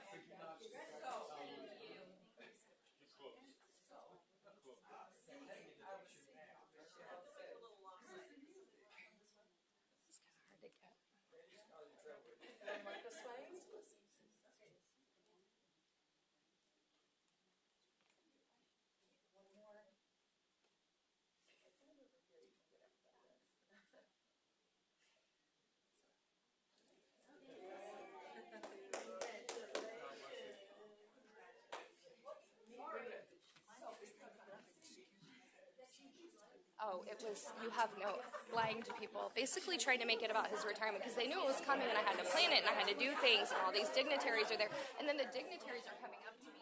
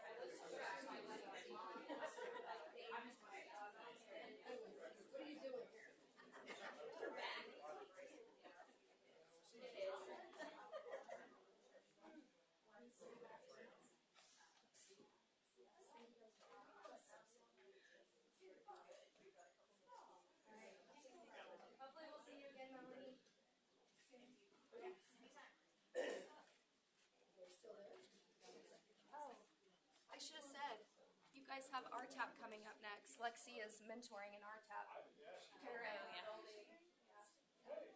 Yeah. Another connection.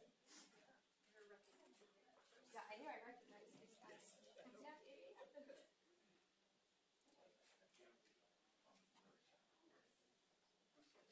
Yeah, I know. What's that? That's what I do. Change some chairs real quick and then we'll break.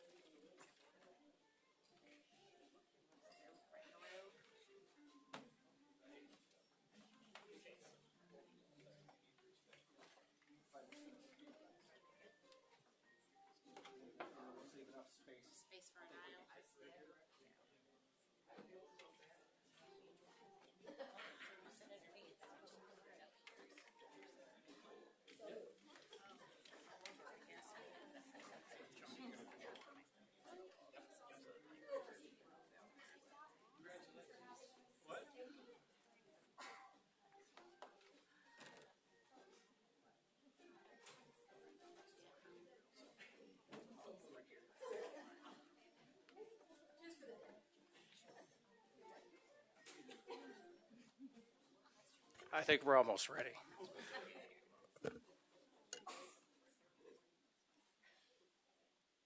Madam Chair, I am ready, if you're ready. All right. All right, up next is Shane Carter, Director of Teacher Licensure. He's got a whole thing for us, so let's do The whole it. horde is here with Shane, us today. most people don't turn out like this for you when you speak. No. You brought quite an entourage today with you. Usually I show up, people leave. And a testament to their courage, Miss Plain, you know how I am with timing presentations and things, Madam Chair. They've been in my office since 3:15, and they're like, I'm sure they're angry. Why did you get me here so early? Well, we just wanted to be ready when it was time to start. So anyway, Madam Chair, Commissioner Watson, ladies and gentlemen of the board, thank you for having us here. I'm excited about this presentation, and my goal is for me not to blather too long, to hit some highlights of the Registered Teacher Apprenticeship Program, and then talk about a couple of changes. The main reason why we're here is to celebrate Miss Megan Alexander and her achievement of becoming the first fully standard licensed apprentice to complete the program through Tonganoxie, and this is all about her and then our supporting entities that have helped her achieve and reach this momentous milestone. So I'm going to take a few minutes, try to go through a little quick requirements review. A lot of this information you've heard before. Back in my update, I think it was in June, you heard that, and talk about the timeline of where we're at, where we're going.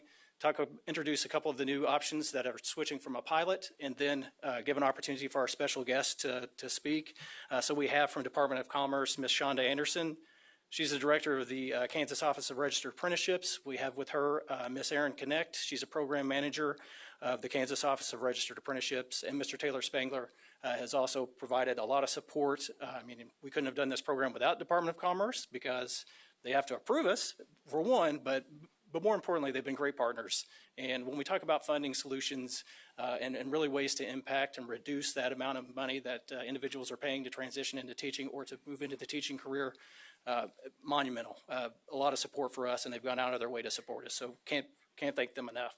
Then we have from Wichita State, Ms. Jill Wood, the coordinator of the Teacher Apprenticeship Program, and then Dr. Julie Till, the department chair and associate professor, are going to provide a few comments.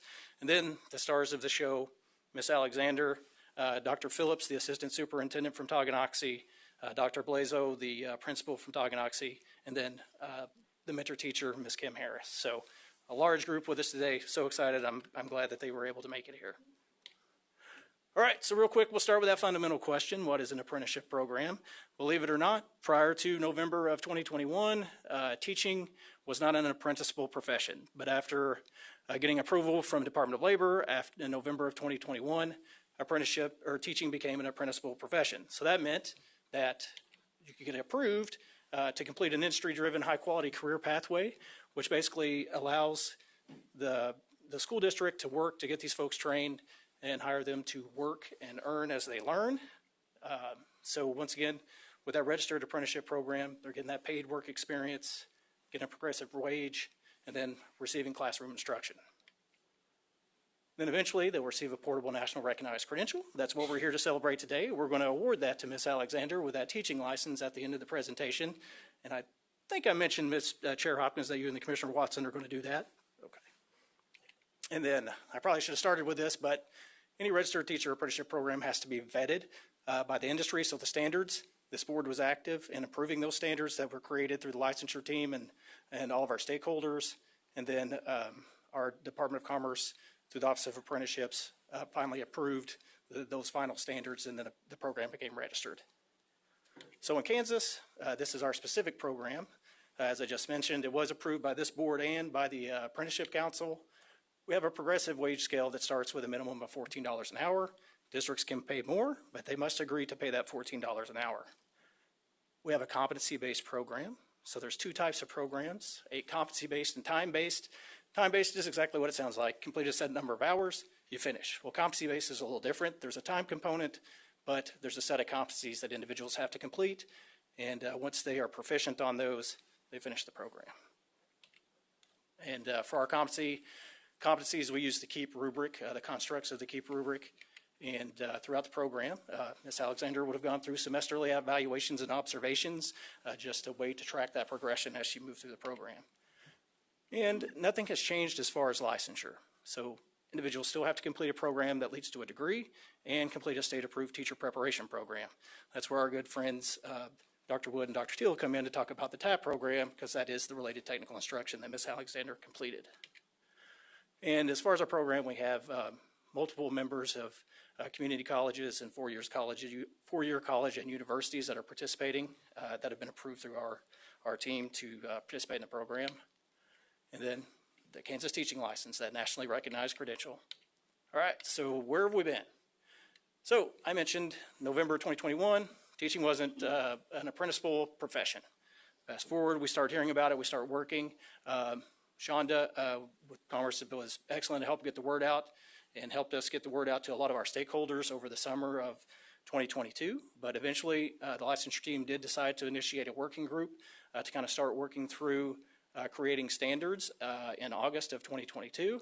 So we're all working on that. At that time, it was from my team, myself and Joe Midgley, that were doing a lot of that work. We quickly realized we needed someone else to come in and help us out with that work. Dr. Joel Gillespie came in, so we're very thankful for Joel and Joel and Joe. You can go ahead and stand up, because basically without their efforts, we wouldn't have been able to get the program started and going. So excellent work. And Dr. Gillespie is probably a nationally recognized leader. Not probably, I would say he's a nationally recognized leader in apprenticeships, done a phenomenal job. And then we also have added Ms. Aisha Satterley onto the apprenticeship team. So she just started this year, so a lot of hard work from her as well to keep this program rolling. All right, so August, we're working, we get set up, we have our standards going. The Kansas Apprenticeship Tax Act grant was enacted. The good news was we were already set because based on that grant, the state board was directed to partner with the Department of Commerce and start a teacher apprenticeship program. We're already well suited for that, so shortly after that passed, state board approved standards. May of 2023, Kansas Apprenticeship Council approved standards. And during that time, working with the Department of Commerce, Commerce applied for a state apprenticeship expansion fund grant, which we've called Metal Lark most of the time that we've brought something to you to approve, and gave us $3 million to do our program. So that enabled us to go ahead and start a pilot program, which started in August. So we started very small, 14 apprentices, 6 districts. Ms. Alexander and Tonganoxie were members of that pilot. So the fruits of that labor is coming to fruition here, so very happy about that. And then fall 2024, we started our first cohort. So very small, 14. We had a quick jump to 95, 42 districts participated, up from 6. And then our second cohort started in spring of 2025, 81 more apprentices for a total of 52 districts. Then June, we continued that momentum. We ended up almost doubling in size over the summer. So we had 144 apprentices for that fall 2025 cohort in 73 districts. So the program was definitely gaining momentum. We made the decision, brought to the board over the summer, to request that you approve a youth apprenticeship pilot, which you all did, and we did conduct that pilot. We had 24 apprentices in 3 districts that participated in that pilot, and then we also started a non-traditional pilot. And I'll speak about these in a little more detail here in a moment, but we had 29 new apprentices in 6 districts participated in that. So currently where we're at right now, we have our application window open for fall of 2026 apprentices. We do have some districts that already applied, but that window will be open through 1 June. So anybody that wants to apply for the standard registered teacher apprenticeship program or the non-traditional, they can apply for that now. And then for our spring 2026 cohort, we added 42 more apprentices, 21 districts for a total of 386 apprentices in 78 districts that are participating in the program. From a small pilot of 14, we're now upwards of 400 people participating in this program. So a lot of work from the team, and I truly appreciate districts that are supporting the program as well. In the future, we'll have the application for the youth apprenticeship program out there, and then that cohort will start in the fall of 2026 as well. So right now, we're going to have 3 paths within the registered teacher apprenticeship program. We're going to have the no bachelor degree path. That's the path that we're talking about here today and celebrating. Individual doesn't have a bachelor's degree, district hires them as an apprentice. They're getting that minimum wage, at least $14 an hour. They're enrolled in related technical instruction through one of our partner colleges or universities. Very important, there's some pre-service license options that are built into these programs, and Miss Alexander was part of one of those. She qualified for the limited TAP license while she was finishing her program. And Fort Hays State, the state board just approved their BEST program last month, so that's going to feed into the registered teacher apprenticeship program as well. And these individuals moving forward, as our funding is going to change, we're going to be reliant upon the apprenticeship to educator funding, A2E, which was established through the Kansas Apprenticeship Tax Grant. Is going to be our main funding source, but we'll also tap into KBOR and university scholarships and grants for our apprentices as well. The second option is individuals that hold a bachelor's degree. So for individuals that they have to participate in one of our non-traditional licensing programs. So those are the limited residency license that's geared to high incidence and low incidence special education. Our limited TAP license, that's early childhood unified and elementary K-6, and that's the program that Ms. Alexander completed. And then the limited elementary residency program, which is geared towards elementary, and then our restricted, which is secondary content areas. All these programs, they were established before the registered teacher apprenticeship program for the most part. However, they're well nested in the same concepts that make up an apprenticeship and feed it into them very well. And it's another tool that we're providing districts where they can help offset some of that tuition cost while an individual is completing that RTI to become fully licensed when they finish their program. Once again, eligible for that A2E funding and also eligible for university and KBOR scholarships. Then the third route we're starting is the Youth Apprenticeship Program, and you will get more information on this. We have in May, I think May will be our board item for you. We'll bring in the pilot districts and some of those apprentices that participated to go into more detail about this, but bottom line, district has to have an approved teacher training pathway. They have to hire an individual to serve as apprentice. The individual has to be at least 16 years old. They pay them a wage of $7.25 an hour. They're enrolled in related technical instruction through both their teacher training pathway courses and through the university. They'll be eligible for that A2E funding to help offset that cost of paying for that related technical instruction. And then once they finish, graduate high school, they'll have the option to transition into the adult apprenticeship program if they wish. All right. Who's ready for a break from me? Probably everybody here. Thank you, Mr. Zeck. I love your honesty. It's the end of the day. I mean, it's only my feelings. They're hurt just a little, but that's okay. All right, so I am going to take a moment to let our partners come and speak to you as well. So, first off, I'd like to introduce Ms. Shonda Anderson and Ms. Erin Connett. Thank you, Ms. Chairwoman and Dr. Watson. Thank you for having us here. It's been a long day. I've done a lot of meetings today, so bear with me just a little bit. This is hugely significant. I can't tell you or profess just how hugely significant this is. This is a culture shift in how we train our teachers in the state of Kansas. This is a complete shift in perspective. I started out with multiple conversations with multiple stakeholders across the state that said, you can't do this. This is dumbing down pedagogy for teacher education preparation. This is a bad idea. We'll never get it funded. Why? Why would you do this?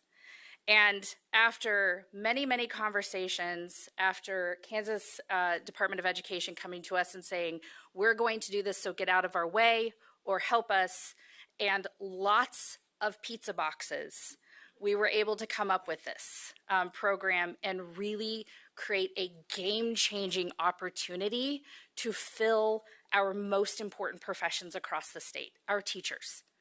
Let me give it to you in another perspective.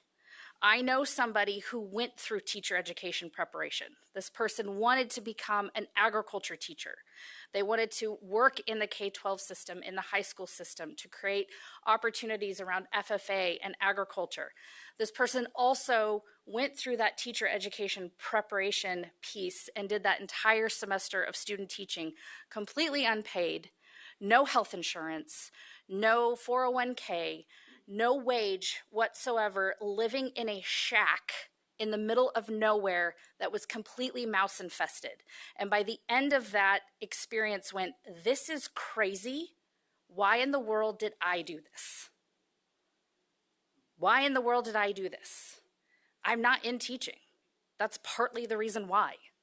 So in coming up with an opportunity to allow our teacher educator apprentices to not have to take out student loan debt, to get paid and not have a single hour of unpaid student teaching, and have a pathway for their teaching license and their degree in order to make an impact on the next generation of Kansans, it is the entire reason that I pulled Dr. Blazo aside in the car line at Tonganoxie Elementary while picking up my kids and said, you have to do this.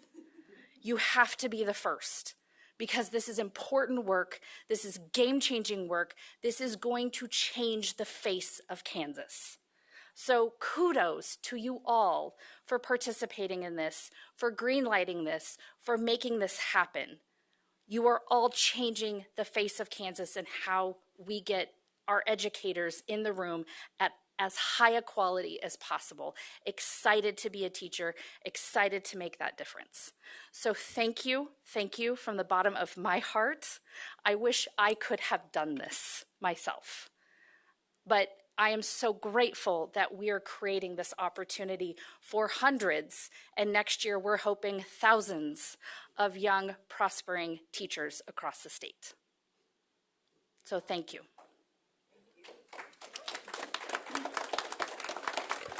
And then, Shonda, when you're ready, if you ever want to become an ag teacher in Kansas, you let me know. We'd love that. Okay. All right, so,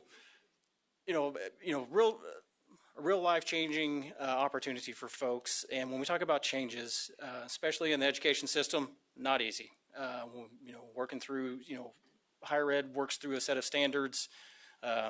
Pre-K to 12, we work on sets of standards. So adjusting those standards and adjusting how we prepare folks and adjust that to fit in this program, it's not easy. It's pretty tough. We're still, we have a lot of universities that are participating. We have some adjustments we need to make to continue to make this better. But one of the universities that had already done a lot of that hard work and made this transition for Kansas to develop this type of program was Wichita State University. And they started work on pretty early.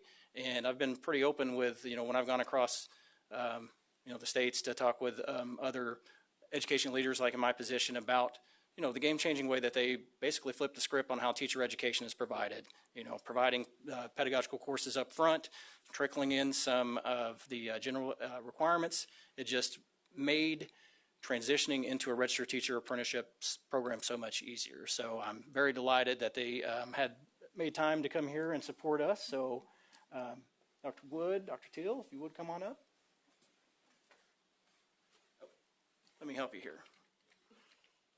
Uh-oh, I had slides embedded in here. Okay, now I am a little frazzled. So,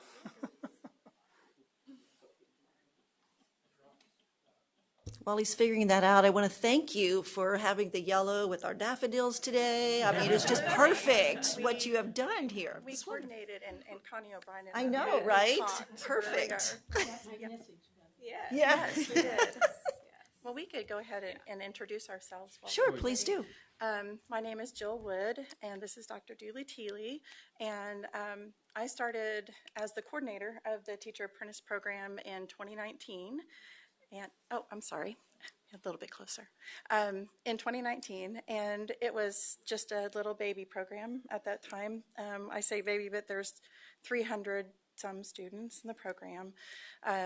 They had just had their first graduates in spring of 2019 when I came on, and now, as you'll see here in a minute, we have, this past fall we had a record 740 students in our program. So it has grown, but it does not look at all like what it looked like at the very beginning. We often say that as we are building the boat as we are going down the river, which any kind of an innovative program, that's probably going to happen. And I know that probably Joel would feel the same way. I've had some conversations with him about this.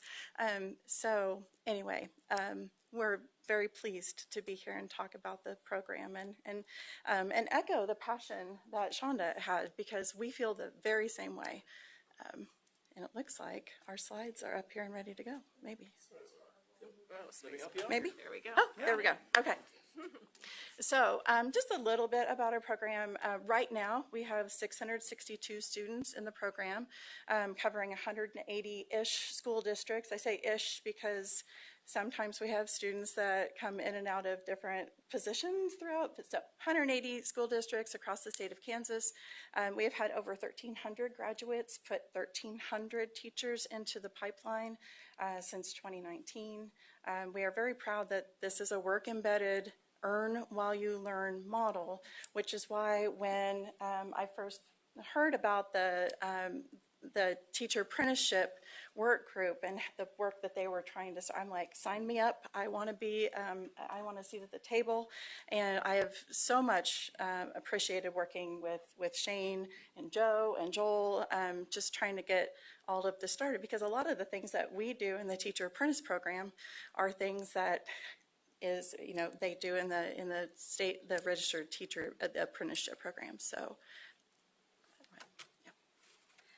So one of the things that I think as the instructional coordinator in this, I heard mentioned earlier, this idea of the inverted curriculum is something he mentioned, where we get students engaged in classroom management. We get them engaged in these classes very, very early on in their program, but we also really strive to remove barriers.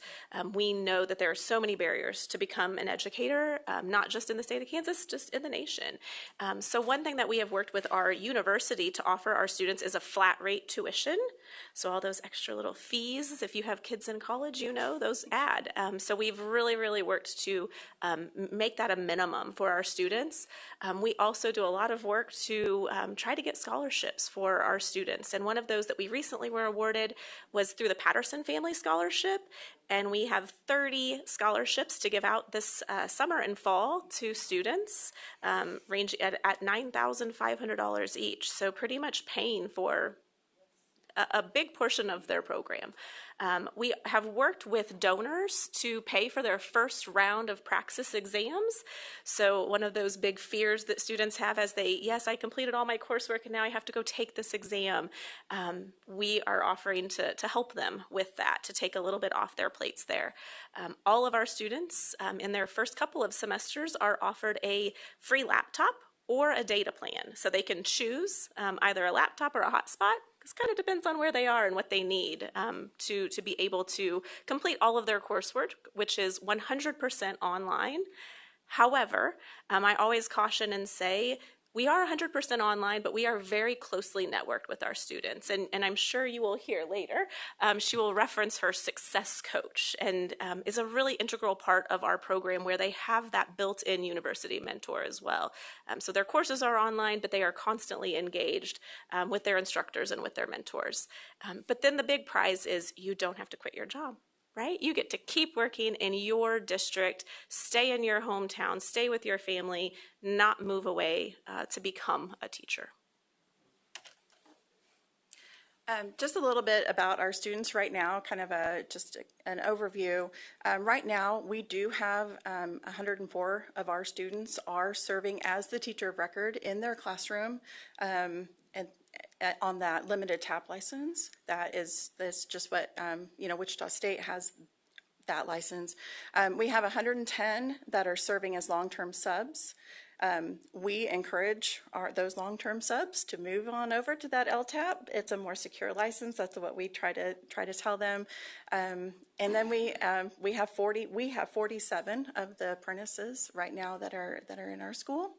And then, so our students are all over. They are employed in several different ways throughout the state of Kansas. They are in schools, they're in early childhood centers, but they're also in really unique places. I get these requests from people. They say, well, I work in the child care of the a state facility or something, and like, I didn't even know that those existed, but yes, absolutely. So, but the one statistic that I love, and we ask our students, we send out a survey at the beginning of every semester, and the one thing that we ask is, do you plan to stay in the district where you are?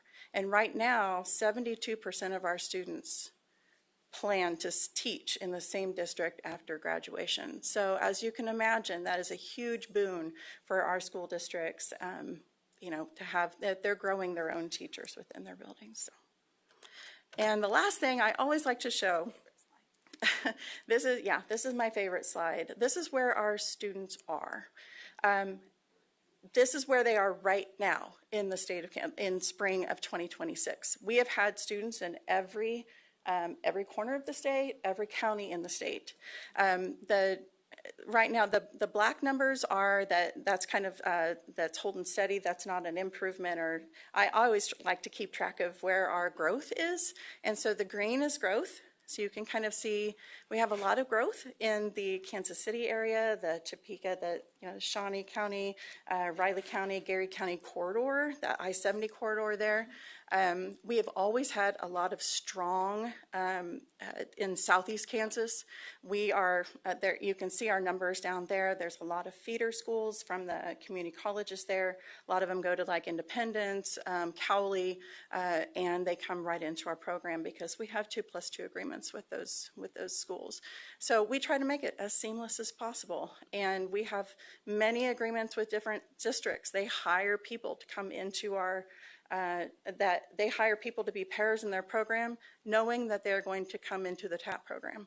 So a lot of our districts, we have those informal partnerships that we very much enjoy, and it very much benefits our students as well. So I think that's it. I think that's it. So thank you very much. Yes. Thank you.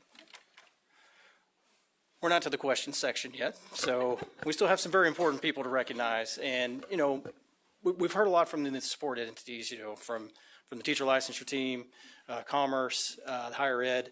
But if you're building a program, if you're not making it viable for the district, you're missing the point. And as we look to build this, we really had to find some districts that had the courage to be willing to go through this pilot process. And it's not easy to do that because, sometimes the attitude may be, it's just another thing that's going to fizzle out. From customer service support, we want to make sure that doesn't happen.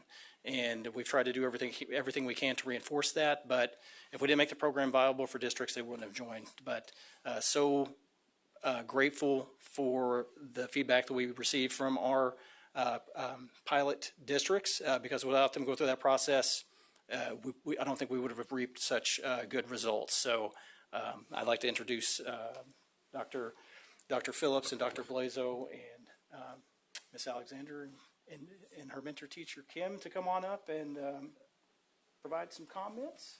All right. And thank them for their willingness to participate in this program, because without you, we would have missed a point. So thank you. I'm Tanya Phillips. I'm the Assistant Superintendent for Tonganoxie. And the story about the car loop that Shonda told is true. Calesta had come to me and said, hey, there's this pilot program. We'd really like to consider it. And so we talked about it. I thought, well, this is a really great idea.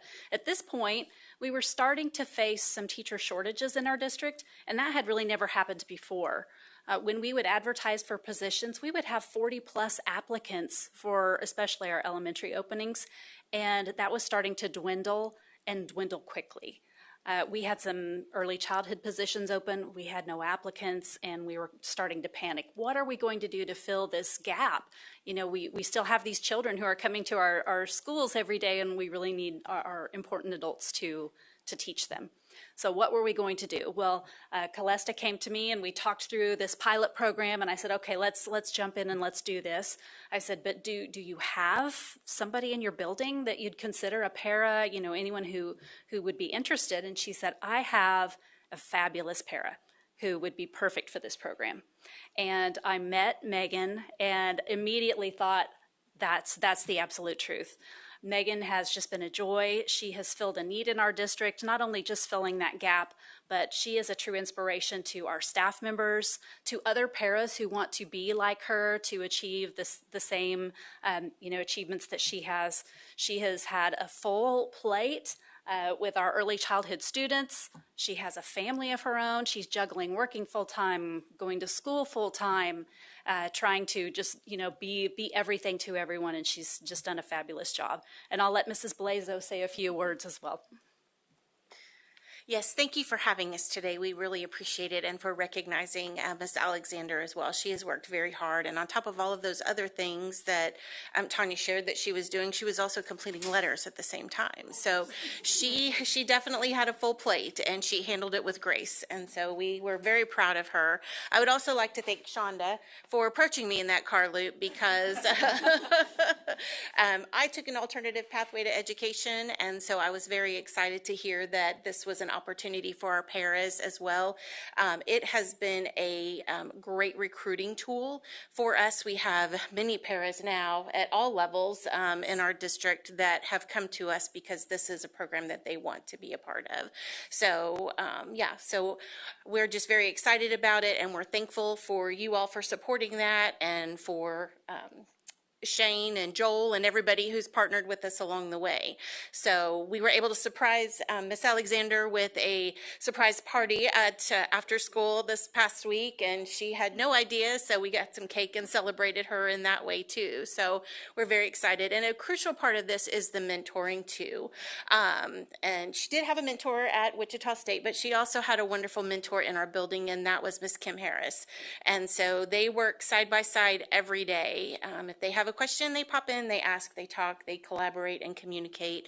And so we also appreciate that part of the program, that they have someone that they can go to on a daily basis and say, hey, what's your experience with this? Or could you help me with that? Or, challenging situations come up every day. And so they're there to help support them in that way too. So we appreciate Miss Harris as well for all of her hard work, but Miss Alexander is the star of the show, and so we are excited to have her representing our district in this way.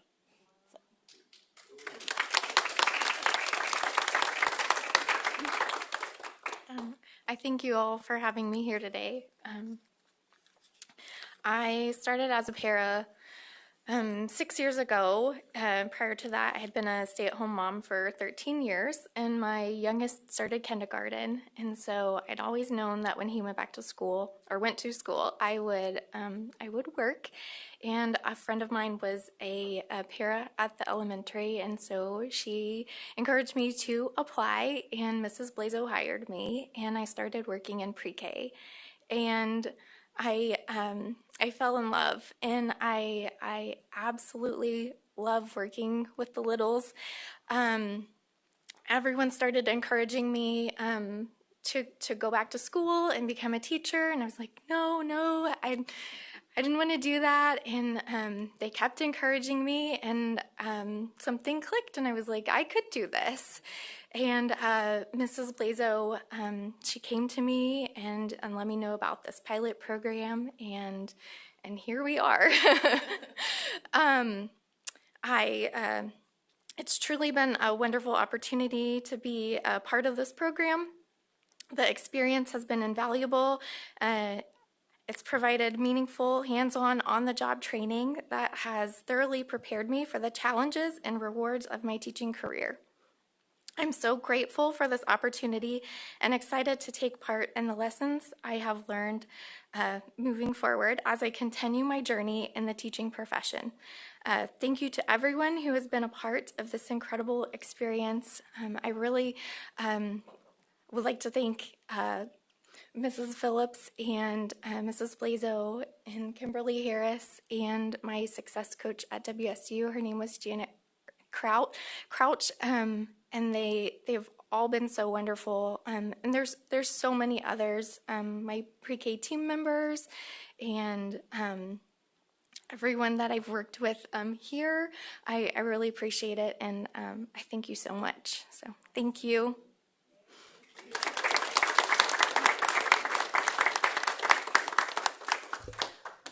Does the mentor teacher have any words she would like to share? I would love to hear from you. I'll just tell a really quick story. A couple of years ago, I was having lunch with Megan, and she said, "I know that you'll shoot me straight.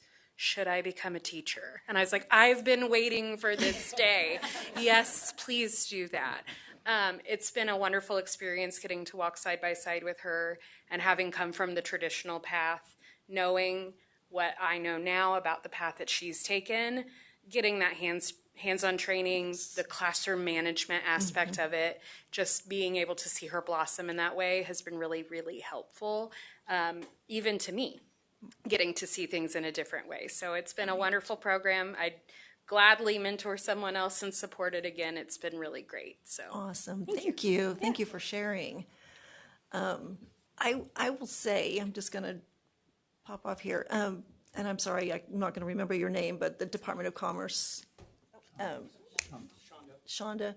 Yes. Thank you so much. I was so floored, though, when you said you were being told, "Oh, no, why would you do that? That's impossible. You can't." I'm like, it makes so much sense to me, you know, to have the ability to be in the classroom while you're learning to get the pedagogy. I mean, I'm just like, how could that not make sense? So, and to also have the W-2 paid job. Yes. With the 401k and the health insurance. Yes. Our education system in the United States is based on the concept of training to get a job. Right. So a registered apprenticeship, I mean, that's how we used to train doctors, teachers, lawyers, welders, whatever, back in the 1700s. And that all shifted. And it makes sense, but now we're in an age where it's very difficult for someone to self-select themselves out of the economy, take on student loan debt to still pay for their house and their laundry detergent and things like that, while going to school to then hopefully become a teacher at the end of it. A registered apprenticeship is not that. It is not training to get a job. It is a job day one. They're still getting the pedagogy in the classroom, but from a learning science standpoint in the brain, rather than being in the class and then in a lab and then in a class and maybe a little classroom experience here and then back in the classroom with the teacher, it's instead linear learning, it's exponential learning. Because they're in the classroom every day, they're doing their homework assignments, but then they're able to relate it back to what's happening in the class, right? And then when they go back and they look at their homework assignment for their own coursework, they're able to relate what's happening in the classroom that day to answering the questions for their coursework. Am I right? Yeah. So this is a powerful way and a game-changing way, and we've got to grow it. We just have to. Well, and it's that second chance for somebody who has a family but wants to do something, and yet, like you said, how do you do that at that point in your life? And so it completely allows you to go a whole nother level that probably couldn't have gotten to without it. So I think that's just powerful. And we're not saying the traditional pathway to get a teaching license is wrong. We're not saying that, but to create additional pathways that are high quality.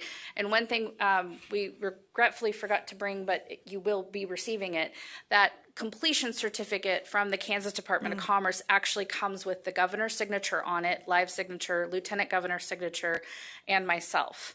And so making that all happen for the state is amazing, and I can't also give my appreciation enough for my staff people, Aaron Connect, for really grabbing a hold of this and making it move forward.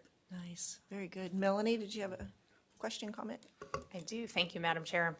I am reminded of a story that the commissioner has told that I've heard a couple of times about student teaching in the classroom for the first time.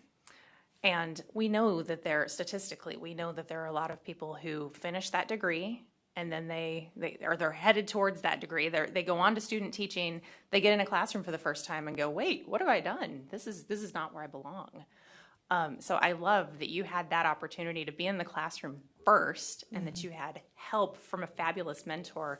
Question for whoever wants to answer it: what kind of capacity does this program have? Like, how much can it grow? And is this potentially maybe a superior path forward so that we're not graduating folks out of, that undergrad degree who then say, ooh, this isn't where I want to be? Yeah, so, you can kind of look at the TAP program and some of the numbers that they brought up of how successful Wichita State has been of getting people enrolled in their program as paras to transition, very large numbers.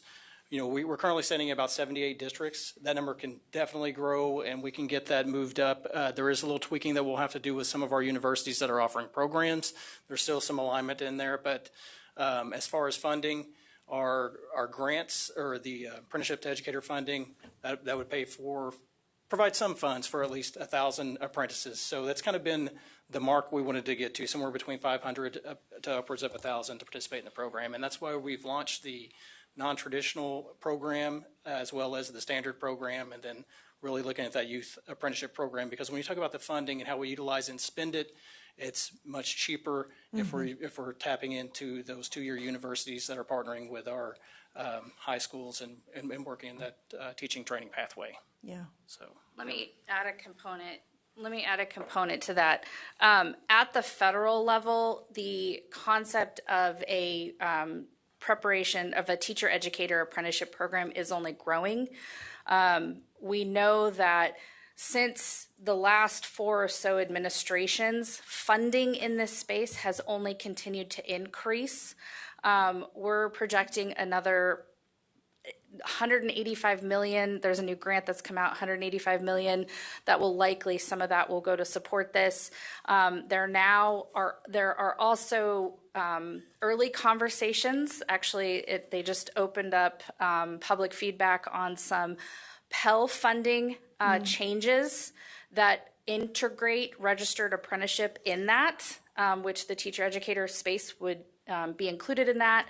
And they're also talking about additional rules to allow for registered apprenticeship under Perkins CTE funding. So not to get into the politics of things, but at the federal level, as the landscape changes for departments of education and U.S. Department of Labor, the two are starting to integrate far more closely together than ever before. I foresee only additional potential funding on the plate for Kansas to access. And when you have a solid working program that is showing successes, it opens up opportunity for additional funding. So we will continue to work very closely with our colleagues over at the State Department of Education. Okay, wonderful. And I wanted to re-highlight what Wichita shared with the Patterson Family Foundation. I mean, everywhere I turn, I hear Patterson Family and the money they're pouring into our state. And I am so thrilled that we have that touching so many areas in so many ways. So that was huge to hear that. I mean, 30 at $9,500, that's a lot of money. So it's wonderful to see that happening. Well, and we're seeing even more funding come out from additional philanthropic organizations. Nice. The Gates Foundation is pushing emphasis on this. The Walls Family Foundation is putting emphasis on this. I just had some conversations with the CEO at the Kauffman Foundation. They're very interested now in this. We're probably going to have a convening on it in the fall. So you're going to see even more opportunities start to fall and things that we should be taking advantage of, and we are very well primed to take advantage of. Okay. Wow. Great news. Great news. So probably we have something to present, don't we, Shane? We do. Madam Chair, Commissioner Watson.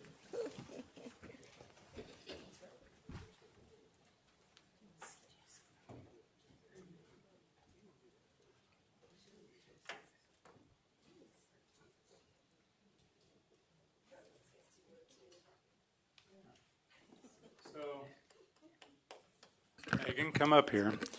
This is the official license, Kansas State Board of Education, official license to do what? Tell me what to do what?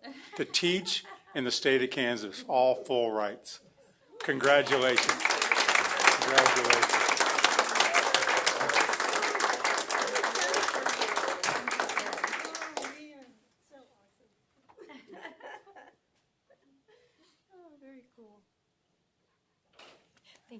Thank you. Thank you.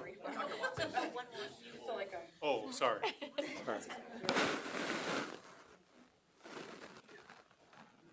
we want to get the whole board in on Yeah, the picture with so you hop as in. well. Yes, let's Thank do you that. very much. And just thank you to Tommy and Oxy for jumping in there. Like, They're rock stars. I think you were I want you guys in here. Yes. You took it. That's okay. I didn't even have makeup on that.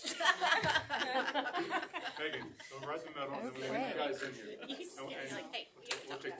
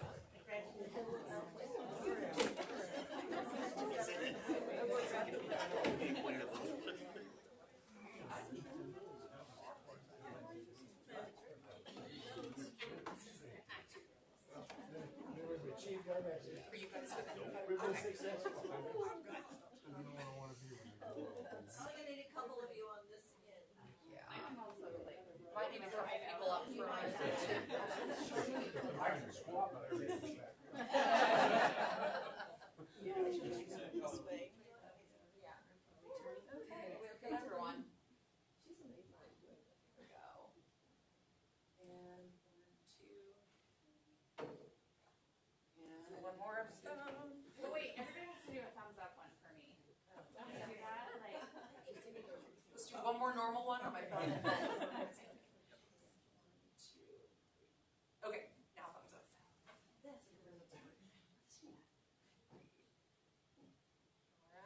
Okay, I would really like to see you with three amazing gentlemen who have this program with you. Take the board out. And let's play with them. Shane, come on. I'm serious, you guys. This is work right here. Kathy asked Board, we're gonna come out and we're gonna get the workers. Yes, okay. Is that, who else do we need?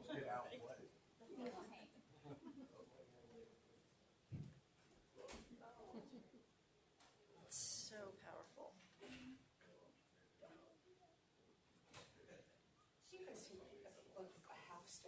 Yeah, there we go. Step in the front and take a knee. Too. No, this is perfect. Right, and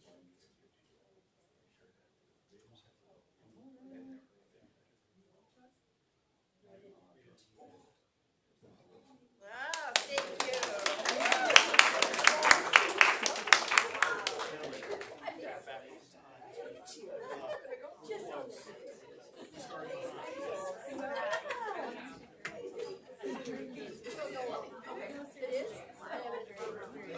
Text me about where we're going to go.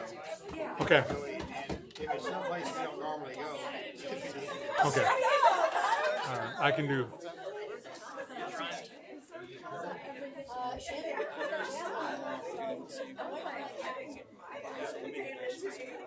Are we done funding? So, yes, sir. Yes, sir. Yes. Okay. Want to get people out? You're ready to go. I don't want to hold you up. Gavel is. What? Can we gavel? We gavel? Well, we're recessing, so I really don't use the gavel for recessing. You got to do it to show me. I do. I do need to. Yeah, just hang on. So Rayleigh, are we, okay, I'm just going to say in the midst of this, we are recessed now until tomorrow morning at 9 a.m. Thank you. Gotcha.